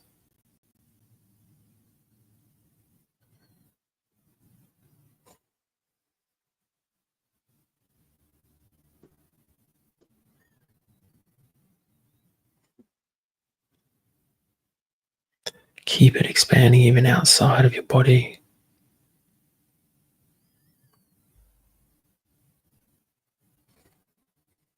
Good.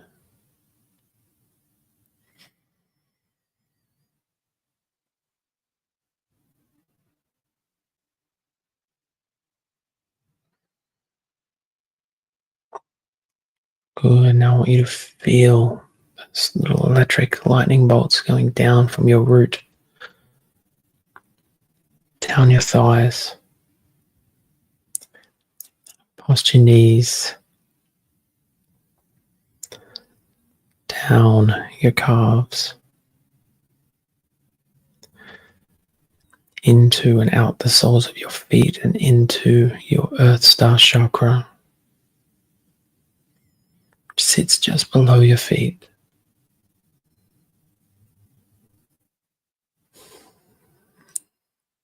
Feel that is a ball of energy building up in your Earth Star below your feet.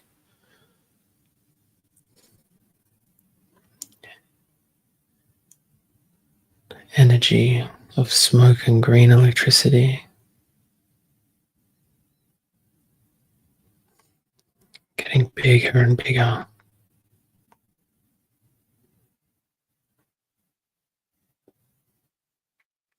clearing away any denseness, helping you to ground, helping you to stay present, helping you to heal, and helping you to activate.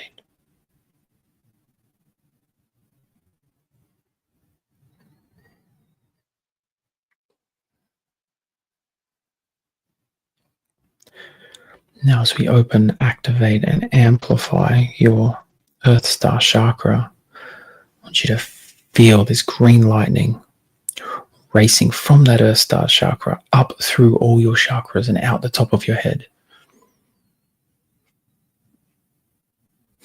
Instantly activating all 114 chakras.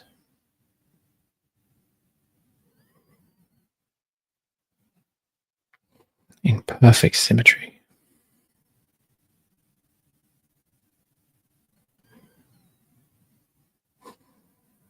Deepening your connection to your higher self. Deepening your connection to Source. Activating your gifts.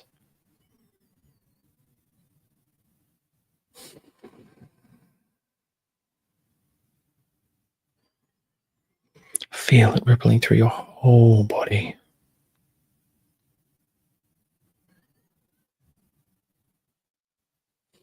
Feel the power.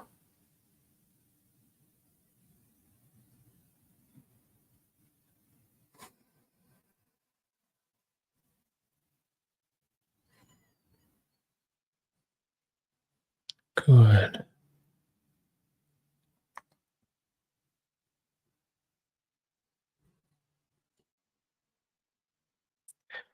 Now I want you to notice the smoke clear from in front of you, and you can see everyone standing around you in a semicircle. In a full circle, I should say.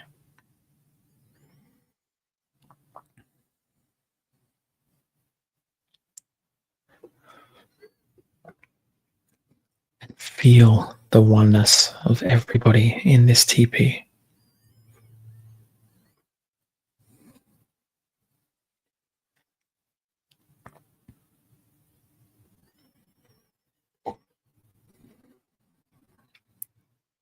Now, we give our supreme thanks and gratitude to White Cloud today for facilitating this upgrade.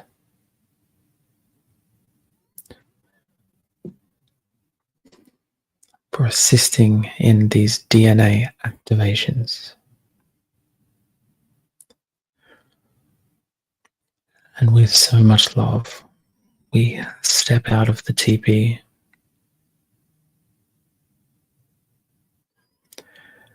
and start making our way down the hill together. Just feeling your feet connected to the ground with each step. Just going further and further down. And coming back further and further into your body.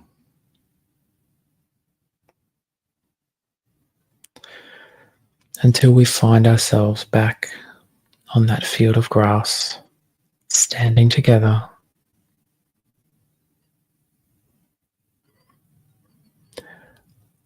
Now I want us to all set the intention to retain any and all experiences of what happened today.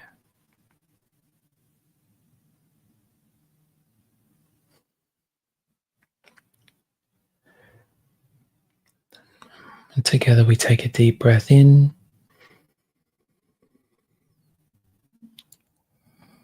and out, giving your fingers and toes a wriggle. Just paying more attention to the sound of my voice. And another deep breath in.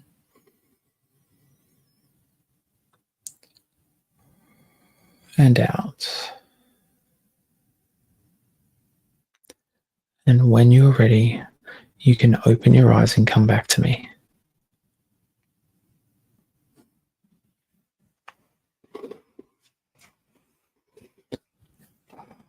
Wow.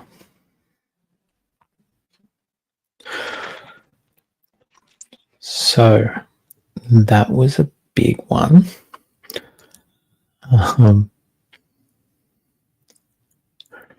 Whilst you're gathering your thoughts as to what you experienced, thank you, Charlotte. Whilst you're gathering those thoughts, feel good? I bet.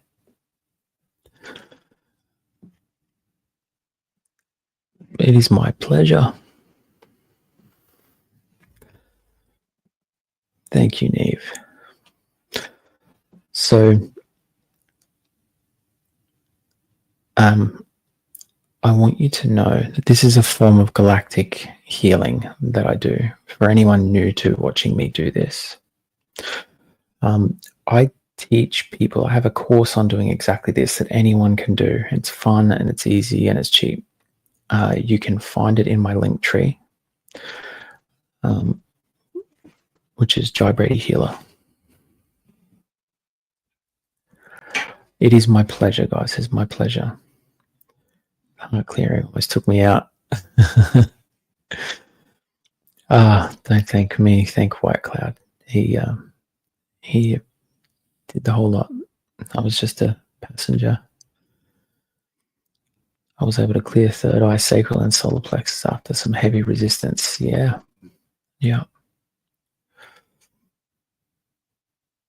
That was intense. I know. We're not here to lick stamps, though. We're here to upgrade and activate.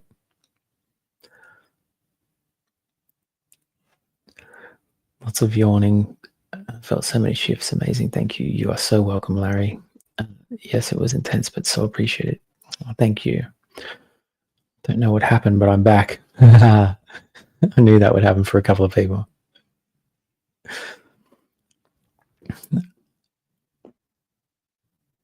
You think some of you were sleeping? You weren't. You were just deep. I saw a white cloud when the light came up from the ground. Oh, that's beautiful. We're shaking uncontrollably at a few points. Wow. Thank you so much. Felt so light. Thank you, White Cloud. Yes. Thank you, beautiful. Thank you, White Cloud.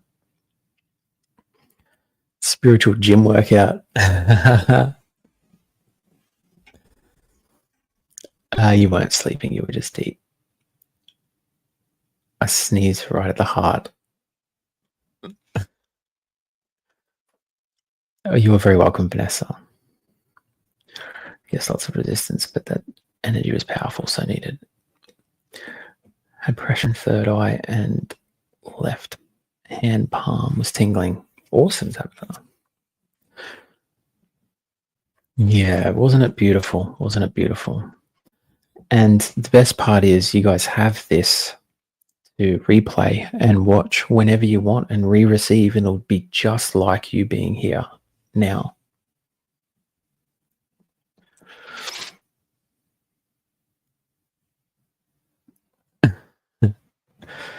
Yeah. So really important, guys. Thank you. Really important to drink a lot of water and go easy on yourself. You're still in for a pretty decent next few hours. We're at the back end. We're bringing it home, very strong. So, drink some water, go to the toilet, ground. If anyone needs one-on-one sessions with me, my link tree is there.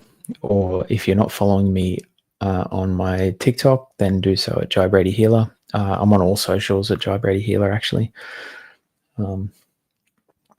And what else? Yeah, if you want to join my Patreon, it's called Activation Station, and that's where I do things like this every other week for people. That includes channeling as well.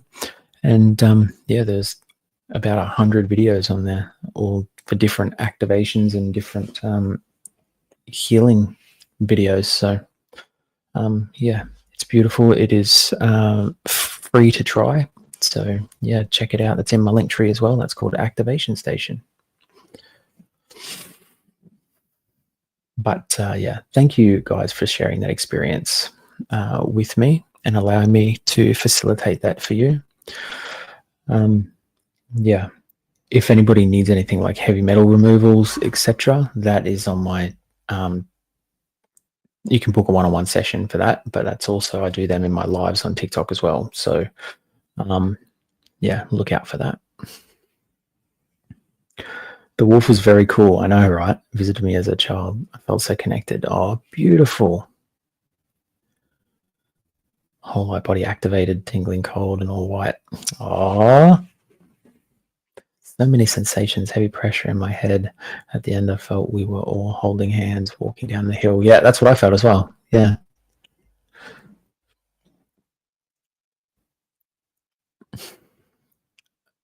Your brain started to worry about me. There was nothing to worry about. I was very much in control. Too in control, actually. I need to be less in control. That was amazing. Thank you. I feel so grounded afterwards and many visions towards the end. Beautiful. I'll be very interested to see how you guys go over the next couple of days after this integration, not just of this session, but the whole lot, really. Yeah, but that one in particular felt like there is a lot of gifts about to come online. You could not be more open to it. And you all did it. There's nothing that you did wrong. You just received. It was beautiful. When we connect together, we heal so many. Not a true word has been said. It is beautiful. You're very welcome. Making a commune in my house called Ed's Creek. If the world shuts down, you're invited to Montana. Well, I'll be there, but I got a big family, so I hope there's enough space. But thank you. I'll keep that in mind.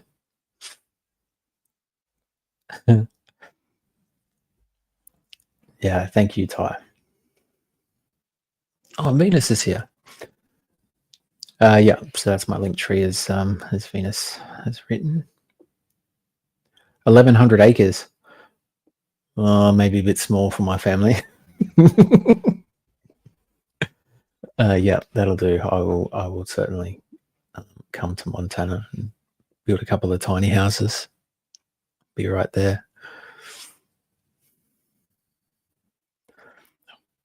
I'll organise the flights this week. No, but that is such a brilliant idea. You're awesome. All right, so it's almost time for Antoinette. I am just going to jump off to go to the toilet because I've drunk a lot of water. You probably will need to as well. And then I'll come back and introduce her. So it'll just be another 5 minutes, okay? So if you need to go out and ground, definitely go out and ground. It's going to make you feel better. Really important too. Oh, you are very welcome. You are very welcome. Yeah, it should have held a lot of stuff across all timelines and dimensions. So whether that be past or not. All right. So I'm just going to jump off now, and I will see you guys in 5 minutes.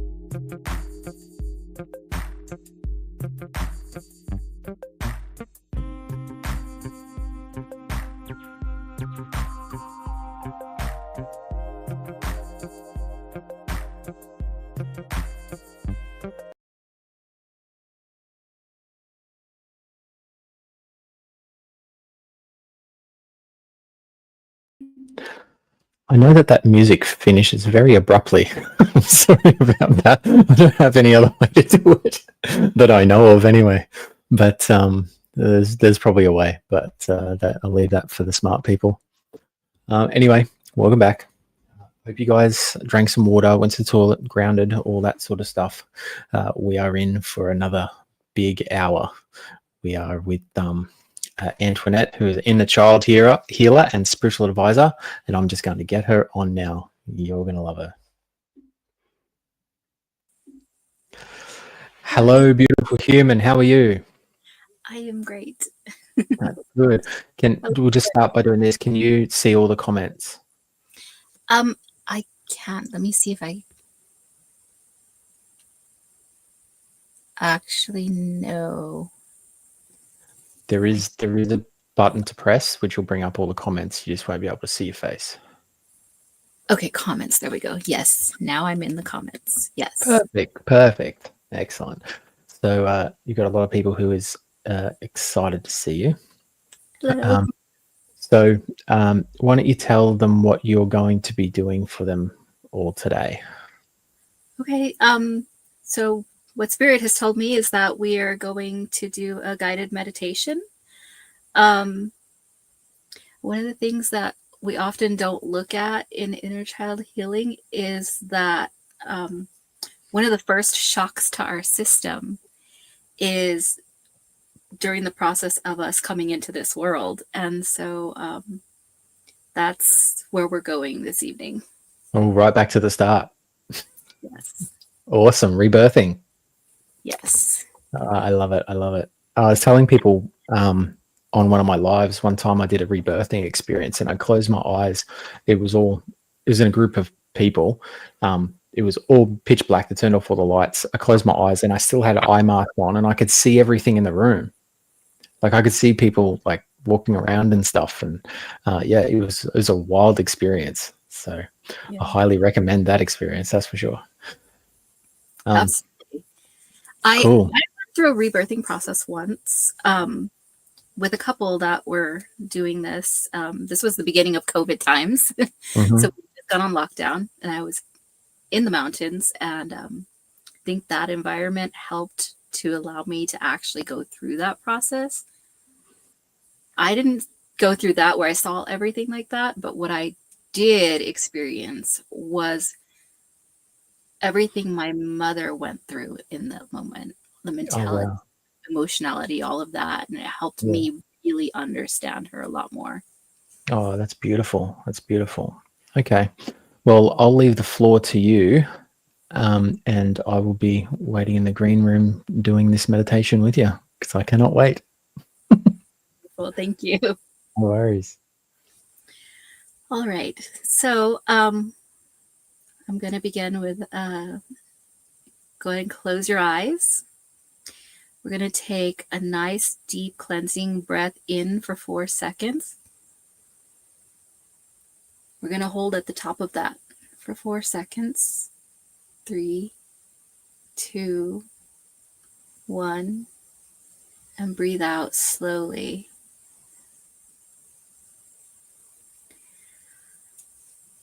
As you breathe out, I want you to imagine a bright, warm light coming and just falling on you like a waterfall. And breathe in slowly. Hold at the top. Let it out. This waterfall of light is going to flow over your head, your shoulders, your chest, your back, your hips, down your legs, and it's going to flow down into your feet and down to the earth below you. Then you notice a bright white light coming directly into your crown. It warms as it travels down into your third eye, warming down into your throat. And as we get to the chest in your heart chakra, it fills that space more and more. You can feel it expand with warmth in your heart space. Outward, outward, outward, outward. This expansion continues to go bigger and bigger until you are enveloped within the bright white light emanating from your own heart space.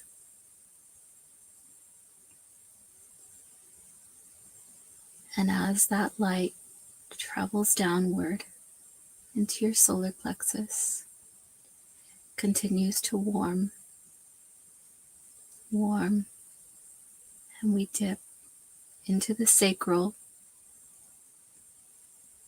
warm, creative force, down into your root, warm, warm, down your legs, down into your feet. This white light goes down into the ground and grows roots down through all Earth's layers to her core.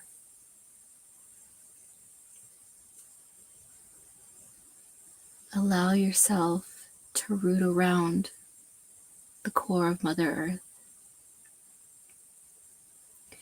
Feel her warmth and her comfort reverberating back up through those roots into your feet, into your legs, into your root, into your sacral,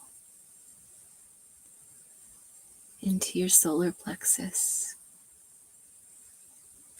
into your heart space, where the comfort of Mother Earth expands outward, outward, outward to fill the space that the bright white light has already created for us in that loving, gentle environment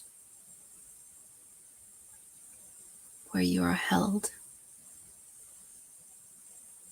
with both the comfort and love of Mother Earth and the bright white light of Source. And allow that comfort of Mother Earth to go up into your throat chakra, up into your third eye, up into your crown, and out into the cosmos.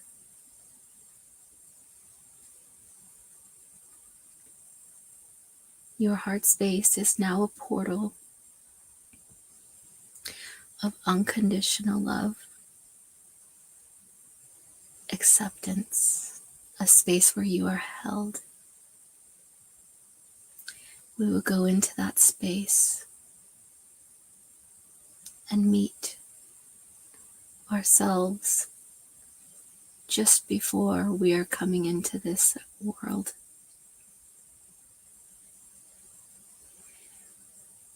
We are in our amniotic fluid, able to move not so freely.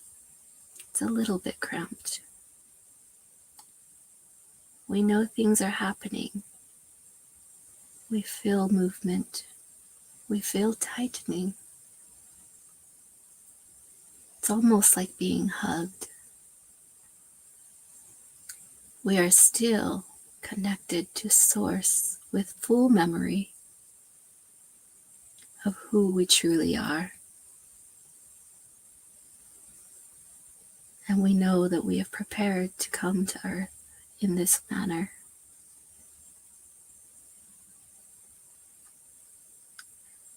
As the time grows nearer and we feel the pressure increase, we know it is near.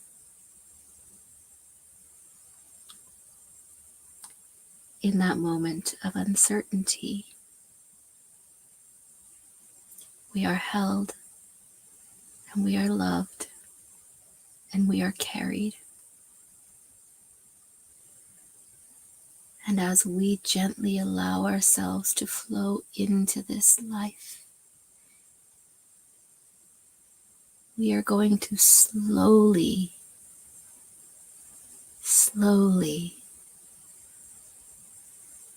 open our mind's eye to the outside world.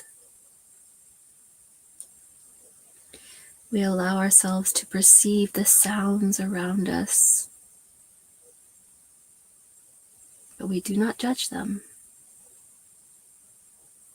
We allow ourselves to perceive the new scents around us.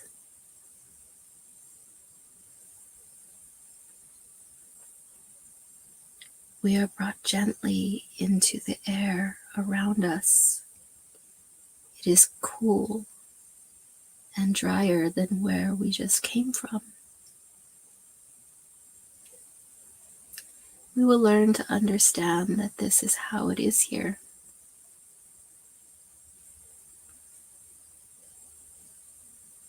We are lifted. And instead of being examined, we are simply held in that space and allowed at our own pace to perceive the world around us and begin to open our infant eyes. It is bright here.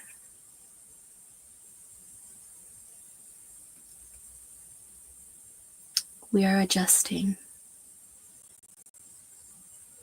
Those adjustments allow us to perceive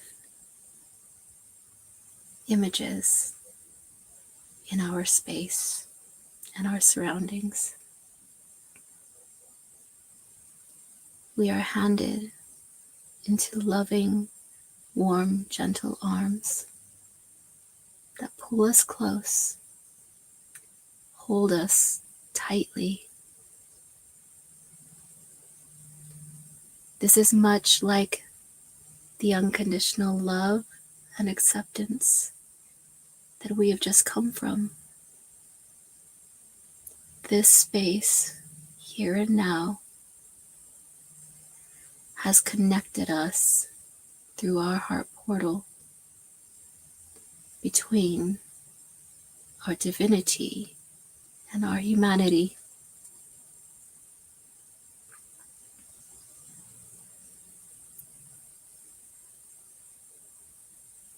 Allow yourself to simply be held. For the universe holds you as Mother Earth holds you, as your first caregiver holds you.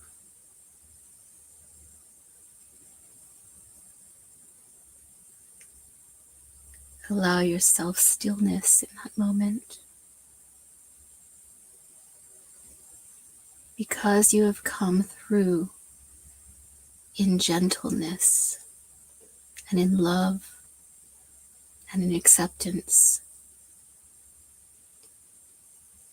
it allows you to pave the way for the rest of your existence and your mission and your pathway here in this life.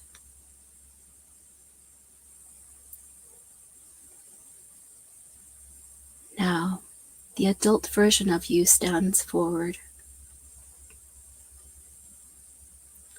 and picks up your infant self. At this time, let your infant self know what you intend to do for them for the rest of their lives. Let them know you intend to love them unconditionally. Let them know that you will not betray them. Let them know that you will live authentically in your truest self. Let them know that you will forgive for any perceived mistakes along the way. Tell your infant self that there are no mistakes. Everything is a learning experience. Allow for pliability. Allow for adaptation. Allow for growth. Allow for understanding.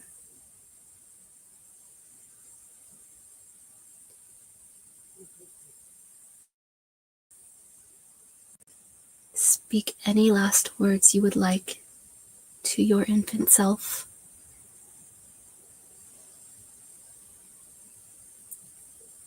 Hold that infant self tightly against your chest. In that heart space, that loving, accepting heart space of yours. Allow your infant self to meld into that heart space. And as that child melds into your heart space, everything that you activated in that infant child, every intention you set for them, now lives within that heart space, within you. That is your most powerful space.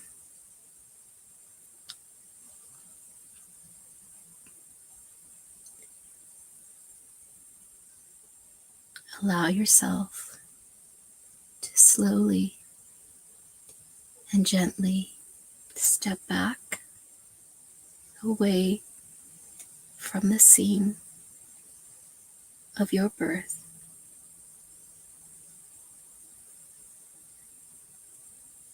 And as you do, take a deep breath in, hold, and release.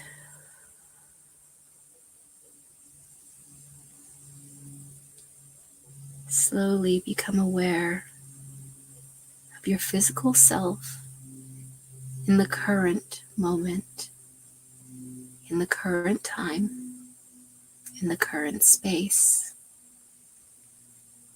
forever changed by the love you had for the tiny child that you were when you chose to come here. Bring your awareness back to your body and allow your eyes to open gently and slowly so that we do not shock the system. Allow your breathing to become normal.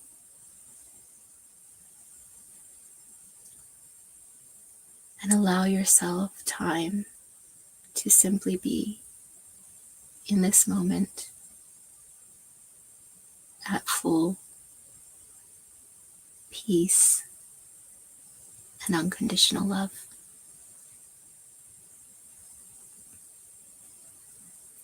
I thank you so much for allowing me to walk you through this process. And please thank yourself for giving this to yourself.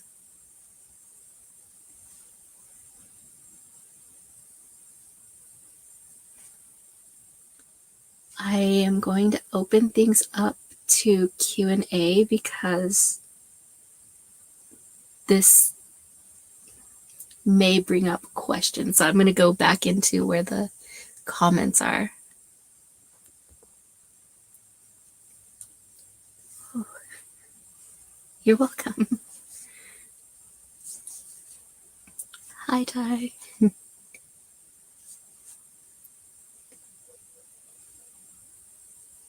You're very welcome.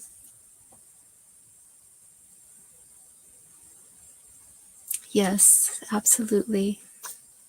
I love that, Nancy.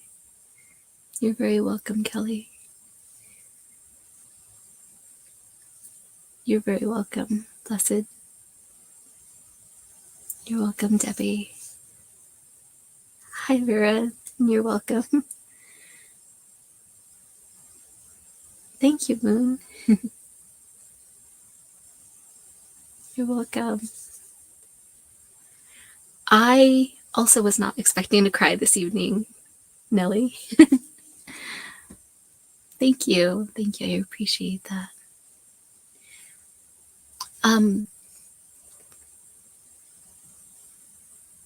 Yes, absolutely. Having more compassion for ourselves.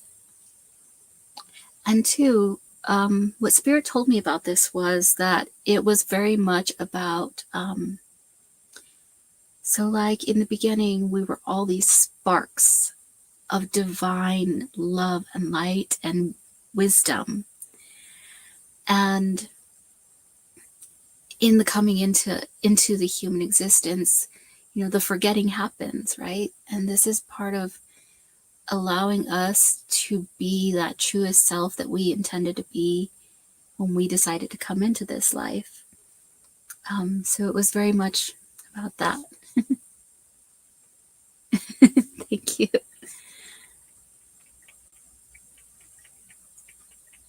Oh, I'm glad you can comment again too. I'm trying to catch up. As I pressed baby me against my heart space and didn't want to let her go, I had light, like a tightness pain shooting from my tongue to my chest, almost like grief. Yes. And that's why we bring the baby into our heart space, because we're not letting go of that baby. You know? It's also like integrating that piece of us. It's really bringing that piece of us into our wholeness.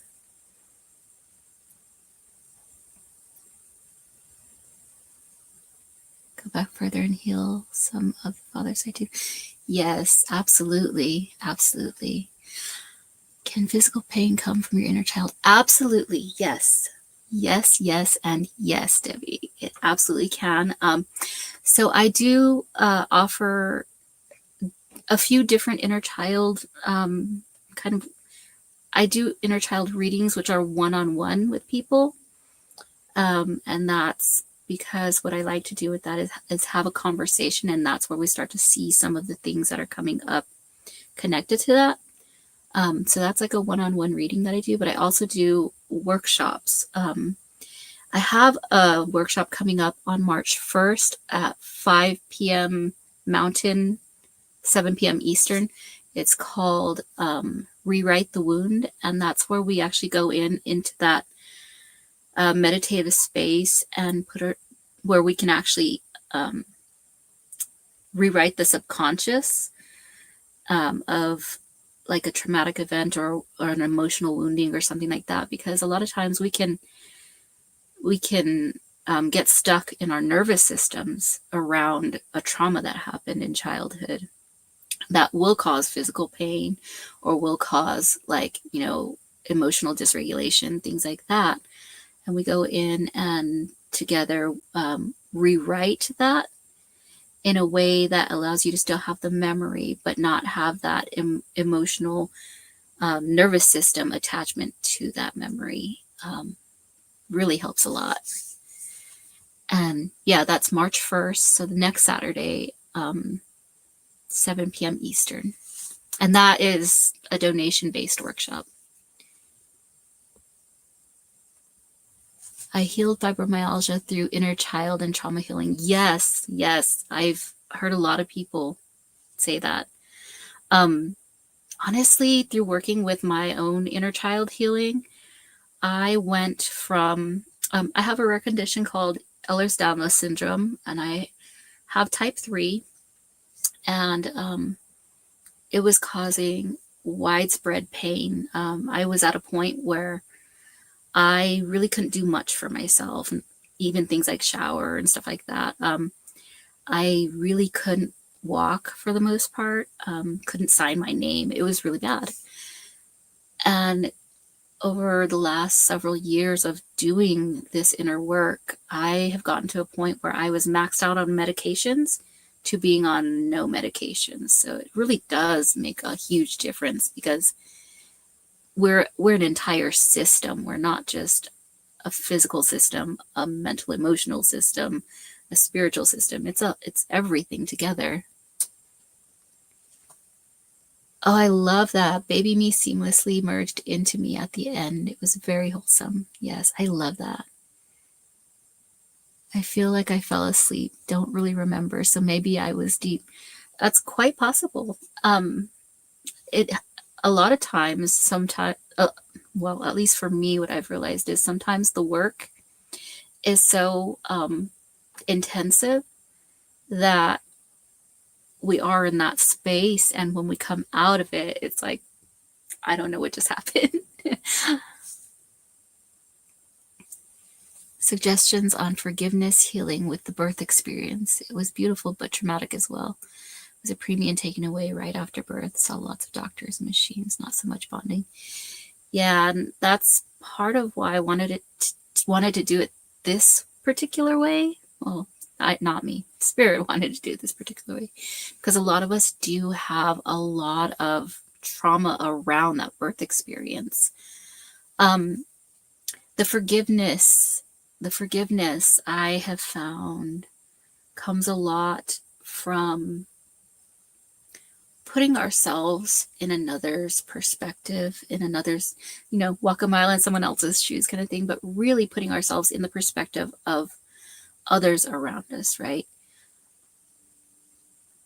We all deserve to have a beautiful experience coming into this world, But because of the physical density and reality, that is not always possible. And so really like delving into that other perspective. But I think another thing that helped me a lot too was, I don't know how familiar you guys are with Dolores Cannon, but I started to listen to some of the people in past life regressions recount that experience. And a lot of times the trauma was tied to something else, and that made the birth experience a little bit more difficult. And being one of those people with a really traumatic birth experience, that helped me understand, like, oh, this may have been multi-layered and maybe I should look at all parts of it. But yeah, I think there's a lot. So forgiveness and healing, it's layered. I guess that's what I'm trying to say. It's very layered. I ran into that issue connecting with Mother in this one, but you helped me through it. Oh, I'm so glad to hear that. So glad. Yeah.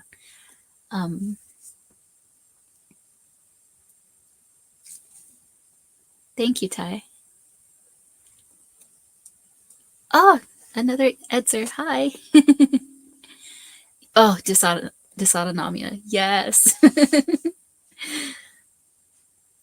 Yes, my daughter did too. Yes.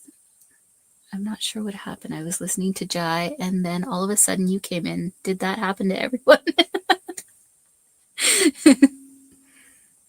Star, some experience for me too.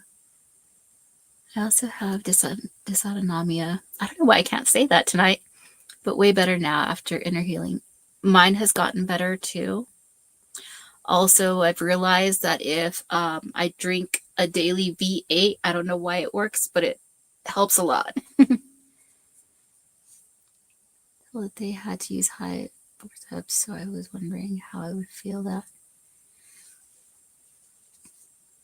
I would imagine that would feel like a lot of pressure lowering.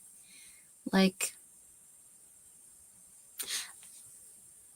I'm wondering if like actually walking through that in a slightly different kind of regression might be something to look at with that. Are you prone to headaches by chance? Let's see, blessed mommy. I think once I calm the nervous system down, this dysautonomia became much less problematic. Absolutely. Absolutely. I also love Dolores. Honestly, she was ahead of her time, but there was actually a couple other people doing similar work around that time too that just aren't as well known. I wish I could think of the name right now, but I can't. I'm so sorry, Tracy. I hope this helped make that a gentler memory in your nervous system.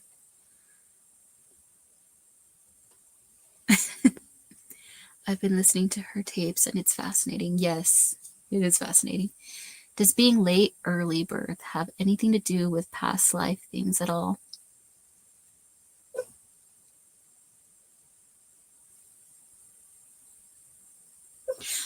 So Spirit said on occasion, yes, but mostly that tends to do with the mother, and not the mother as in like purposely doing anything, but a lot of times it's the mother's mental, emotional, and spiritual state as well. Like for me, I will say when I was pregnant with my oldest child, I was carrying a lot of fear and stuff from past lives too, and I didn't know that. And so I wasn't, on some level, I wasn't allowing my body to go into the state that labor should be happening. And so I ran like 2.5 weeks late, and that caused other problems. But that was definitely like me in my system not feeling safe. anything but V8. You know, I mean, liquid IV works for some people, but I find the best one for me is the V8. But it's also an indicator for me, because if it tastes like just watered down stuff to me, I know I'm extremely dehydrated. Yeah, almost 3 weeks overdue. That's a long time. 2 months pre-me. I was in a hurry. Yeah, you were. Feeling the child on my chest and bring her into my heart chakra was so healing and fulfilling. I am so happy to hear that. Thank you so much for sharing that. 2 months early as well. Wow.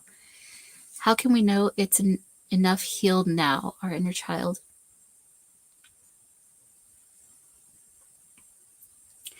When it comes to healing inner child, also, like, you know, it's similar to going through therapy. And I recommend, honestly, always doing both.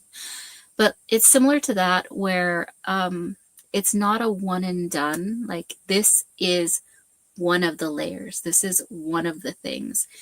But at another time, another portion of it is going to come to the surface. And I don't recommend anyone go digging for stuff to heal. It's often best to wait for something to come to the surface for us to address that, because that's usually our system and our spirit team letting us know, hey, it's time to look at this, and then do multiple things to work through that. So that's therapy. That's working with healers like the amazing healers we've had here today. And that's also like things like journaling, cognitive behavioral therapy, stuff like that. It can all work in conjunction with each other.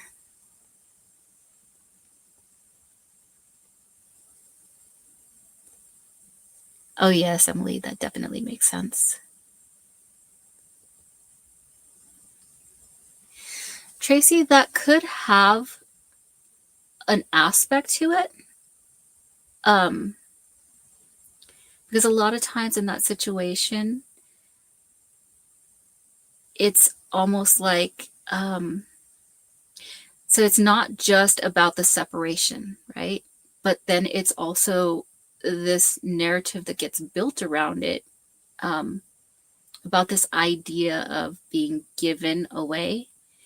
I think a lot of times the way that we talk about things like adoption and stuff like that, or being raised by our non-biological parents, I think the language we use around that can really affect the way we psychologically understand those things, and therefore interpret them through our emotional states, really kind of affects every part of it, right? Because there is that initial traumatic thing about that separation to begin with. But it's something I would definitely say, like, it would help to use multiple avenues to work through those things right there, especially if you're feeling like it's really affecting your day-to-day life.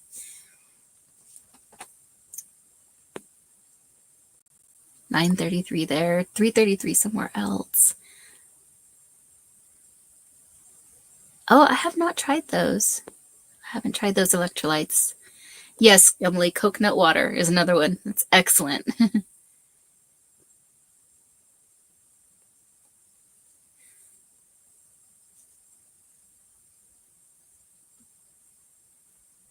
Oh, Sun Goddess, I am so happy that this helped, and I am so grateful that you trusted me to take you through this.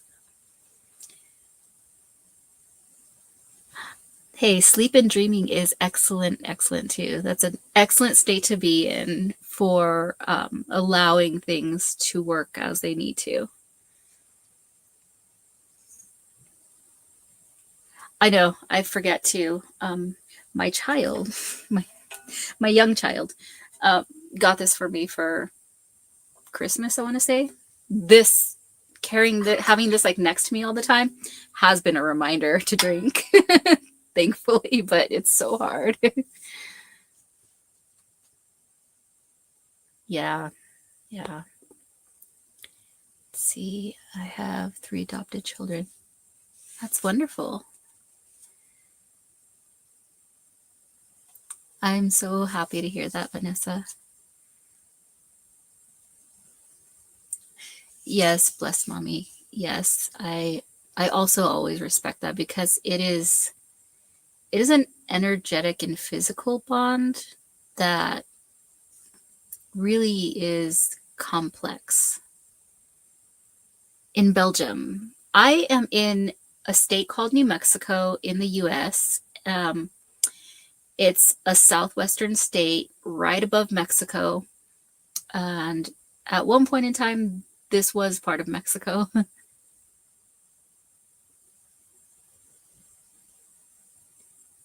I'm so glad to hear that.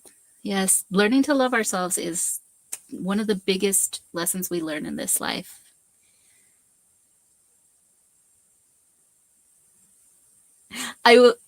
Yes, straws. I love straws. Straws are amazing. That's wonderful. Been drinking a lot more water now than I ever did. That's great. Yes, Celtic salt, lemon water. Ooh, lemon cucumber water is...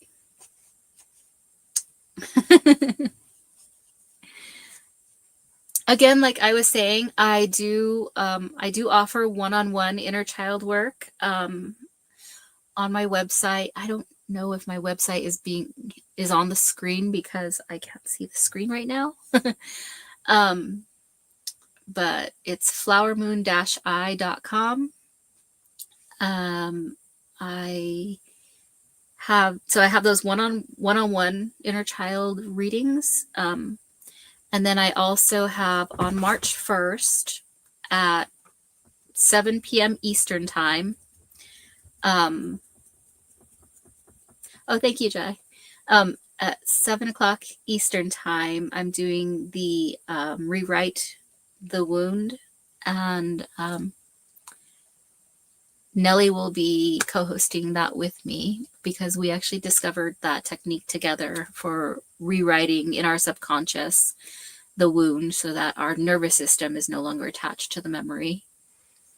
I do have a TikTok. It's Flower Moon Initiative.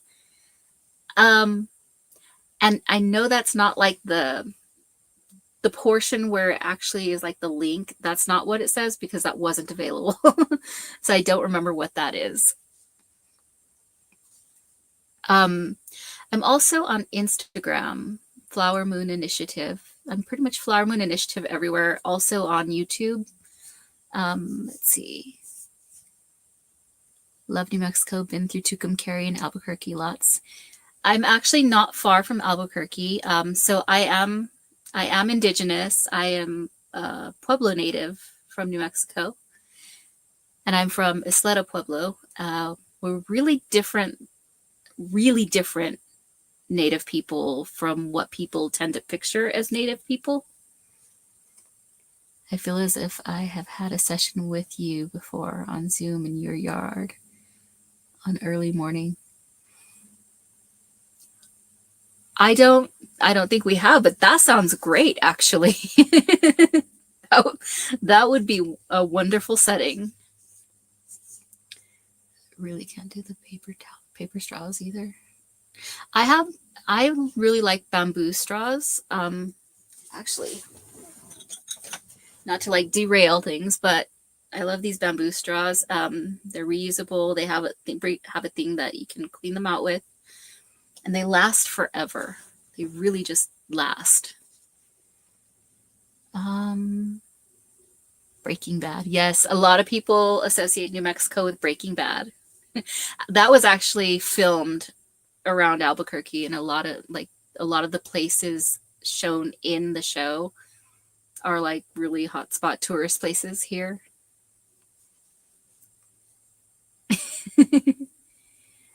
Oh, awesome. Well, hello. a fellow New Mexican. Never heard of bamboo straws. I hadn't either until I came across them one day. Let's see if they have a brand. Kickerland, Kikkerland, I think. Yes, Vanessa, that's it right there. So if anyone's interested in my TikTok, Vanessa has it in the chat. Yeah, I never remember whether they're O's or zeros or how the dashes are. Hello from Arizona. I'll be in Sedona in a couple of weeks for, I don't remember what the event is called. I'm so sorry. I feel like they're better than metal for some, as it can be a bit harsh. Yes.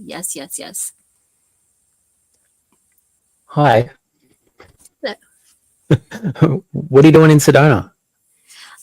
so Chrissy and I are going to Sedona. Sorry, I got to leave the chat real quick. So Chrissy and I are going to Sedona for an event that I can't remember the name of. I'm terrible. Oh, okay. But yeah, so there's a spiritual event happening in Sedona the weekend of March 14th, I believe. Okay. So we'll be at that event, and we'll be sharing a table. So Chrissy, it's one of the places in the States I'd love to go to, Sedona. It's the wild energy. One of the things about Sedona is it's vortex energy, big time, right? But you can feel it as you get closer in, and then suddenly get past this point, and it's like you're driving through the mountains, and you get to this point, and it's like suddenly you're in a bubble. Oh, really? Feel or like none of the outside world stuff comes in. You know how we're always bombarded with all the stuff? Oh, yeah. It's a bubble. It's a wild, amazing, incredible feeling bubble. Wow. I want to take a moment to thank you for answering everybody's questions. That was really lovely of you after the session, which was obviously incredible. You heard everybody talking about it, so look at you go.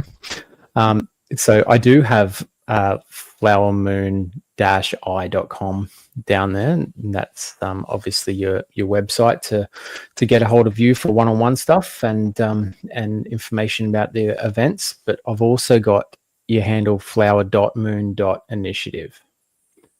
Okay. And that's down the bottom right as well. It's okay if you can't see Yes. it. You're on a phone.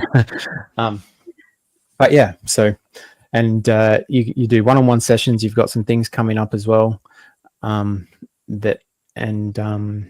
Yeah, I think, is there anything else that you want to share with the world while you have us?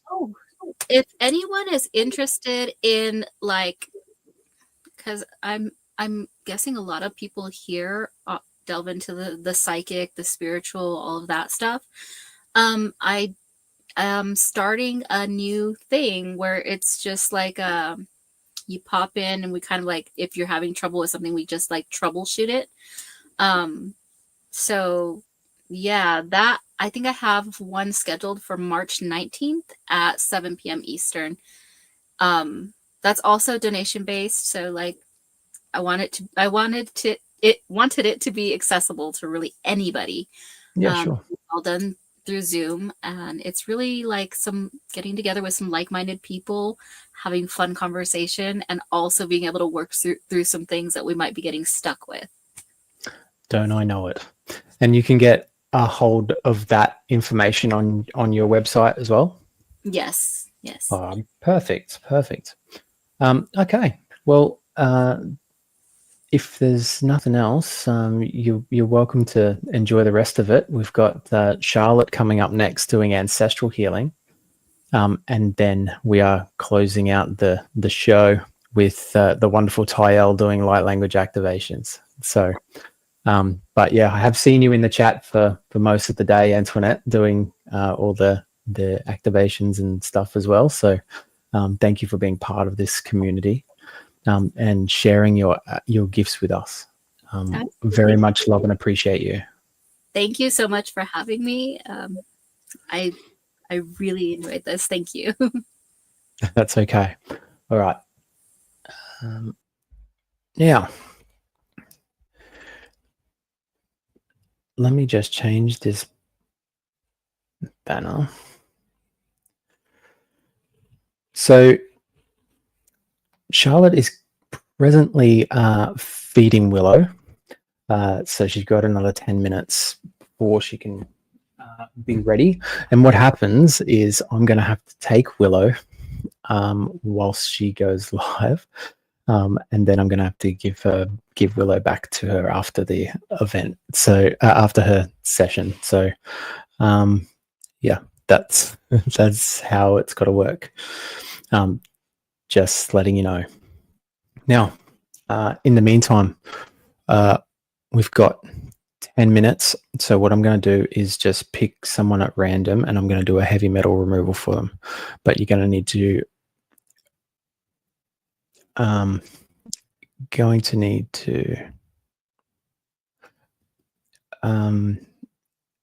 get your approval.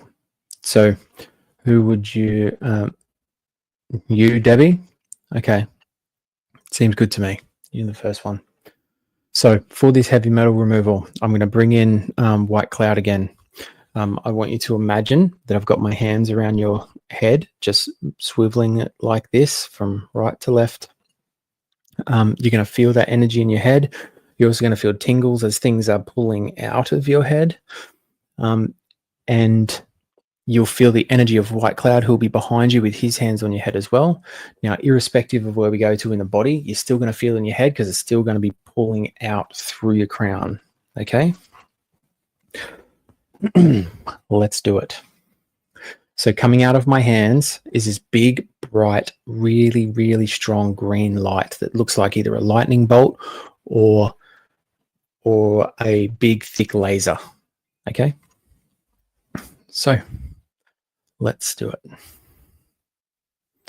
So Debbie, just close down your eyes with me. And once again, placing your attention on your forehead.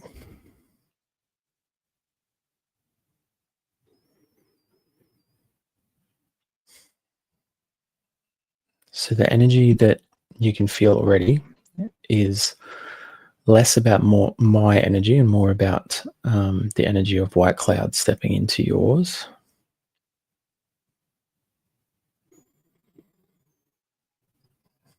Now, as you know, Debbie, as I do this, if any thoughts, feelings, emotions, or physical discomfort come up, just observe it neutrally. Just allow it to be there, and it'll help us to remove that as well.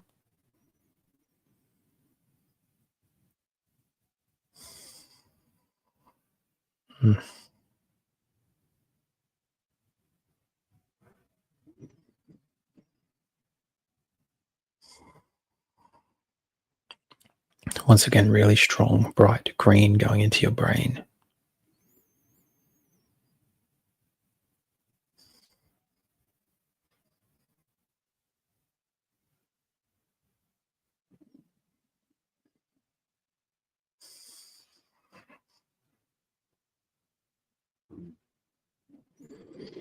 So left side of your brain about halfway up.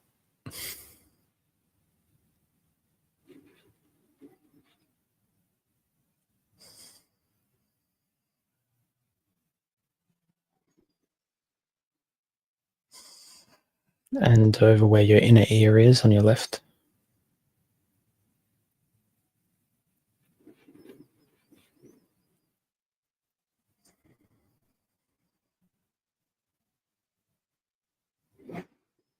Behind your eyes. Mostly left eye though.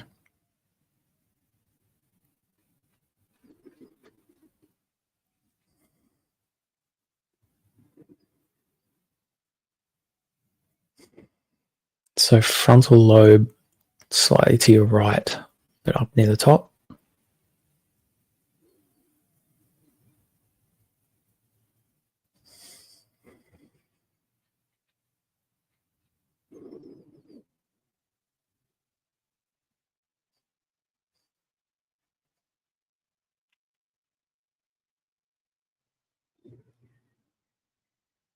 and the back of your brain, down the bottom where it meets the brain stem.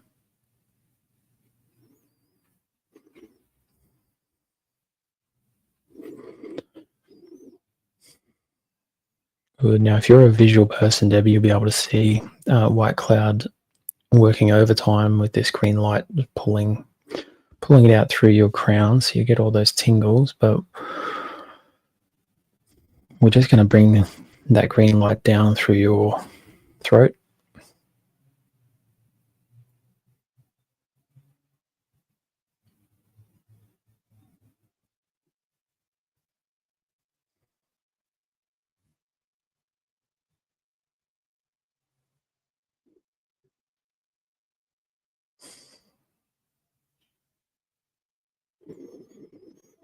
In the center of your chest, about halfway down.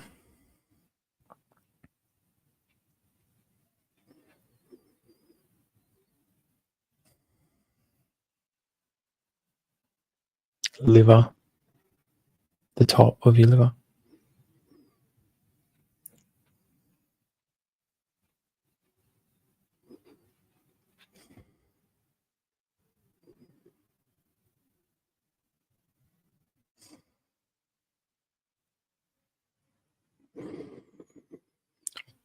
Behind your left shoulder blade, close to your armpit, but not in your armpit.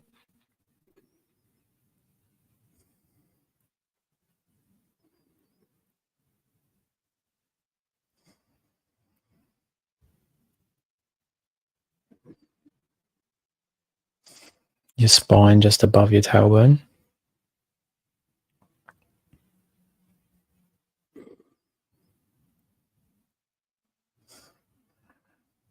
And around your left kidney.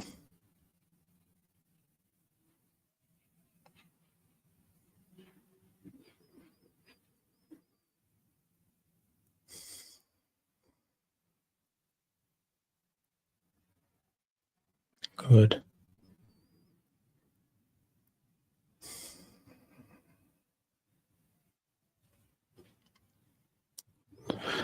Okay, Debbie, come on back and just let me know how that was for you.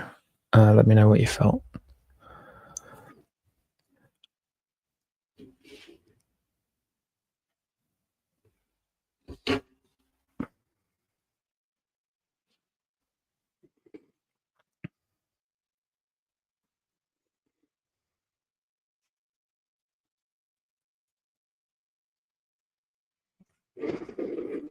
So what you'll find by this, and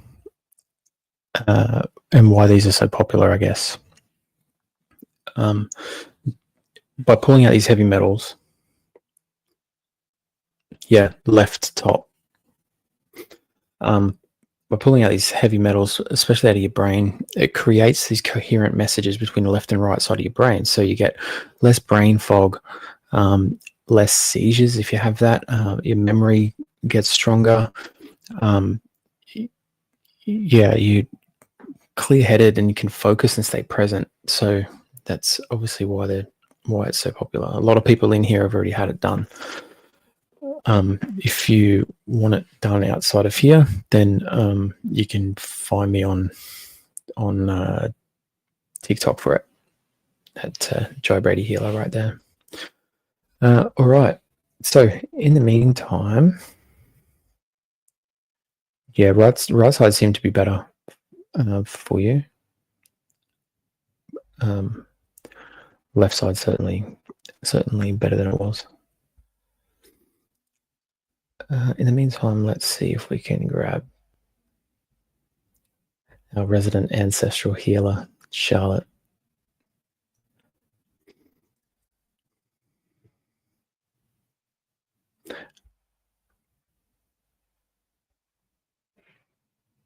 Microphone is off. Hello. Hello, miss. How are you? I'm so good. So good. How are you? That's good. Good. Okay, so you have Willow right now. I do. Yeah. Okay. So for anyone who doesn't know Charlotte, Charlotte is my fiance. She is also the mother of Willow, and she is probably the most gifted ancestral healer that I know. And yeah, she's on TikTok. She's on, well, she's on everything really. But you can get her at linktree/earthlywombco. Yeah, and she does amazing stuff, as you're about to see. Anyway, I'm going to leave you guys to it, and then I'm going to run upstairs and grab Willow. Yeah. Okay.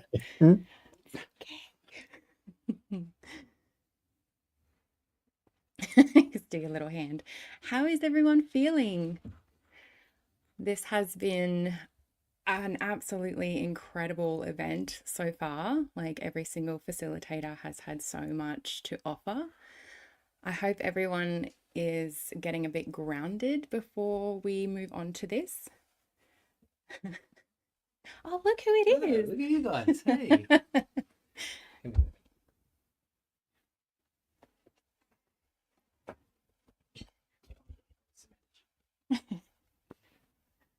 Thanks.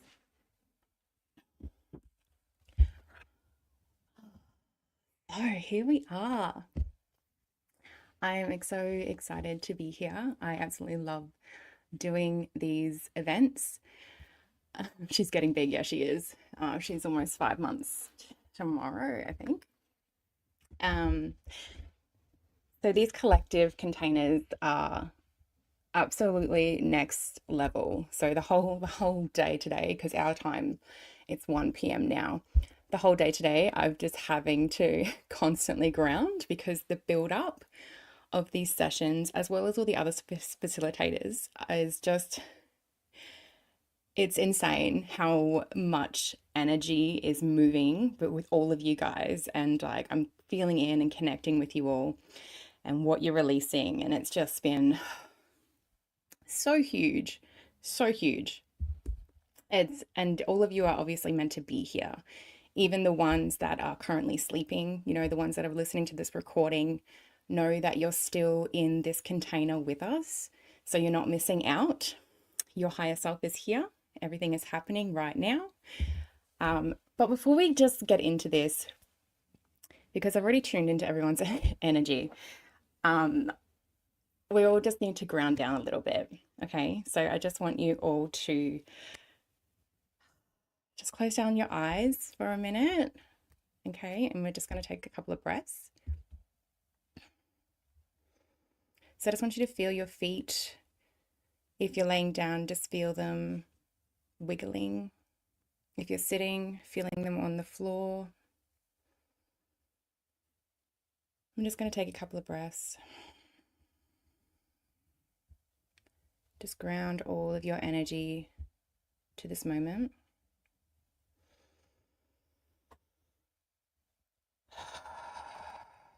Big sighs on those exhales.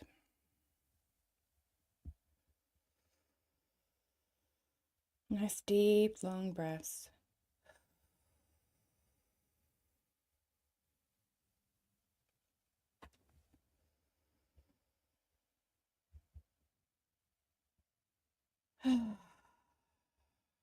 Good, that's so much better.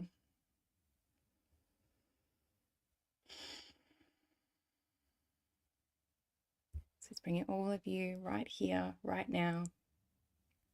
So we are going to do some ancestral healing. So this modality is a modality that I've channeled with my team, my spirit team. It is a mixture of mediumship, a mixture with galactic energy healing, with intuitive healing, and with a lot of light language as well, and channeling. So it's hard to explain unless you kind of experience it, really. But every session that I have with people, whether that's in group or one-on-one, it's very different. So what this session is for is to help clear the unhealed ancestors and the energetic imprints that we may be carrying. So as we get, born, reborn into these lineages that we've chosen in this lifetime, we get born into the lineage which carries trauma. You know, it carries the energetic imprint in our DNA of all of our mothers and fathers, our grandparents, and so on. So it's not just a healing working on like your mother and father's wounds. It's this specific healing is going all the way back to the ancient ancestors.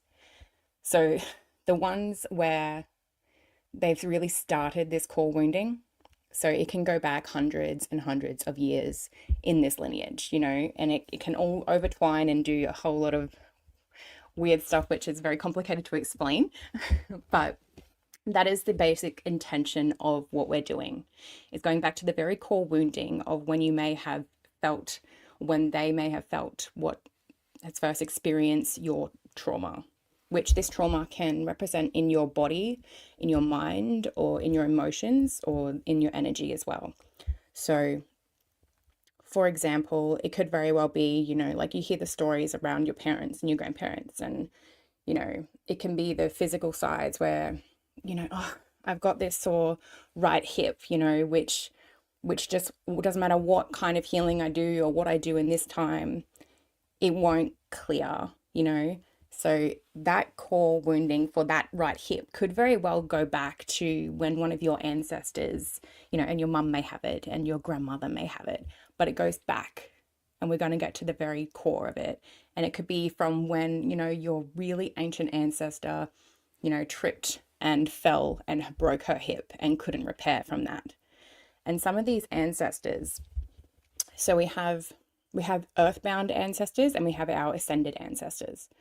So the ascended ancestors are the ones that we call upon, and they are in our spirit team, and they're the ones that are here helping us and like really cheering us on. You know, all of our ancestors want that for us, but we do have the earthbound ancestors, which can get stuck with this feeling because they want to be, you know, they want to be freed of it, but they could very well be holding like many different types of emotions before they can move on. So they can be holding that regret of what happened. They can be holding the grief, you know, of losing someone or losing themselves in that lifetime where they didn't feel like they were fulfilled, you know, or they could be holding a lot of anger. So a lot of these ancestors that I experience coming through, they can be quite angry, you know, which can explain for you, it could be this deep anger that you may feel sometimes, where sometimes you just project out. You may just have a little rage session where you don't know why, you know, and you've done all the things, you've done everything that you could possibly think of to help release this and to understand why it's there. And a lot of the time, like, yes, it comes back to our mother and father, to the inner child, to what happened then. But why? As Sage was saying, why? Why did that happen? You know, why did you have that experience in this lineage? It wasn't just because of your parents. Like, why did they have it? You know, because they've experienced it, because they've been passed down that. That's the way that they know. That's the emotion that they were born with. That is the emotion, that an energetic imprint that they have carried on to right now, to this time, right here, right now with you. And everyone that I come in contact with for these healings, whether that's in group, whether that's the one-on-ones, you're all meant to be here. You're all meant to be these cycle breakers. You know, you wouldn't be here otherwise. So you've all showed up. You've all chosen this lineage that you're currently in to heal, to be the cycle breaker. And you are such great importance. Like, that's something that all of you need to understand. You have such great importance being here. Being here for yourself, being here for your family, being here for your friends. Like, you'll ripple out when you break these curses, when you break these cycles, you know, it ripples out, and you're here for the collective as well. Like, as you've been hearing multiple times today, you're all healers. And you're all here to do the work, and you're here to help raise the vibration of this planet. And that is a big job. And the people that want to dive deeper into this work, especially when you get past like the surface stuff, and then you get into like the ancestral stuff and the past life stuff, the ones that are here and they're like ready to get into this.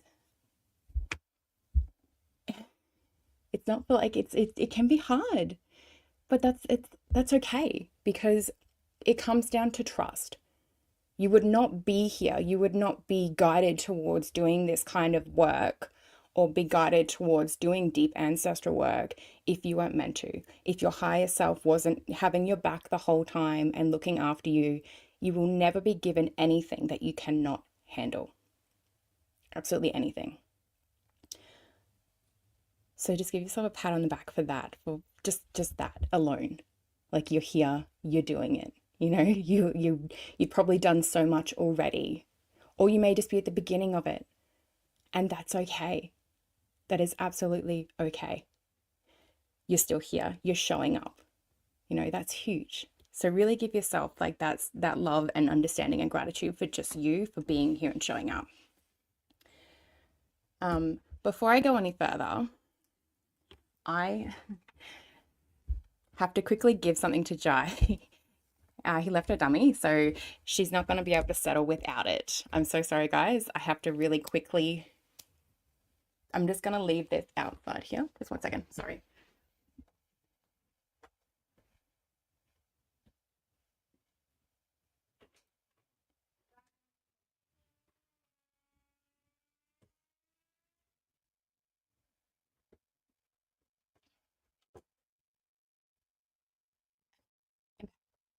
Sorry about that.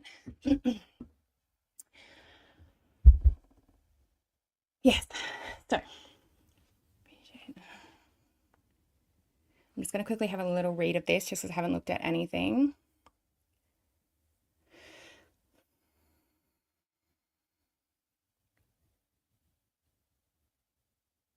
So there's a question here from Emily. Does it gradually get weaker through the generations, or does it not sort of dilute at all? So that is a really good question, and it will depend on who is coming through in that lineage. So your mother or your father may have been given the same tasks, the same feelings, the same emotions, the same situations in different scenarios, but kind of the same. They may be given that in their lifetime, you know, from their childhood going upwards. But it was up to them and their soul if they were going to be the cycle breaker for this lineage. So they could have done...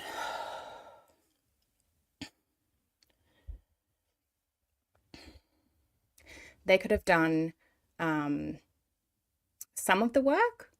So they may have tried and they may have done quite a big chunk of it, you know, but there could still very well be a little bit left over. Or they could have reached that point and been like, no, you know, this is not for me. I'm not going to choose to do this work, and they can continue those cycles. So it can dilute if that soul, your father, mother, whatnot, have chosen and agreed to do the work, and then it will be a bit easier for you coming into it. But for my one-on-one sessions, so I do I work one-on-one with people and do the four lines, and we do an entire lineage clearing with each line. So the mother's mother, the mother's father, the father's father, and the father's mother. We do a full line clearing of that and clear it all, which then creates that ripple effect, which will then affect your parents, your grandparents, if they're still alive or not, you know, healing them and releasing them. And it can also affect your children, so they don't have to carry that same thing. In saying that, if there are contracts or agreements or lessons that they are needing to know or go through themselves, they'll still appear in their lifetime, but it won't be as full on as it could be.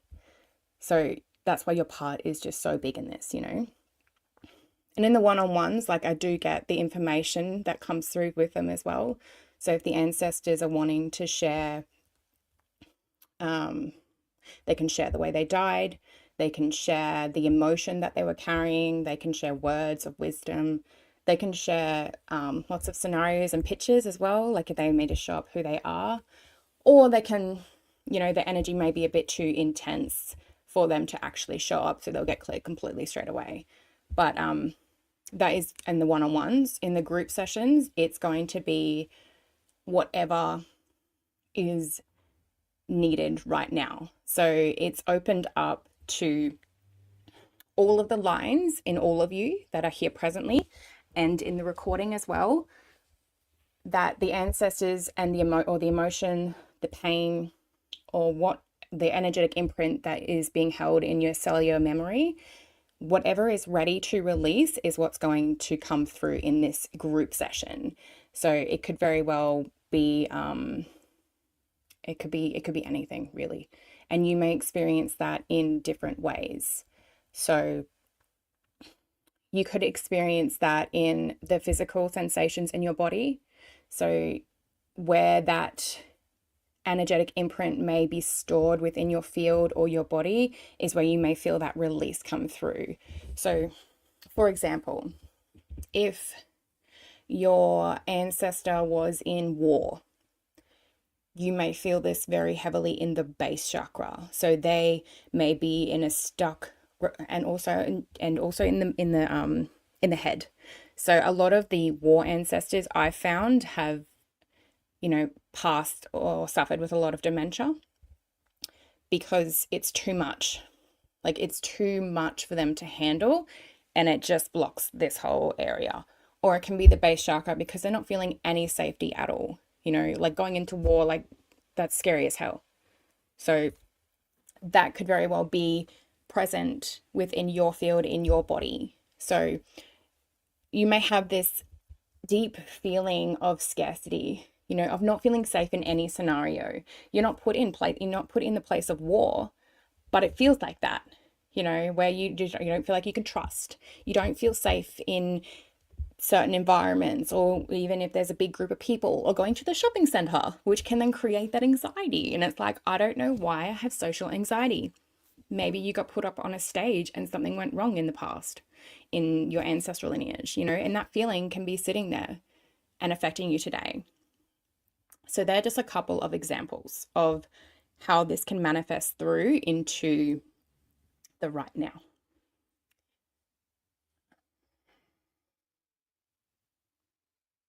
So I'm just going to quickly look at the comments.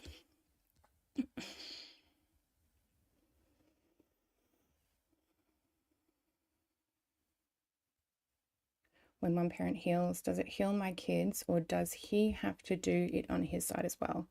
So I've recently had a client, if that same situation. So her and her ex had split up. There was quite a lot of toxicity on the ex-partner's side, and she was worried for her son. So we cleared her line, which then clears the mother line for her child.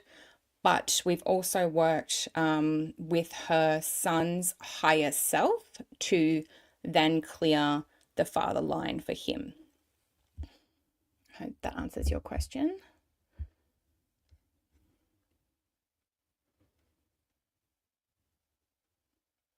Is it common to feel like you're not connected to ancestors, more to the collective? Absolutely. There can be a big disconnect that people feel with ancestors, and that's actually a very common thing. It's because sometimes like those ascended ancestors, which we are wanting to connect through, can kind of be, they can have this kind of shield and cloud over them, which is being masked by the unhealed ancestors, which their energy can be quite strong, especially if you're not protected energetically, or if there's a lower vibrational feeling going on, which can be attracting them and attracting that vibration into the body. So the healed ancestors have a bit of trouble coming through. But when you do heal the unhealed, it brings them closer and raises everything up. And you can also feel the collective ancestral healings, collective ancestral woundings as well, more so than your individual ones.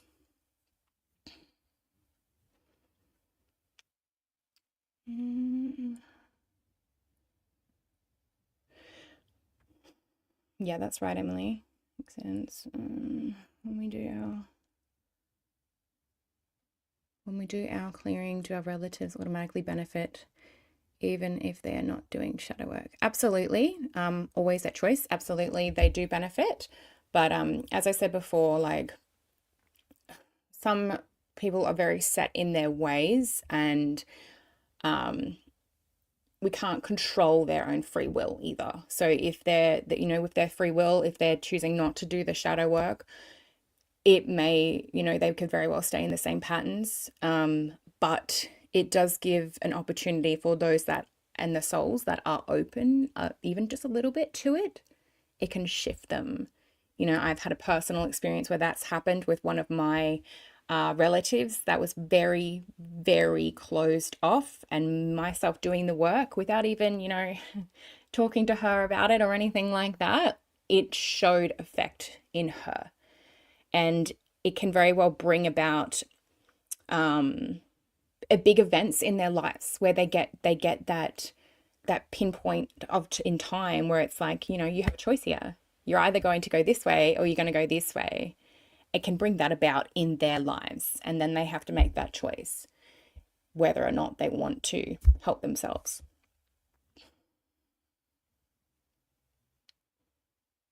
Yep. Yep. That's right. Sherry? I need to do it for my son. Yeah. Yeah, please hydrate before we get into the healing, because it can be very deep, these healings. So if you do fall asleep or whatnot, just know that it's you just kind of getting really, really deep, and it does happen, but you'll come back when I bring you back, when the energy is kind of broken. And if you just stay asleep, like, it's completely fine as well. It's all working for you no matter what. And yeah, I do light language as well through this. So if no one is familiar with light language, I'm sure most of you are, but if you're not familiar with the light language, it is a channeled frequency, channeled tone. It's soul language, love language. It can be called many different things, light linguistics, as you'll learn and hear more of it from Tayo next. It just really works on a deeper soul level, you know, vibration to vibration, energy to energy. So you will hear it with your mind and be, if you're trying to figure it out or trying to be like, oh, what is this? Like, don't let your mind get in the way and be like, I don't know what she's saying, because you won't understand what I'm saying with the mind. It's a feeling. So just allow it, you can observe it and just let that go. My light language is very all over the place. So whomever on my galactic spiritual team wants to come through to help me, that is the dialect that I get. That can be my own soul dialect that comes through, or it can be all of my team coming through as well. So it can come through in different frequencies, which can sound very different tones. Some's very fast, some's very slow, some's very gurgle. Like it can be very different. So just allowing that and just accepting and be like, oh, yeah, cool, that's happening. I recommend that you focus on the feelings and just observe them as they pass through. Anything that does come through is going to pass just as quick as it comes. Do I understand it? I do most of the time. Yeah. Like it I understand the feeling that's coming through, or it will kind of translate sometimes in English words to know what they're doing. But a lot of it, I'm kind of just in a really different state. And I'm just allowing it to move through me, whatever it needs to do. And it helps with all of the releasing and activating and healing and whatever's going on, whatever's needed for the collective and for each individual here. You don't need to sit up. Lying down is great. If you have those emotions of crying or anything like that, just allow it to come through. Like there's nothing wrong with that at all. Yep, just have a quick toilet break if you need to. And if there were any more questions, please feel free to quickly ask them. Otherwise, I want to make sure we have enough time to go through this. So what we're going to do, firstly, it will be an opening of your energetic field and there'll be a bit of healing and activating to release the surface stuff that you may be holding currently or anything that's already come up to release. And then we'll go into a guided visualization, and then it will just be healing and releasing of all the ancestors. So with that, just let me know when you are all ready and if there's no more questions, because I want you to feel very safe and held here going into this. And just know that you will never experience or receive anything that isn't for your highest good or anything that you cannot handle. Please have some water as well.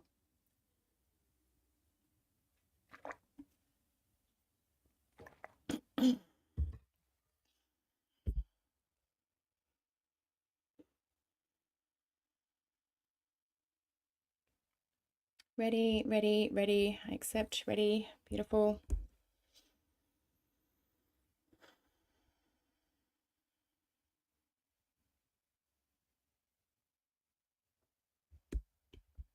All right, guys.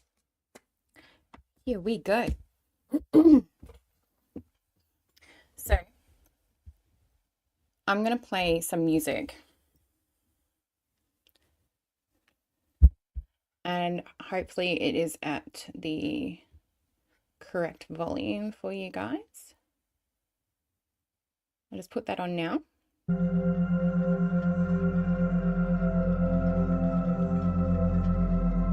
Hopefully you should be able to hear that.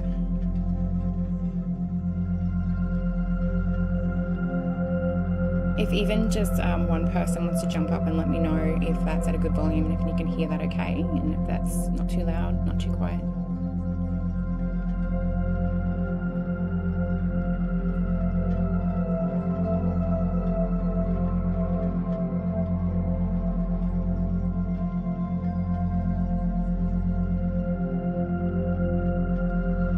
It's a little loud.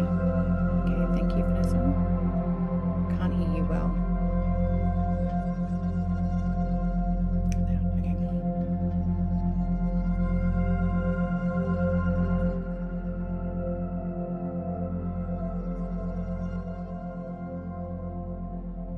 Is that better?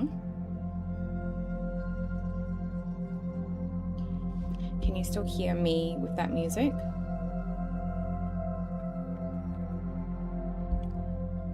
Or is my volume changed a lot? No change. I can try something else.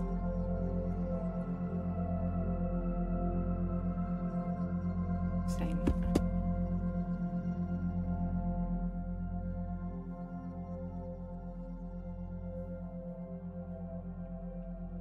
Oh, it's good.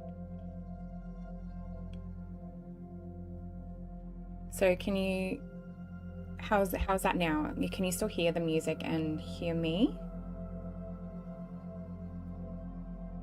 It's good? Okay. Oh, good. Awesome. It worked well.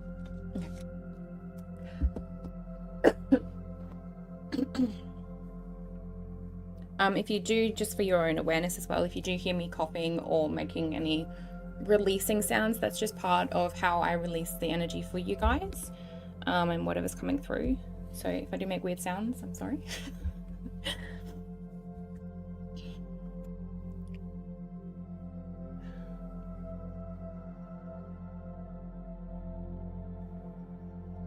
I hope that's okay. I hope that's okay for you now, Yoga Mum.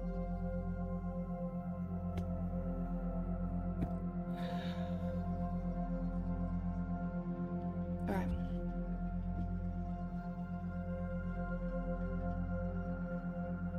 Okay, beautiful. Let's get into it.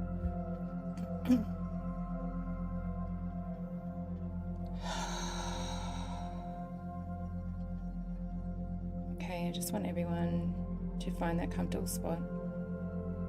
Whether you are sitting or lying,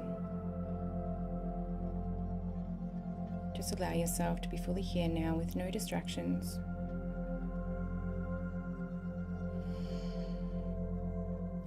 Just letting go of everything outside of our space together. Letting go of all people, places and things, everything and anything that is not needed at this time. Just letting it all go.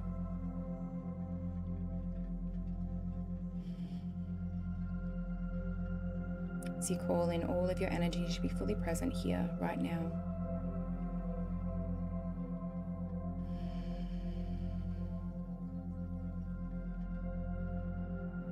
I just want you to bring your awareness to your body and to your breath. Feeling the bed or chair beneath you and just allowing yourself to relax. Allowing yourself to be held.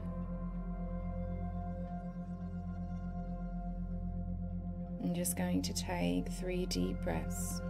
So breathing nice and deep into the belly, into the chest, all the way up to your third eye and holding there. And letting out a nice big sigh on the exhale.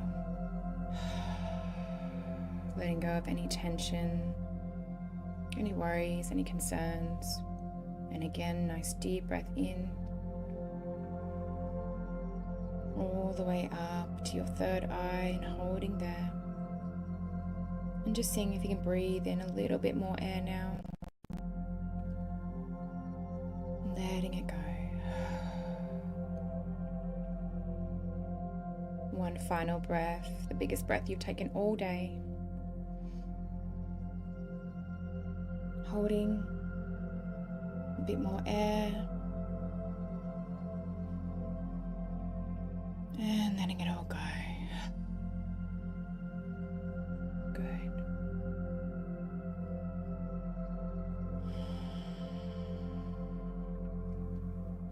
And I just want you to visualize yourself standing in a sacred forest. Noticing all the trees around you. There may be wildlife. There may be leaves or grass underneath your feet, or just the bare earth. Opening up your senses. Allowing yourself to feel this earth beneath you, feeling Pachamama holding you here. As we connect and ground down, you're going to visualize these golden roots coming from your feet into this earth, into this soil, through all the layers, sending it all the way down, deep into the earth, through all the layers, all the way to the very center of the earth, where you'll find a big crystal. And you're going to wrap your golden roots tightly around this crystal, around the center, and giving them a nice energetic pull.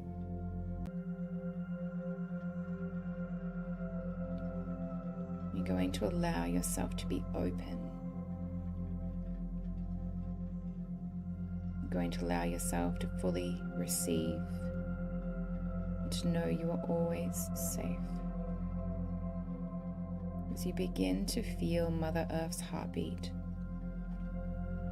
as she now pumps this vibrant white light from the center, pumping it all the way up those golden roots, opening up your Earth Star, going all the way back up into the soles of your feet.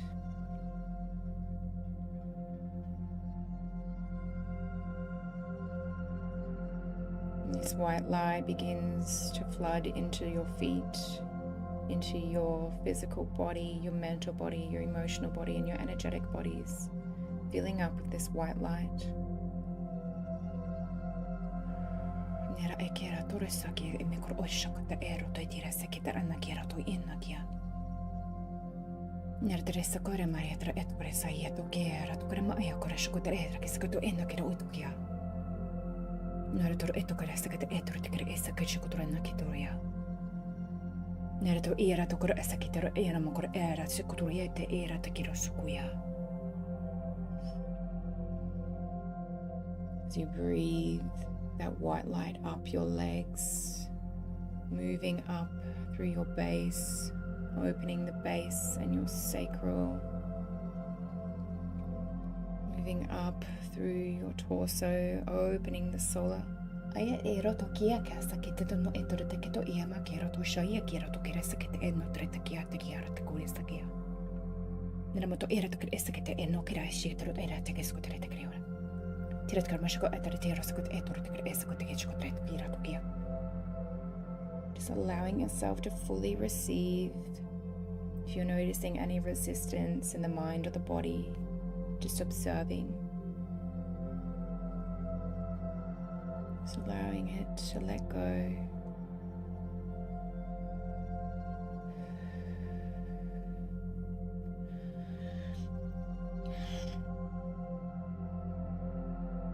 This white light fills your chest, your heart, opening up, spreading over your shoulders,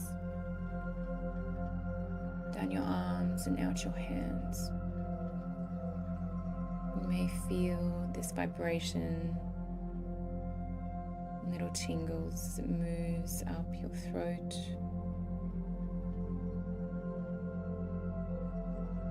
Filling up your jaw and your face.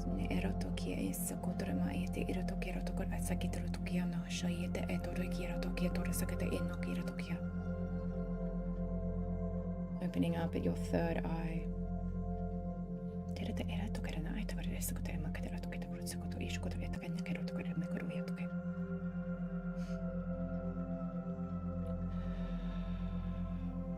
Opening up at your crown. This vibrant white light shoots through your crown as you become this pillar of white light. It shoots all the way up into the sky of this sacred forest, all the way into the depth of the universe.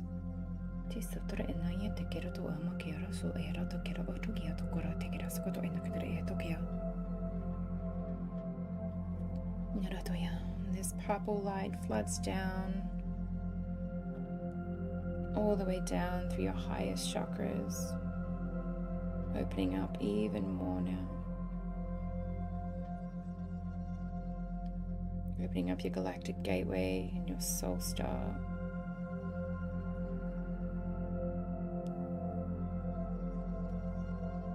Moving through the body all the way back down into Mother Earth, connecting you above and below.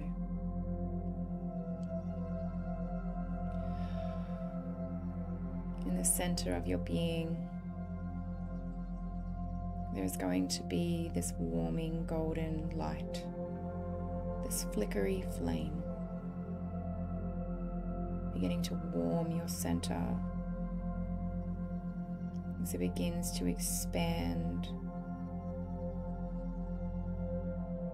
moving through the body, warming you with this flame, through the entire body,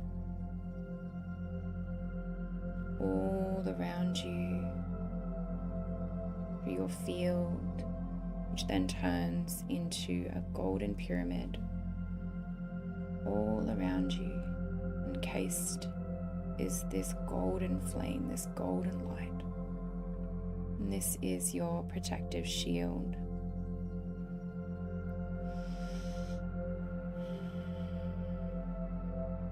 As we do this deep healing work, open and clear, release, heal all and any of those unhealed ancestors and any of their wounds, their traumas, curses, vows, hexes, and anything and everything of a lower vibrational density that may have been passed down from them to you and to your children, to release and clear this from the very core and allowing that ripple healing effect to pass through them, through you, for the highest good of all.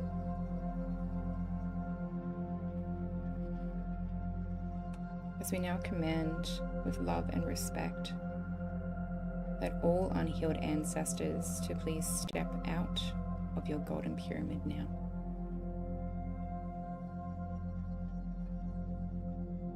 So we do this deep healing work, and your pyramid is to remain completely clear throughout the entire session. And we called in your healed, wise, well ascended ancestors to be fully present with you in this pyramid throughout the duration, holding the boundary line, assisting and guiding you. as you welcome in their presence, welcome in their love as it fills up this golden pyramid.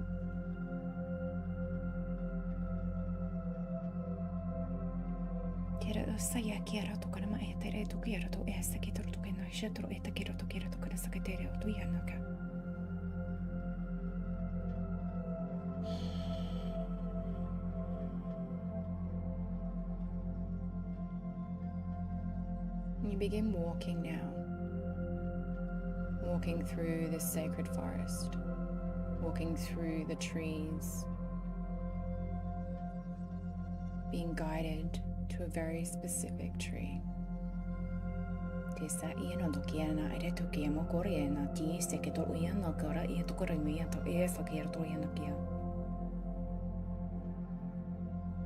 And as you keep walking forward, in front of you, you begin to see the biggest, widest, brightest tree in the forest. This is your ancestral tree. Noticing its features, noticing the energies moving through this tree, and how alive it is, filled with all of these memories, this wisdom.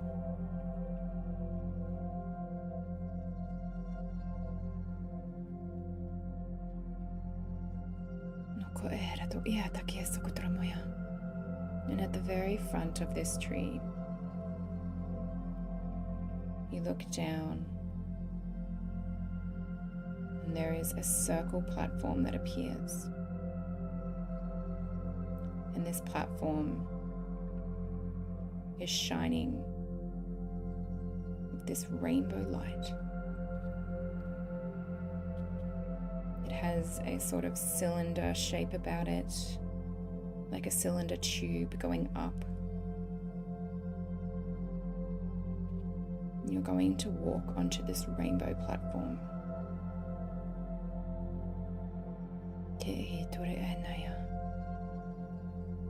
And this cylinder glass tube closes as it's going to begin to take you up, lifting up, moving past the tree trunk, past the leaves, the branches at the very top, moving all the way up into an infinite void of unlimited possibilities. Just letting go, knowing you are so safe. As your ancestors may take you back to those core woundings, whatever it is you are ready to let go of, ready to heal, for them, for you, and for all.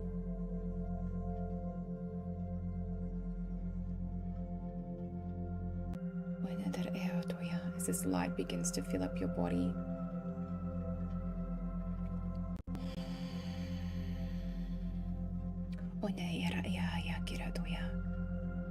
we're first going to focus on the base, sacral and solar. You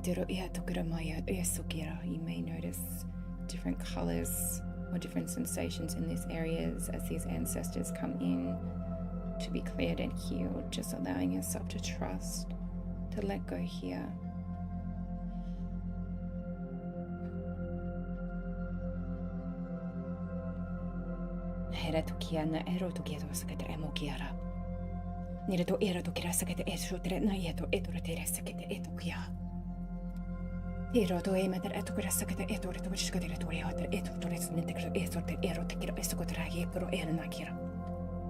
Ne esta kira morata etur suki eta ishikata eturina ikratuskata etukia. Nereto yasta yemutru era kira turu suki etur sukata akira ina yakra estikata getuskata. Nereta kira tukresta moya tira tri et kurkistikata etur sukutoya te ero turishukata ina kira totia. Tikiri sukutina era tukia morat kaiskata eturna te etur tukasukata etur tikira. Tikira etur yiskata etur. Marito era toria kiraskata enukro era tiskota eto emakreto. Anna era ta kira ata era krana era sisekitero to kitare shikutremaya. Tira tokiera tokara na ero tokera sakata eto shukturite inna kira eseturikira ya.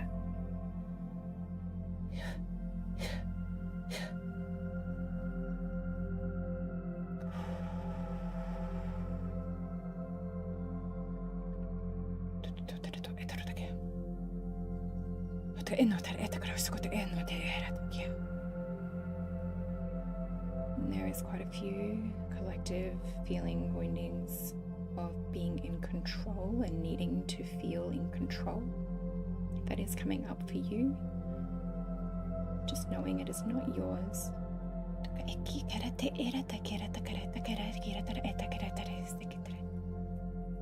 Just breathing through it and allowing yourself to let go. No ete sokora ma kero to era te ke ashi ke ero no ete era to kera sokota ena ki to sagike. Nara te rasu te re ya yara to kera saktora ya no ta ero to ke ma te eto ri te kara esokota ero to shokoro akia. Ora te ra to ya to kera saketa no ki to ya to ya.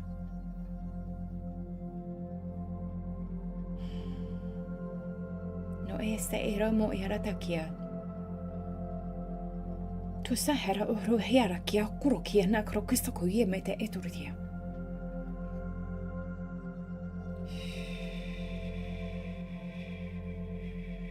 Se era to tere to kore atakara ska kia krokia. Ora maha ki e sokoro kia kera no kuri soko era kia kera soko ta kia. Ora ta kia kor sta kotra ma iki oto ya kia soko kia. Ora ta ero to risa koro kai kara makiro to aero to risa kete ero te kia. Ni tere ero to kia hai shokora emore ta ero to koto atagare to risa to kishikoto.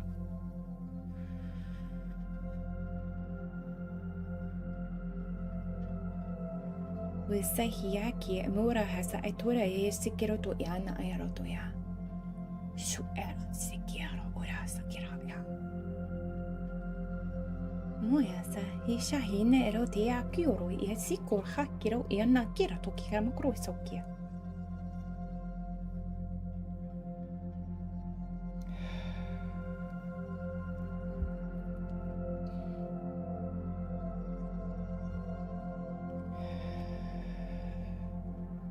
Now we move on to the heart space. Visualize this space or just visualizing green light in this area to release any grief.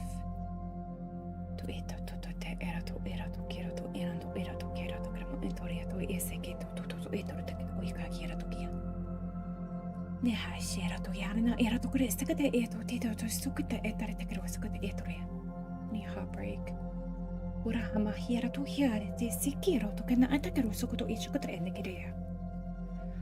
Turte era to kira sakit o nanta tata tikruta ma ai turte kira sukota eturis era to kishkota eturida ti sakore na yaka. Miare haya tori hasta kira oira te shuto tor en kire kira to kira ma. Mara te kira kore esta kara era to kira na kira to sakatori te kira esokotori te kira esokotora ma kira te sakotori shakatri. Nirata. Dikorta era to kira sakito ina kare to era ta kama etare sakite itigre sakite kira sokotoi.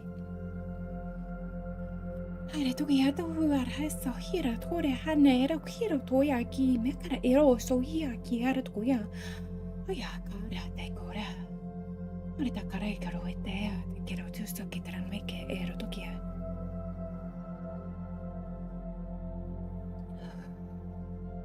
Te ero tokita sakete etro shote etra te kiro eto koria. Tiene era te era toya no te soto era te cremo oya te era toya. You are safe oya sa hiro. Oya shemere te ero hiara so kiene era toya. Nira to kera soya terama oya kiara toya tere esakitera ya.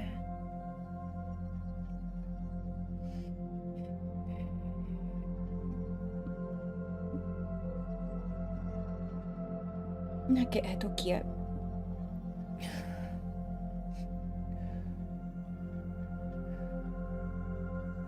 Now move up to the higher chakras, the throat, third eye, and crown. Freeing your voice. freeing your expression, knowing it is safe to speak, and trusting in your thoughts, your connection.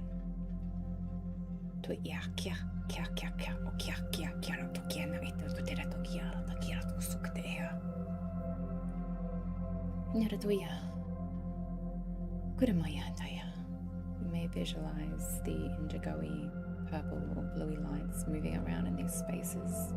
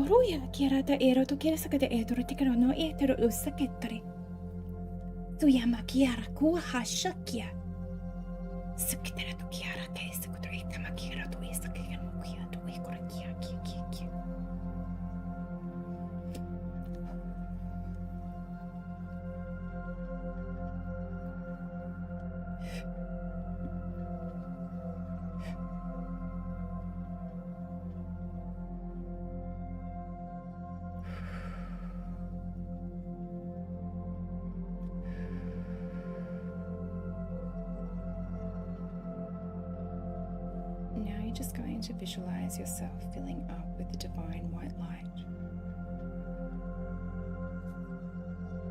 Just connecting your energetic centers as you just allow a moment, allowing space to receive from your healed, ascended ancestors, to receive their deep love and gratitude. You may receive gifts as we honor them for all they have been through, as we forgive them for anything that needs forgiving.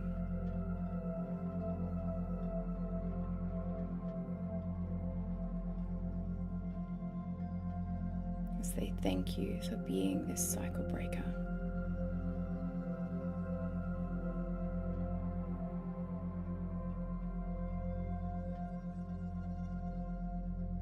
Say thank you for the connection, for the love,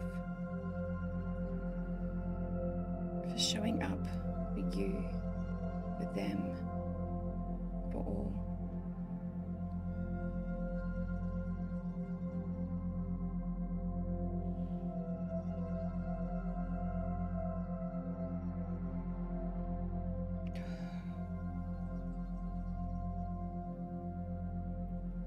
As you slowly visualize that cylinder platform, I'm going to slowly come back down now. Coming back down to the base of that tree as we thank our dear ancestors. We thank our galactic spiritual team, our highest guides, and all those who've helped us now and helped us along the way.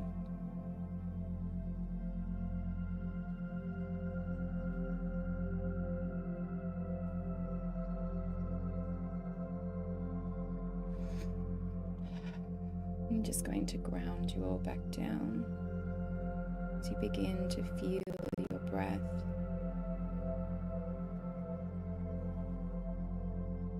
As you begin to feel your physical body.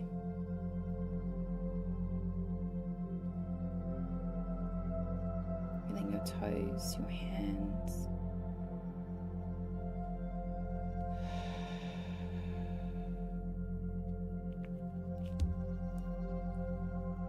So just allow yourself to slowly come back.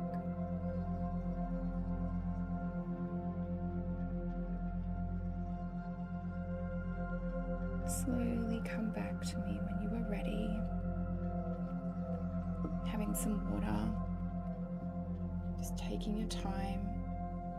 No rush here. Just letting me know how you're feeling.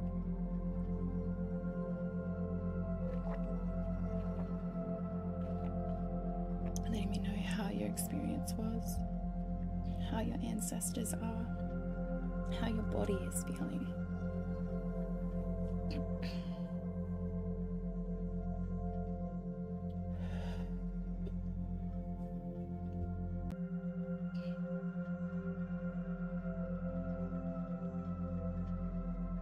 Absolutely beautiful and powerful, beautiful, so good. So White Cloud, awesome. He's also part of my spiritual team. He's great. And after connecting with him in Jais, like, it just amplifies his connection.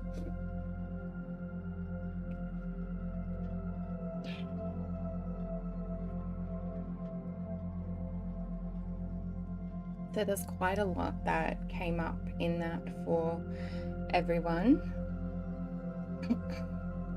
The energies can continue releasing and integrating for the next few days. With this healing and with the, combination of the information and the realizations and the other healings that you've received during this event. So please be kind with yourself with anything that may come up. Just know that anything that does come up, it's coming up to release. And it's just to observe it and just allow it. If you need to, I recommend journaling. I recommend doing a burning ritual. So not journaling to keep that journal, like journaling to write it on a piece of paper that you can get rid of. So anything that does come up, allowing yourself to fully shift and shed that. Burn it with pure and beautiful intentions. Always good around a full moon as well. Still vibrating. You're very powerful. Oh, you're so welcome. At one point I felt your voice in light language inside my head. Lots of tingles. Yeah. Awesome. Your voice still vibrating. I saw a chart up, burnt up left. Yep. Right after I had deep chest pains and almost vomited. Yeah, Debbie, it can be quite intense. And if you need any extra support, burnt up guy. Yep. Oh, you're so welcome. If you need any extra support or you want to dive deeper into this ancestral healing, please reach out to me. I'm here for you. You are not alone, especially during this integration. You are not alone. If you need help from me or any other facilitator here, please reach out. Just quickly before I jump off, I do have a couple of things coming up as well. So I am doing a light language activation course, which is starting on the 12th of March, which is 4, I think it's 90-minute sessions, weekly sessions with me in a group container. It will be a very small, intimate group container where we will go through different meditations, activations, visualizations, and techniques all around light language to help you step into your light language, to release and clear any fears around your throat chakra or your womb, your sacral chakra, and anything that you're holding blockage around the creativity. And it's really just to allow if you want to have that deeper connection with your soul voice as well, and that can come through in any different shape or form. So that is on my website. I also have a new course dropping out on the 1st of March. It's called the Ancestral Abundance Code course, which is all around our ancestors' wombs around abundance, which comes with a whole bunch of healings and activations and meditations. That is also on my website. And as it's dropping on the 1st of March, I will be doing a discount for that, which will be just typing in for the discount, typing in abundance when you are in the checkout for the Ancestral Abundance Code. So I really hope to see some of you beautiful people in the light language activation container. Let me know if you want to get amongst that. And if you need any one-on-one support, please do reach out to me. I am here and I love you all so much. Yeah, you can find me at Healings and Activations on TikTok, or you can find me at Earthly Womb Co. in my link tree on Instagram or Facebook. I am now going to swap over with Jai, and you will have, or I can just go straight to Tael if you like, Jai. Cool, he's doing it on his own. So next up we have the amazing Tael. He is, we saved one of the best for last, even though everyone is absolutely incredible. He loves it. Sorry, Ty. He does light linguistics. He's an expert in it. He's a magic slinger. He's an architect in the cosmos. He's an absolutely amazing guy all around, amazing soul. And he is going to bring all that forth for you. So I'm going to switch over to him now. Oh, look, it's all happening. Hey, Ty. Thank you, Charlotte. I appreciate you. You're so welcome. Before we get started. We're going to turn that music off. Sorry, one sec. There we go.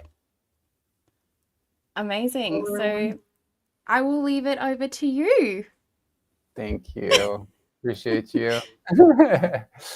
Well, I'm glad I got it figured out. So my computer was crashing. I was getting the blue screen of death again and again. And luckily my architect mind figured I'll just pull out some RAM, and pulled out a couple of sticks of the RAM, and it worked. So we figured it out. And for those that are unaware, our subconscious is a lot like the RAM in a computer. Our conscious mind would be like the mouse and keyboard, where we can navigate around on the computer, we can open up programs, we can delete files, that kind of idea.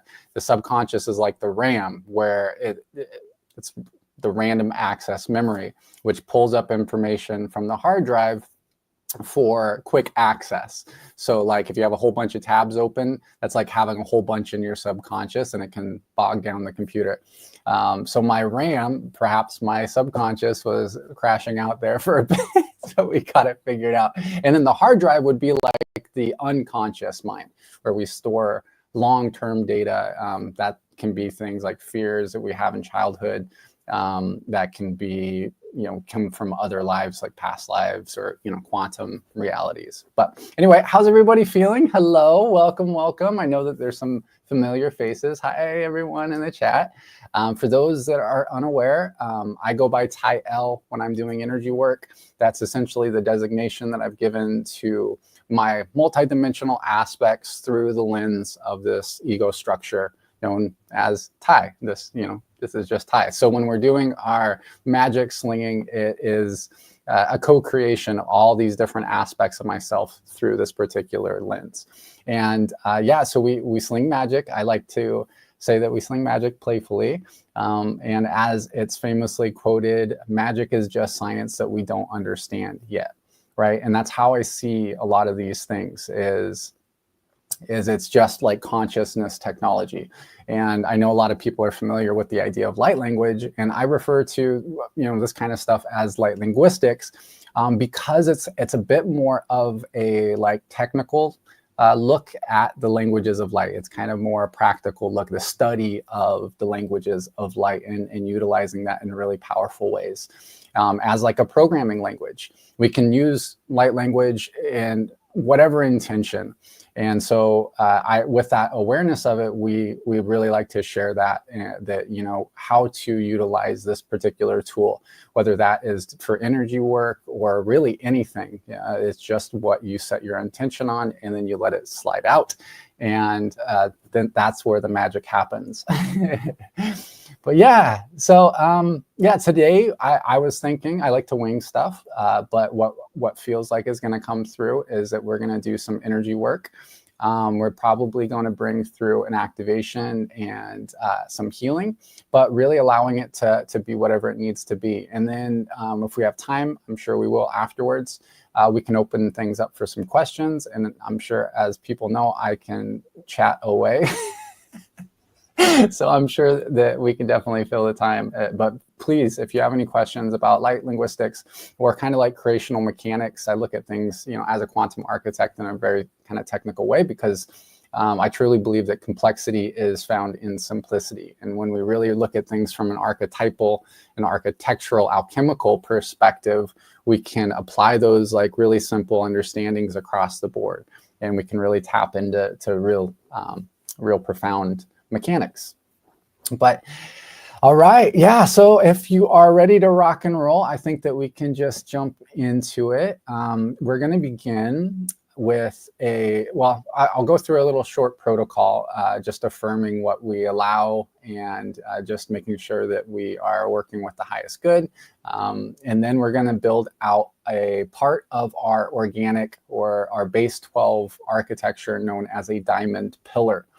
This is part of our light body known as a diamond solar light body, and that is it's our 12-strand DNA potential light body, what we might consider our Christic self. And that's really the idea of ascension. That's where we're looking to expand into, where we're moving into new Earth, but at the same time, it's really that we're returning to true Earth. We're remembering a new version of Earth. And this particular architecture is really great for making sure that we're working with the right type of energies and the right type of codes, so that you don't get any of my stuff. We're always working through stuff. Everybody's working through stuff, and I don't get any of your stuff. And then when this is really built out, it's a very powerful tool for healing as a whole too. So it can actually start to heal the structures. It passes the distortions that take place in what we might label as structural dimensions 1 through 11, because it plugs into our 12th dimensional version of self. So it's a practice that I really recommend people to utilize for a lot of different reasons. And of course, we can go into more technical angles to that, but I will describe it. Trust that it's taking place. I'll talk through the process, but don't overthink it. Am I doing it right, or am I doing it wrong? Don't worry about that. Set the intention that your higher self, your highest available non-polarized self, is going to be assisting you with that process, and it'll work out. And then I'll also be assisting in the quantum field as well. And then we'll go into a transmission. All right, that sound good?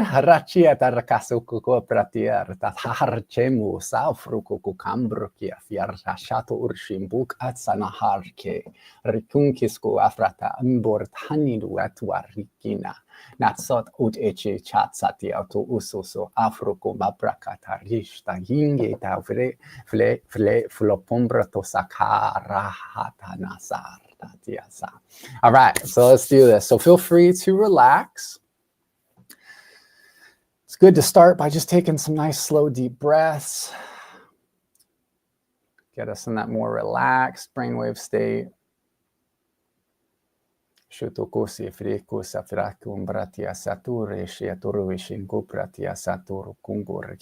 we're going to do, just to start out here, is I'm just going to pull up a proxy. So this is kind of like a local version of the group field that we can work with. And we're going to put ourselves in what I refer to as a Christic chrome icosahedron. Don't worry about that. It's like a Christic chrome is a combination of dimension 11 and dimension 12 frequencies together. So it's like this iridescent, like metallic, beautiful frequency, like holographic colors. And we're going to ask this particular icosahedron structure to fill with the frequency of crystal chrome and blue sapphire, and then whatever other frequencies and whatever other light codes that are going to be the most supportive for all of us for this particular transmission. And as this begins to rotate in a clockwise direction, it'll fill in, and then again, just take some nice slow deep breaths. And as you continue to consciously breathe, know that you're breathing these frequencies in. So you're going to breathe them up through the nose, into the brain, into the head and the face. Just intend to saturate every single cell, every molecule with this like liquid light down through the neck and the throat. We're going to move it down into the chest and upper back, through into the middle back and lower back, through all the vital organs, through the hips, the buttocks, the groin, the thighs and hamstrings, the knees, shins and calves, ankles, feet and toes, and through the shoulders, into the biceps and triceps, the elbows, forearms, wrists, hands, fingers, and thumbs. So we're saturating every atom, every molecule, every structure with these supportive frequencies. And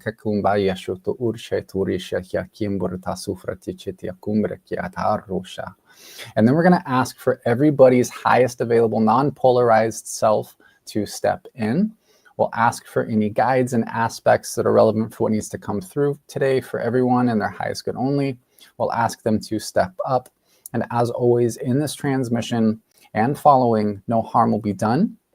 No energy will be taken that is not freely given out of love. It will be in alignment for the highest good of all. You're only going to receive what is meant for you. And with respect, we're only working with codes, energies, aspects, entities, guides, and groups that are in service to the sacred law of unified one. And the overall intention for this transmission is to bring through possibly activation, any healing, and possibly any upgrades that may want to come through. Really, whatever we can do to support the group field to the highest extent possible, as you know it's intended. And then we're going to do one last little bit of this protocol here, and we're going to hand you a gold cube. And just with your imagination, with your intention, what we recommend to do is take this gold cube that has a code in it and intend to place it in your heart space.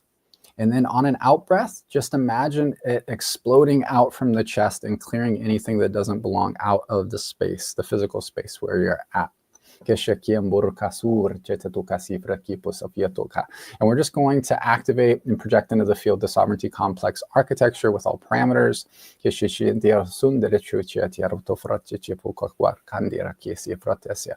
And we're going to set a command that helps to affirm our intention to build out that diamond pillar. So as the divine sovereign beings that we are, we now activate our 12D diamond pillar, our omnidimensional shields and God armor to be fully surrounded and synthesized as one with all bodies, shields, and vehicles now. And so to build this out, we're going to imagine a 6-pointed star. So like a Star of David symbol. This represents the unity between polarity. And this is going to be of like a light silver color, that crystal chrome frequency. It's a key code to tap into what is known as our 12D shield that is located about 12 inches below our feet. So imagine this 6-pointed Star of David made of a pale silver color. And then imagine breathing it in through the third eye. And we're going to intend to move it into the center of the brain and into the pineal gland. We're going to pause it there for a second. And then when you're ready, we're going to take a deep breath, and we're just going to intend to move it from the pineal gland down through the spinal column and then all the way into the center of the earth, into the 13th primary energy center that we share with the earth. So right into the earth core. So when you're ready, take a nice slow deep breath and then move that 6-pointed star from the center of the brain into the middle of the earth.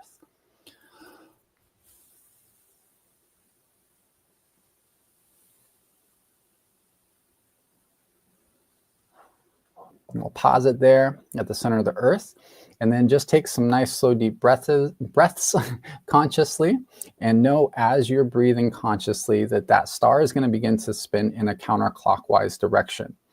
And as you breathe, it's going to give it more charge. And when it receives enough charge, it's going to pop out and it's going to interface in with a horizontal platform at the center of the earth that's known as the planetary shield.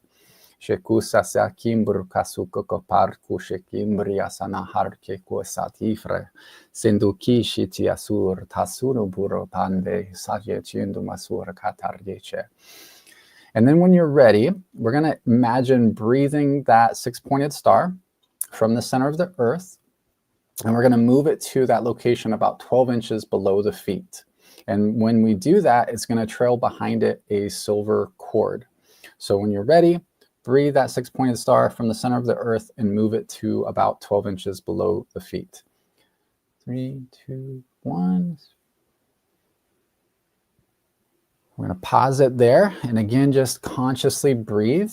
And as you breathe, just know that you're breathing some of that light from the planetary shield at the Earth's center up into that location about 12 inches below the feet. And again, once it receives enough charge, then a platform will pop out from this location. And it's wide enough around, if you were to extend your arms, you couldn't quite touch the sides of it. So just breathe there. This is the location of our personal shield. So we have these horizontal parts of our architecture that some people refer to as shield. So we're interfacing in with the planetary shield as well as our personal shield. So just continue to take some nice slow deep breaths. And again, as you continue to breathe that light from the planet into this personal shield, eventually it's going to receive enough charge that just on its own, a cylinder of this like diamond platinum white light will pop up and around and through the body and field all the way up to at least about 36 inches above the head. And it'll also unfold downwards and into the planetary shield as well. And you may feel this kind of cool energy as this activates. Just going to continue to breathe for a little bit here. And then as we're just continuing to breathe, we're just going to imagine some of this like iridescent metallic diamond light that has like all the color spectrum colors in it. We're just going to imagine that we're breathing some of that up from that area about 12 inches below the feet and up into the soles of our feet. And we're going to again imagine that we're bringing this up through every cell of the body. We do that pretty quickly through the feet, through the lower legs, through the upper legs. We're going to move up through the torso, saturating every atom, through the shoulders, down through the arms and into the hands, and up through the neck and throat, and into the head and face. Keshetsu satakasi fishe purta safakaruku shundur kwaswekia proshofiatu antrechatiarta nasar kesur chatia prushoto kesufratim burchata.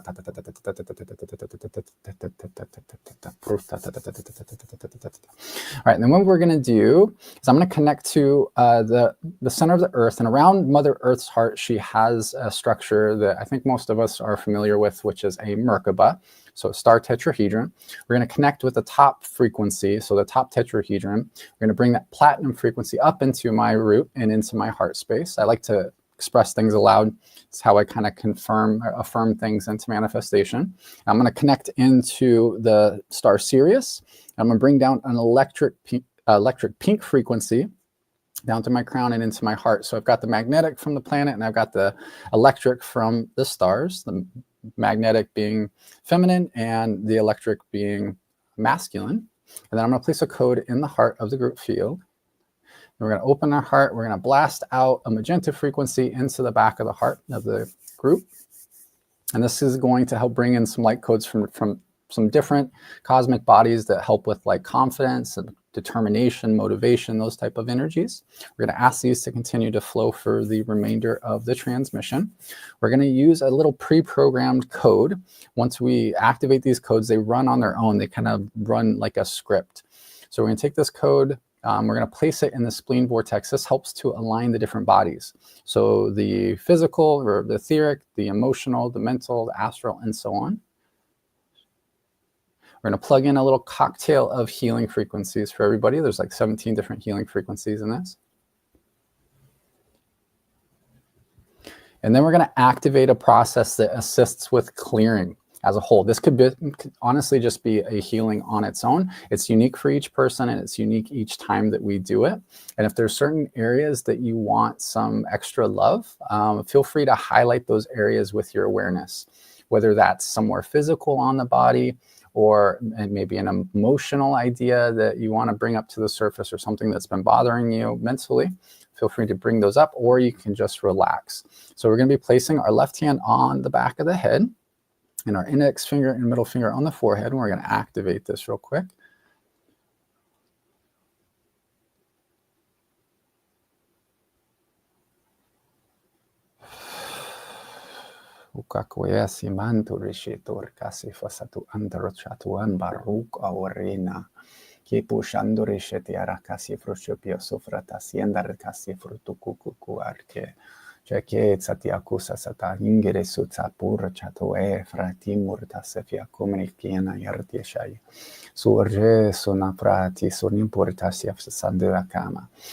And just a heads up as well is that once this particular part of the process is initiated, it'll continue on. It usually continues on for about 24 hours or so. It can go on for like 48 hours. Most of it's done, by the time you go to sleep or as you sleep. It helps to like flesh out the meridian system. It can vortex stuff out you don't need and bring things in you do. It's kind of like assisting in the facilitation of a connection directly between you and your expression of what you might call the divine, and whatever that needs to bring forth to assist you at this time. And it can bring through healing. Again, it can just bring through a lot of healing on its own too, that may go on, can go on for about a week, like move through, depending on what it is. And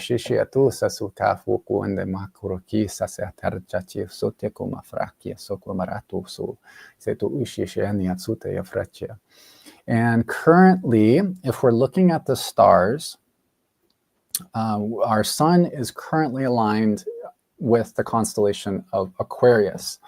And again, this is based on the alignments of the cosmic bodies and not on like the Western astrological system. I go based off of what is happening in the cosmic bodies. It just helps to align with our architecture, our multidimensional architecture. And so since we are aligned with Aquarius, we're going to also ask to work with the constellation of Aquarius. And we're going to ask Aquarius to flow into the areas of the body that it rules. Aquarius rules areas like the lower legs, so like the shins and calves, that kind of area.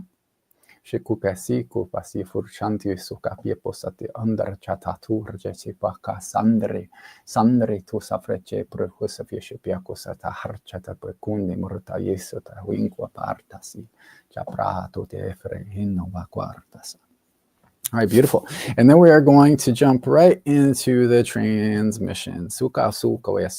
Now, sometimes the transmissions come through in a linear way, where we may highlight specific areas of the body that come up in these kinds of themes.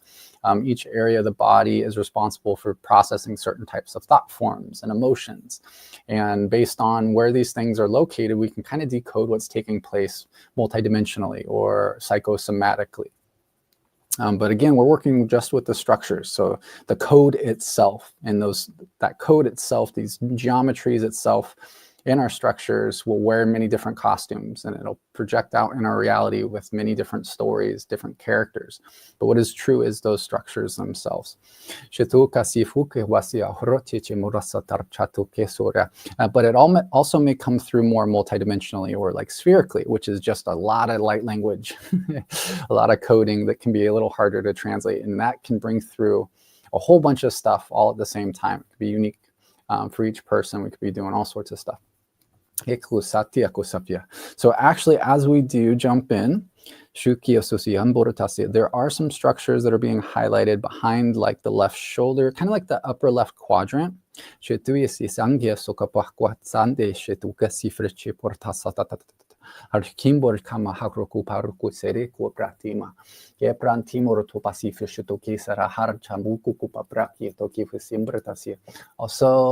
yeah, it's kind of like the whole upper left quadrant. So on the left side of the neck and into the left side of the head, some structures are highlighted. Hatikuma fro utsindo coffee so ambartasi so tata hinko pakudese, que se tu se fue ese muerto casuare que sufficient ambiro tafata tata harchi pokakuresia. Timur chatu de safletku asna parke suke ko ingi papagasna, que sana hit urisheture se tapakara kina se arratit so satku ufasa paparu to my corina, la queen to gomer jachatero kufi se parashisia. And then we are led down into like the left side of the chest. So as we are working with the left side of the body, that would be what we would consider our feminine side or our magnetic side. And so you can kind of get an idea of like the archetypal energies at play. It can represent things in the past, it can represent receiving, also can represent like the stories that may take place with feminine characters. Yasuka kwasia kurshota tata hasu pepako andako rishe la kishe to asu ya sembartani ko sofracho tata hipoko payako marapa kino tuta yoshe to presheto hetera ke sareto ko fie ko maria shate ako pesi por shena retiasa.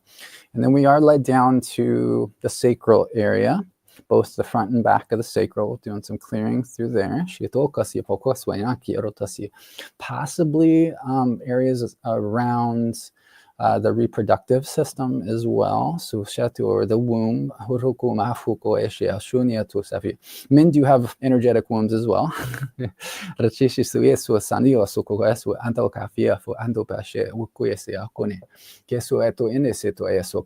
then we're led up into the front of the solar plexus.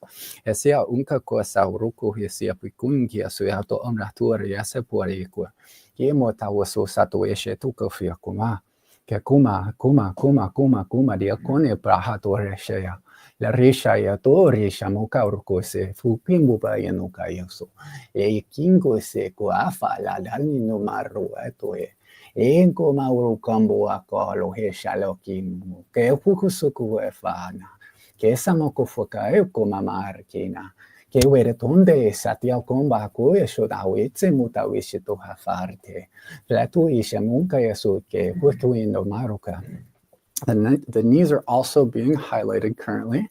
Shitu sanataka rakasi ko pusho to hesia nantero hotawo.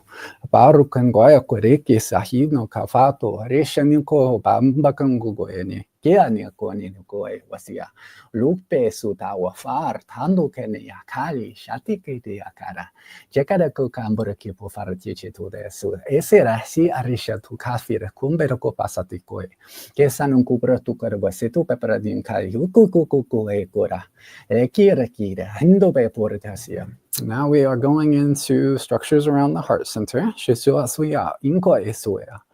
Ufa fue tumbi fa fuka kale shale tole fala mo pefola mo fala locale mo lewa ya lo maikola rico la femo manane tale shotolo kole mo mala lengana ni nai suta wesa rare ilo halewe toma pekale lo saufo ampena ringeli anare Sufala mukani ni noe. Pukotuko watsi come. Toingo zako yesho nao. Wisho nawata. Fatoi no yiwa tora. Toka bakugango eteko. Shauza to. Yesho kupo akwatsana. Tushele wito pepani ko sengo. Nisula wafali po yesha ya. Hako kale sha nunke. Koiko na mar. Lerikini cosa te cosema, hueso nino café, pico tapa na hueso, coliquinco canico esa, pecole cosoco, falo como se dure, te falafana no, tafo no ve fritao, upa, fala mua, linga, coma, tui, tarena. Leti visari, kole kukango kisha tukima, penkingo kawawa, nawa telo kaitana, kipuka singo, kotsoto I, kokozako, alifi fapi ono, konikoma, hurre kinko sikoasa, Pekona kota wa hari ko. Koche wa tu ke mabakura kwenzo kwa. Ye pero kodi mara savere kini mara kodi fere kana. Hucha tu we fu santi ko so frate ko di wa mere kodi fere ko mere kasi para do kini mara volta. Chi ko ti wa kwa kwetsena ka papa ko de akina ko sava. Ye pero to figaro me pero kodi mara ko di mashe pero to kodi mara tipo hut. Suko ke wa tsa ko yero hombre to kasi fere to pe kun. Ye pero no ko ero havri poco me pero to mi asore is nangi go swangero corri che changuri chata rosto hasama hare hinama. Me ho leto e foso. Waka koe chango sako ye shaka ye weste ko se fo ino kaswataka. Ye pero kumi mara ye fe akoro ye pero to ko. Kocha we ko sengo de wa safi kore pa wa handori che we kore borda mena ko be pero to na ke be fe ko te pero to per ko. Se però ko in parte prexivo. C'è poi come arrete per sapere da fare che me che sapere con me che me che fa che dare perché non che sapere che ringa per sapere con di bene con di perché per come che fare che poco di me che deve fare che sapere con me che tutto con me che fare che per sapere con tu con atitana. Ne fuoco di parte perché non che sapere con me che sapere con me che tutto con me che fare che sapere con me che per con me che sapere con me che sapere con io sa ta che io che parte che ti fare con di capare con di parte sopra. Dopo un gozzo qua tu che mashe quello che può causare in che c'è cosa che me che era tipo con i morto per con i morto per con i morto ne va fare non così fare così fare che non sta parlando che ci fisi io in modo io so io me ne faccio io in cosa io ma io non ti moro io ma come ora io ruota che ci vi conta le così facciamo ha tu non così faccio per così per sbatta tipo ci per con dritto che per con dritto perché non che per sco gut ok tak ok ma it's it's eso es it Cusco uske kiano quelle fiacla poco. Husha WhatsApp tomauro che ora to andare pesceta. C'è tu ha to nendo che useto e tipo ha to e cena che ero cota qui cena. Che per alcuni marto fasette. Cuccia harti to che tipo chef to con marco tipo per che per se come tipo racuzza via ambre to con marto per che chef alcuni marco per che tipo chef con marto per che se per che se per che tu ta Kasutata. Satata. Kusafias. Shasu.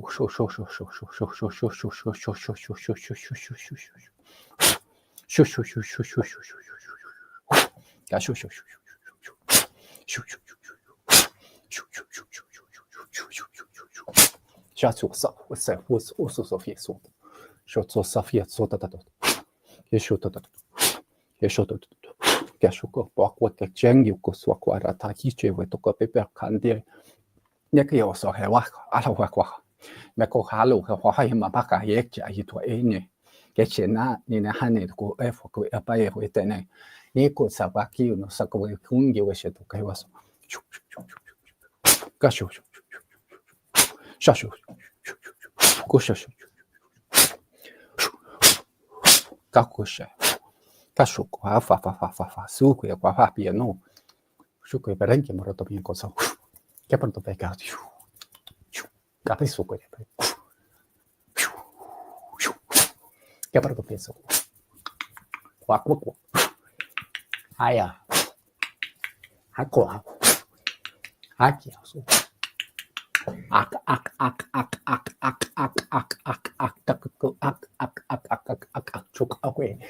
Que lo cango que wa ha hala ho hala o hala ho ala ha e la ha o ho ale o ha le ha ke o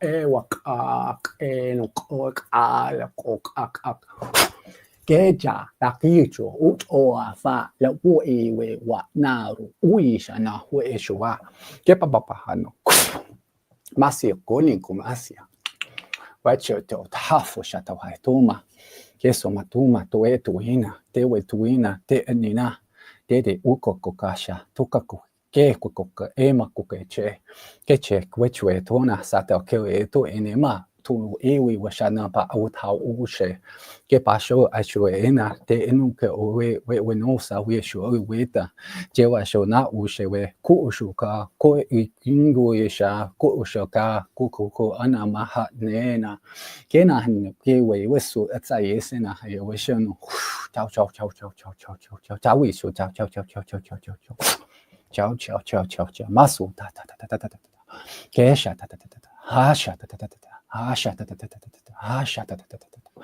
kesha ta ta ta ta hasha ta ta ta ta hamuka ta ta ta ta hasha ta ta ta ta hasha ta ta ta ta hasha ukoma yasha desho esho esho esho kesha sha sha sha sha sha sha ushe hema soma dosa kosa ta ta waswata araku kamar diki kor kamia chau sho to yeshana ruk uke shueto Shoto isana tawote imbo patawote shanana kunako ama kok aweshe kaki wetawshete cheno tane muato rachuch atata frehunduk ue fatarjintur kumbar katatiche keshotati shatari randu mare ule burto yevusu pritumbi suharu che murjesho naurukur net arashir snur shuri tomar shin jawasadari chuka warche murtichu etu fral leuma malela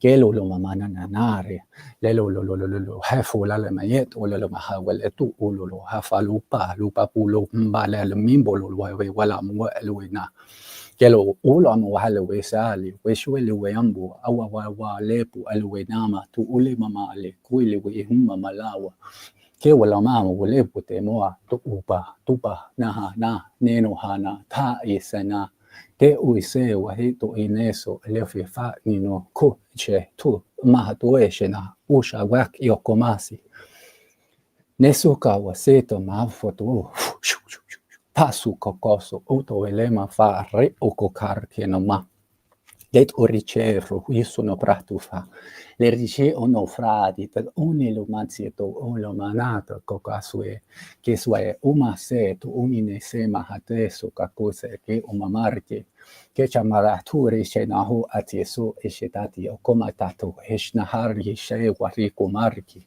niku kasuri ki masuta atoresha ishoru hande pasir ane akole feshapi okorosoto Jacosoto tu afrate umarata fice tu comienza che porti pashafatoro kimurji wasali che per tu se fare di kushaluk e fusuki mundo tapiana che pratino do safro hiko fofa namahi teso Kucha fue poco pague, cuatuca, que si nati, tawarati, no musarita, ria, tuzuka margi, kiko kasaki, mao, tongi wafita, muy pota, vitorita, maria, shanicorita, que por coma fratino, soto isha, no, wow, tu, taniwa, que posale, coni mamma riani, akakakali, tu reshani, tu magalino.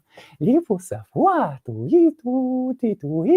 te huazani ko sara tiko kokargi masuka cheko ko saka karo kiko preheda ki joso nunca osari fu fasatarota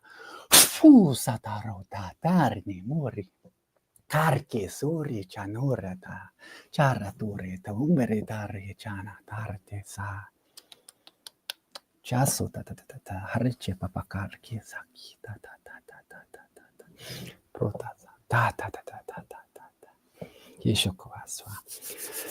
All right, beautiful. So, and what we're going to do here as well is that we're going to activate our Merkaba structure. So we're essentially made up of Merkabas, but we're going to activate the one that people are most aware of, the big one that goes around us. And we're going to do so making sure that it's spinning at the appropriate spin rates and ratios, what we might call the organic spin rates and ratios. And we can do that really easily by connecting with the stars. So you can work with the star Sirius and with Orion to activate your Merkaba. But we're going to do a little extra here that's going to assist with manifestation. So the Merkaba structure is essentially a manifestation machine. Some people perceive it as a vehicle for travel, but really what we're doing is we're bringing light to us. So it's really about helping to bring data, information, and bringing that in through our reality so we can experience that. Everything's already trying to come to us. It's really about shifting out things that no longer serve so that those things naturally are able to come to us. But this is going to be a great time when we activate it in this particular way for helping with manifestation. So we're going to run energy after we go through this process. And what we want you to do is just imagine that perfect manifestation. So if you can visualize, really try to, see that perfect situation, whether it's something that you're looking to obtain or that state that you would like to be in, whether that's healing or something you want to do. Really do that though with the intention of tapping into the feeling of it already being done. So don't get attached to it needing to be that way, but you're using the visuals as a tool to initiate that feeling within. If you don't visualize, that's okay too. Try to feel it, right? So that's how I experience these things, is through feeling. So just feel that feeling of being excited and what it would feel like when it's already done. So we're going to use a code that's going to help with this to assist with manifestation. So we're going to take out a white octahedron. We're going to place a code in it. We're going to place it in the heart space, and then we're going to connect with the constellation of Leo. We're going to ask Leo to activate this. And this will bring a frequency from Sirius down and into the top tetrahedron of the Merkaba. And it'll make sure that that masculine tetrahedron is spinning at the appropriate spin rates for you. Then we're going to ask, it'll also bring Orion and ask it to connect with the bottom tetrahedron, or the feminine tetrahedron, and make sure that it's spinning at the correct spin rates and ratios. And that's what you can do on your own just to activate it. But then there's a little extra layer to help with the manifestation.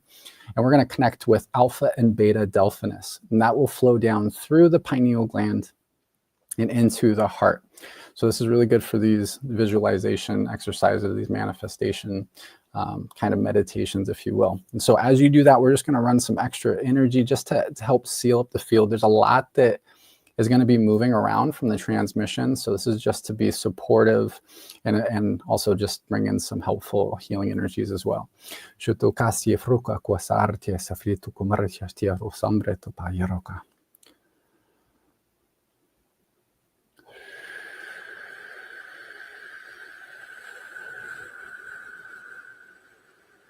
So we're going to connect in through the 13th gate. We're going to connect in with the universal feminine, or the universal mother frequency.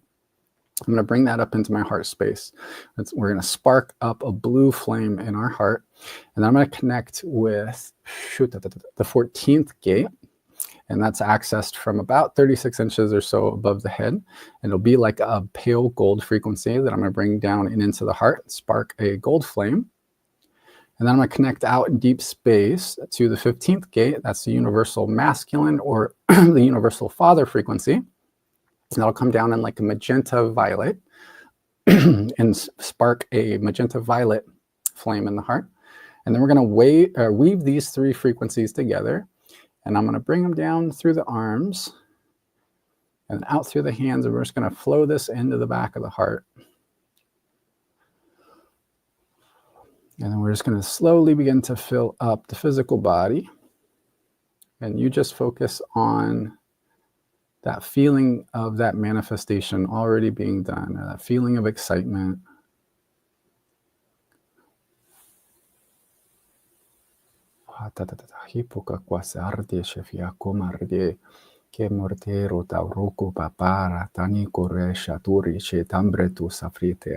Leratinco savracciatore vescembulcor, chiemor tiecetuetore, nero tarte buca vaguar, chieso rotumbre te afrita incore esce rema, che rechimbro qua guarde sufata parchi masira, se puare tembari tondare da siscia, to cafre chimbre tu safricur, tiecetuie senamarchi affretto mare.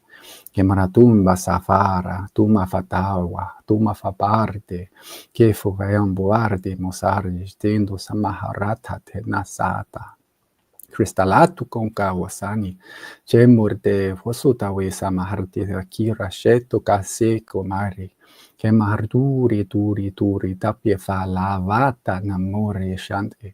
Che banco nanduri che morte se futu uta mo arte se purita bie coi avrati mosa Efi shambiku sawaku sakuni na marche tu sefi asure te borche murche saria. Che kindo camarche tu sinota morati nene nella casa con fiempo. Te panu nepo esure fu isanari. Tango saredo torri te fretu partiso harche tu che procumbre china. Che no caro kimbori te fuso saru, che sho che washani atore she pia korjeshe te mata. Te kore punde fu asweta inchete wesi fut asute fampedo osha darje chereta. Che chereta receta kimbor che wasato rachi no korje. Cero torre shimbori asiana recho to cosa freti fusa fisa marte she bianco da cura che tu coreta ma. Che mortina sar Hare muore ce non duri harce tu che progetto harce tu te morce chato whatsapp che panare numarara ra nura pura nara nara nura na kushatore shapiakara. Beautiful. And then we're going to bring in a code here. That helps with bringing things back down. It helps kind of with grounding and also assists with the nervous system. It helps us to ground into that higher version as well as it's appropriate. So we're going to have 3 like rainbow star tetrahedrons. I'm going to place a code in each one. I'm going to place one on the crown. We're going to place one on the heart. We're going to place one on the root. We're going to pop the crown. We're going to pop the root, releasing these codes. Que sanatu rishetu ustapia fu awasantu kosheshete esapia suni parachete asia kwasa harti musafia. All right, are we good? Confirm, confirm, confirm. All right, so it looks like that's where they're stopping me. So I'm just going to begin by giving everybody is here, all that you are and all that you're connected to, a big thank you and I love you. We ask, we humbly command that the work that we did to integrates with ease and grace and perfect alignment for each and every individual's highest and greatest good, as you know that it's intended. So as easy on the mind, body, spirit complex as imaginably possible. And we ask for the positive changes, the holistic, healthy changes that have been brought through today to be permanent, to last through, to extend through all aspects of self, through all stations of identity, all universes, dimensions, densities, frequency bands, realities, dream states, through the DNA, the RNA, and all light body structures, through the present moment and through the 0-point fields of no time. The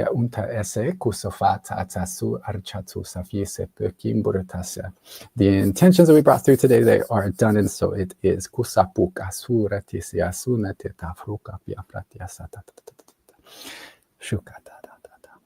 And then we're going to scrub out the proxy we were working with. And then you're welcome to start coming back when you feel ready. There's no rush at all. Take your time. Sometimes people get zonked out, which is totally okay. It's really that you're going deep, like Jai was mentioning, is that sometimes people have kind of like a bit like halfway out of body experiences, and that just is a good way to go real deep. And then when you feel like you're coming back, you feel like you're back, feel free to let us know how you are feeling in the chat.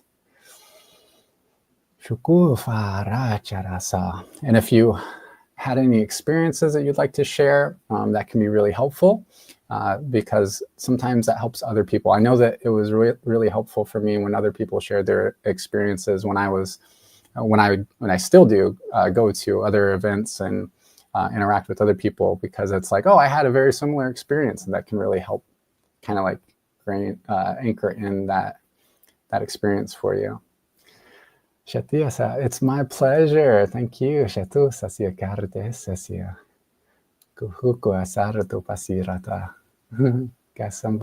And of course, we can open it up to any questions as well, if anybody has any questions.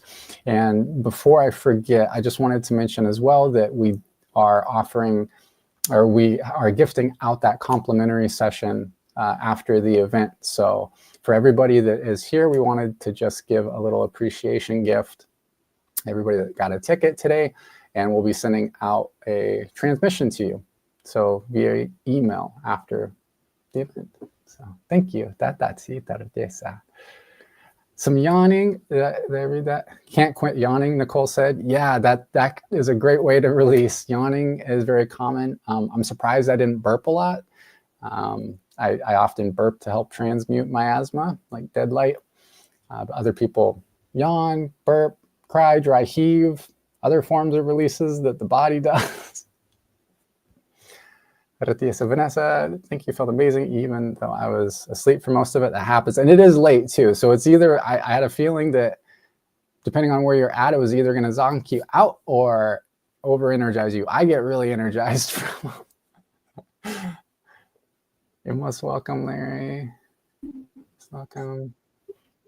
You're most welcome. You're most welcome. Just say farting. It happens. Hey. Dry heaving, yes. Hey, brother. How are you? I'm so good. So good. Yeah, my mind is blown. You continually blow my mind whole, Tyel.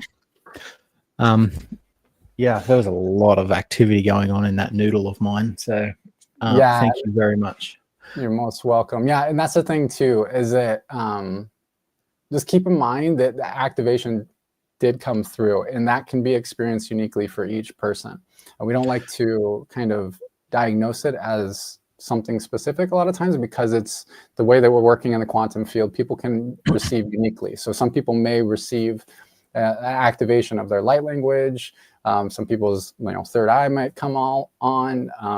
As a whole, it's just helping to activate and tap into more of who you are as a whole, that multidimensional version of self, whatever that looks like for you. So Ty, Neve has asked, why are there different voices? Yeah, so there's a number of reasons why the different voices can come through. Essentially, they are different expressions of information in data. It's sometimes they are aspects of myself that come through, and they sometimes may be perceived to sound like that. Other ones may actually just be how the body translates the frequency through the body, because essentially I'm playing my energy field like an instrument. Every part of the body, every movement, every sound is tapping into kind of like a geometric structure or information, light codes. So it's like we're helping to facilitate these light codes through those different vocalizations. But there's really a lot of things going on all at once. So we may be working uniquely with each person out there in the quantum field with different aspects of self, but a different aspect may just kind of come through to just anchor in a stronger expression of the codes through the body. So they kind of shift in and out as well. Great question. What's an amazing event? It was certainly energy heavy in the second portion of it, which is done by design. Make sure everybody had eaten and grounded beforehand. Now you're going to have to definitely ground again. But we're here for the upgrades. We're here for the good times, the good stuff. So might as well just have at it. That's right. That's what we're here to do. Upgrade, activate, elevate. Yeah, man. So many highlights today. So we are so blessed that you all got to experience this and share this space with Tyel and I. And yeah, if you want to reach out to Tyel for whatever reason, then his handle is just there, and you've got me. My handle is there as well.